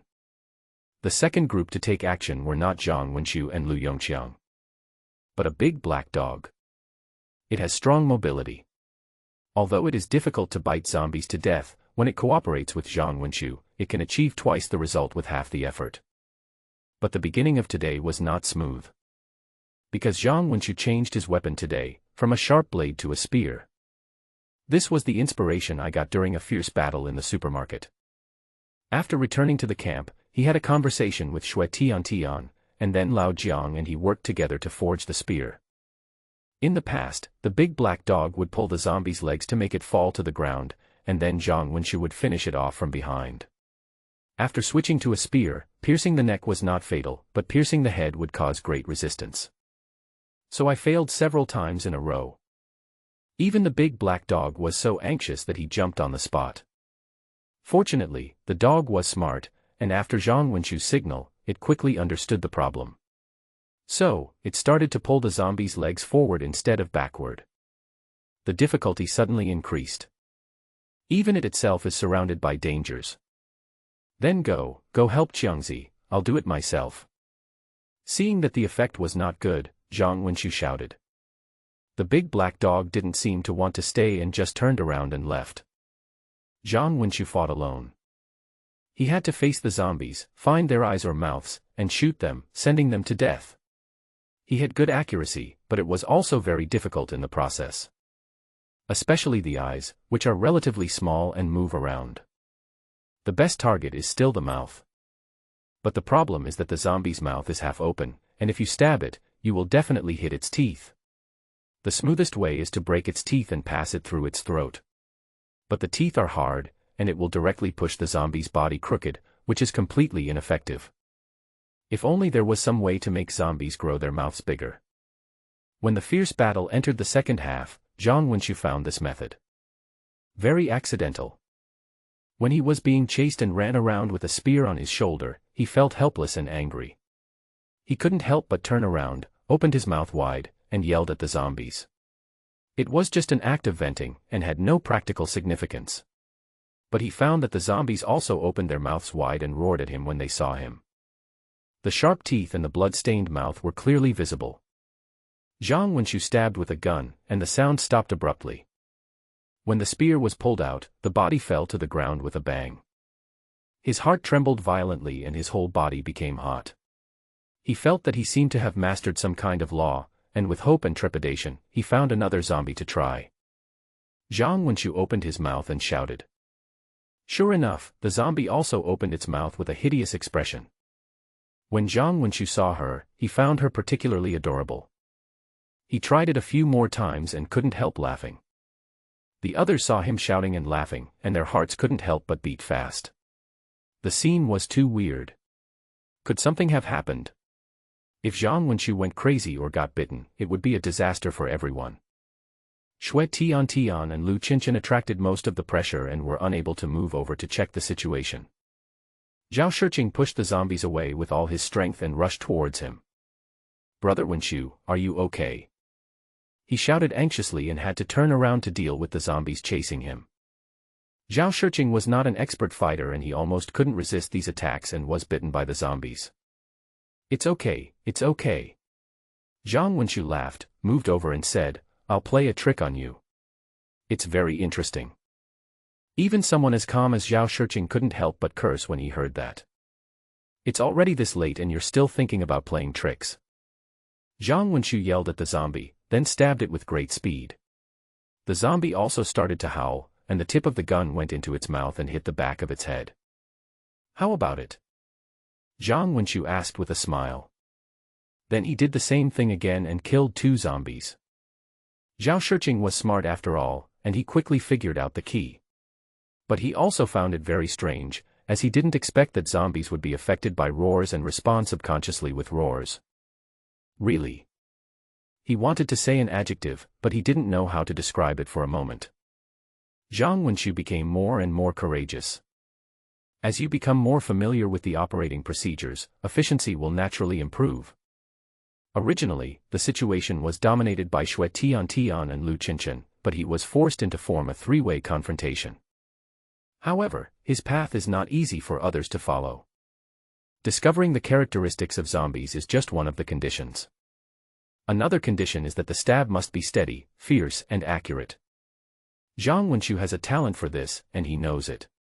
The first time he joined hands with Lu Qinshan to kill the female zombie that fell into the trap, he thrust his stick through the zombie's mouth and pinned it to the edge of the trap, unable to move. His movements were swift, and he never dragged his feet. Lu Qinshan also noticed it at that time. However, no one expected that it would be used today. Everyone still subconsciously believes that a long knife or an axe is the perfect weapon to deal with zombies. Thanks to Zhang Wenxu's sudden rise, the fierce battle on the scene was coming to an end faster. His progress was good, but the scene was relatively weird. Every time you make a move, you have to shout. If things go well, shout out. If things don't go smoothly, you have to shout 2, 3, or 4 times. The louder the sound and the bigger the mouth, the more obvious the effect. I don't know if the zombies were scared, but the teammates were frightened by this sudden shock. Xue Tian was so frightened by the sudden shouting that her hands shook several times. He was so angry that he wanted to let the zombies go for the time being and come over to chop him up first. Another thing is that this shooting technique is a bit tiring for the throat. When it's all over, everyone gathered together and checked on each other. Zhang Wenxu said nothing. Lu Qinshan asked him what was wrong and if he was okay. Zhang Wenxu shook his head and replied, "It's okay." Everyone couldn't help but burst into laughter. This guy's voice is hoarse.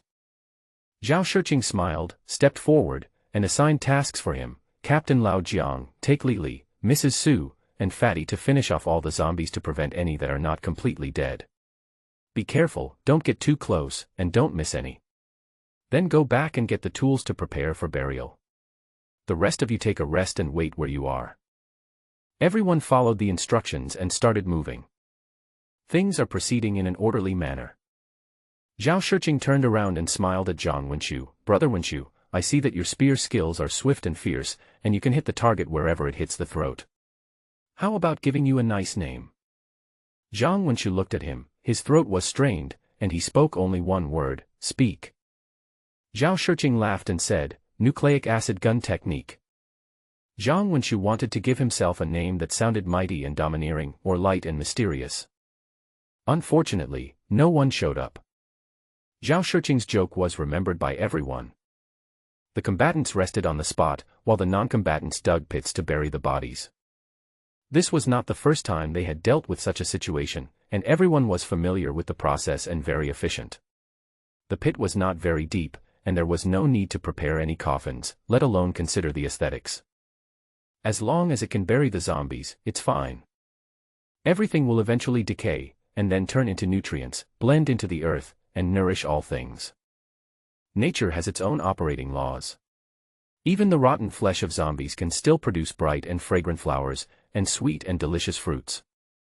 After a short rest, the fighters also started post-processing. The work was finished quickly. Everyone carried their tools and headed towards the camp. Jiang Wenchu fell behind and took out a pack of cigarettes from his pocket. He smoked one, put it in his mouth, lit it, and slowly exhaled the smoke. He brought this cigarette back from the supermarket, and he was the only one in the camp who smoked it. "I'll smoke one too." Zhao Shiqing next to him said something and reached out to him. Jiang Wenchu gave him one, and the two of them started smoking. "Brother Wenchu, do you like this life in the end times?" "I'm fine." "What's wrong?" Zhao Shiqing coughed, looked at the cigarette between his fingers, and took another puff. "Since the disaster, there have been survivors everywhere. Their numbers have gone from many to few, and their whereabouts have gone from obvious to invisible. I have witnessed many tragic events. People's personalities have changed a lot. The clever ones have become more cunning, and the impatient ones have become violent. People as calm as you are probably rare." Jiang Wenchu smiled and said, "I think everyone is pretty normal." As he spoke, he nodded at the people walking in front of him. Zhao Shiqing also smiled faintly and said, "After all, it has to do with you. Without food and drink, plus being disturbed day and night, you may not be able to keep it up." Jiang Wenchu was not modest, but instead talked about another topic. "Speaking of which, before the disaster, everyone didn't necessarily feel that happy. This is also a comparison. To be honest, I was cheated and helped to borrow a lot of money. I haven't contacted that friend until now. Every day I think about how to make ends meet. When I can't turn the funds around, I lose my appetite and don't know what to do." He finished his cigarette, threw it on the ground and stomped it out. His face is young, but his eyes show a sense of vicissitudes. "Now that I'm being chased by zombies, I think back to the past and it seems so small. There's really no need to panic. I can't pay it back, but at the time it seemed like a huge thing, overwhelming me. If I could eat some braised chicken or Shaxian snacks now, I'd probably be so happy that I can't sleep at night. Before the disaster, what would make people so happy?" Zhao Shiqing nodded in agreement. Jiang Wenchu was more and more emotional, and continued, "Let's not talk about the great disaster, let's just talk about the days before the disaster when the virus was spreading. Many of my business friends suffered heavy losses. Years of accumulation were wiped out, and they were left with a lot of debts. Good people ended up running away, hiding, and becoming deadbeats. Not to mention being decent, they no longer had a trace of it, and in the end even the interest in life was pitiful. Although I haven't heard of anyone jumping off a building to commit suicide, there should be some among those strangers." Zhao Shiqing heard this and continued, "Well, of course there are. There were several in the community where I live. Everyone returned to the camp and life returned to normal. Working and exploring day after day. And, according to actual needs, strive to create relevant tools. For example, a wheelbarrow recently appeared. Comrades, let me tell you, this is the first great revival in the history of human revival. This event will leave a strong and colorful mark in the history books recorded by future generations. And Lao Jiang, that is, Mr. Jiang Dijin, will definitely leave his name in history." Jiang Wenchu stood in front of the unicycle. With a smile on his face, he explained to everyone in a serious manner the importance of the matter. Xue Tian was speechless and yet found it funny. "Shouldn't we let Lao Jiang make a speech?" She rolled her eyes and interjected. "Yes, what you said makes sense, Lao Jiang. Come over here and give us your speech. Comrades, please applaud." Jiang Wenchu pulled Jiang Dijin over. Jiang Dijin smiled bitterly as he watched them making a fuss, not knowing what to say. In the end, I gave some relevant remarks amid everyone's fake and lively applause. In any case, the unicycle was made. This thing is a small thing, but it plays a big role. From that day on, the work efficiency of the entire camp increased rapidly. The work that used to be carried on shoulders and hands was changed to pushing with a cart. It is light and simple, and can carry a large amount of goods. The structure is not complicated. Jiang Dijin and Jiang Wenchu have both seen and used it in real life. We gathered together, wrote and drew, and put pieces of wood together, and soon we figured it out. Then start sawing wood, filing boards, and doing specific splicing work. The hard part is finding the right wheels. It is definitely unrealistic to ask them to use wooden wheels or stone wheels. They are too heavy to push, make a lot of noise, and wear out quickly. So, can we find the wheels on site? This is an abandoned parking garage. How could it be short of wheels? There is indeed no shortage of it, but the wheels of the car are too thick. They tried to remove a few wheels and assembled a wheelbarrow. After some adjustments, it looked good overall, but it was a little top-heavy. Most people couldn't control it, so they just pushed it slowly, which was barely feasible. This problem was not solved until they found the abandoned electric vehicle. The electric bike is no longer usable, not because it is broken, but because it has no power. When there is electricity, riding an electric bike is very pleasant. When it's out of power, it's boring to push, it's heavy. After the wheels of the battery car were removed, they were simply repaired and joined the family of wheelbarrows. It is very suitable, not too light, not too heavy. People are still very enthusiastic about new things. Zhang Wenqiu asked Zhong Lily to sit in the front of the car and he pushed it around in a circle. The little girl was very happy and didn't want to get off. She wanted to ride a few more laps. In fact, it is easier to push the unicycle when someone is sitting in the front. You don't need to lift the handlebars at the back, just push it forward. Xue Tian thought it was interesting and wanted to sit too, so she asked Zhao Shiqing to push her around. Zhao Shiqing said he was too weak to do anything and refused. Zhang Wenqiu had no choice but to push Xue Tian around again. Xue Tian was in high spirits and didn't want to sit down, so she stood straight at the front of the unicycle. Carrying several sharp blades and riding the unicycle at high speed, the wind blew her long hair, which made her look really heroic. So, the wheelbarrow, which has a significant impact on the history of human revival, was not used for work when it first appeared, but was first used as a toy for girls. George, Lace Anecdotes of the Renaissance. After Zhang Wenqiu pushed Xue Tian, he threw the car to Lu Qinchen and Lu Yongqiang. They also found it quite fun and pushed it around everywhere. Lao Jiang and his men pieced together wooden boards and made a cart basket. The basket is placed on the vehicle to carry things. During our free time in the afternoon, we cleaned the entire campsite. Pull out weeds, flatten slopes, fill potholes, and transport away debris. With a wheelbarrow, there is no need to run back and forth with hands and arms.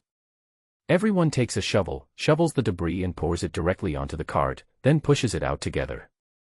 With the new tools, everyone's enthusiasm was also aroused. In one afternoon, the camp was cleaned and tidy, which was very pleasant to look at. Unlike other shelters, this place is full of vitality and laughter. Because there were sufficient materials, Chiang Kai-shek made a few more. Everyone has the opportunity to use it. The difference can be seen here. Lao Jiang and Zhang Wenqiu had pushed it before and were relatively experienced, so there was no difficulty. The novices looked simple, but when they first started using it, they overturned it several times in succession. Even Lu Qinchen and Xue Tian could not avoid it and pushed the full load of garbage halfway, which caused a lot of complaints. It will be busy with farming soon, and this thing will be very useful. Zhang Wenqiu sat on the unicycle, smoking a cigarette and patting the unicycle. Everyone sat together and agreed with what was said. Some of the crops in the fields were about to mature and had to be brought back as soon as possible. They could carry them back in willow baskets, but they couldn't help shaking their heads when they thought about the time and energy it would take. After all, it's not near the camp, and the journey back and forth alone makes one's legs and feet feel sore. With a wheelbarrow, efficiency will be greatly improved. Especially when several vehicles are transported together, the amount is still very impressive. Another feature of the unicycle is that it does not have high requirements for road conditions. Some bumpy sections of the road will not have much impact. If it is a shopping cart in the supermarket, it will be finished if it leaves the flat road. Jiang Dijin did raise another question. I was thinking, where should we put the things we brought back from the fields? We definitely shouldn't put them on the ground. We should think about how to store these things. It's another new topic. If you want to live a more fulfilling life, you have to keep solving these problems.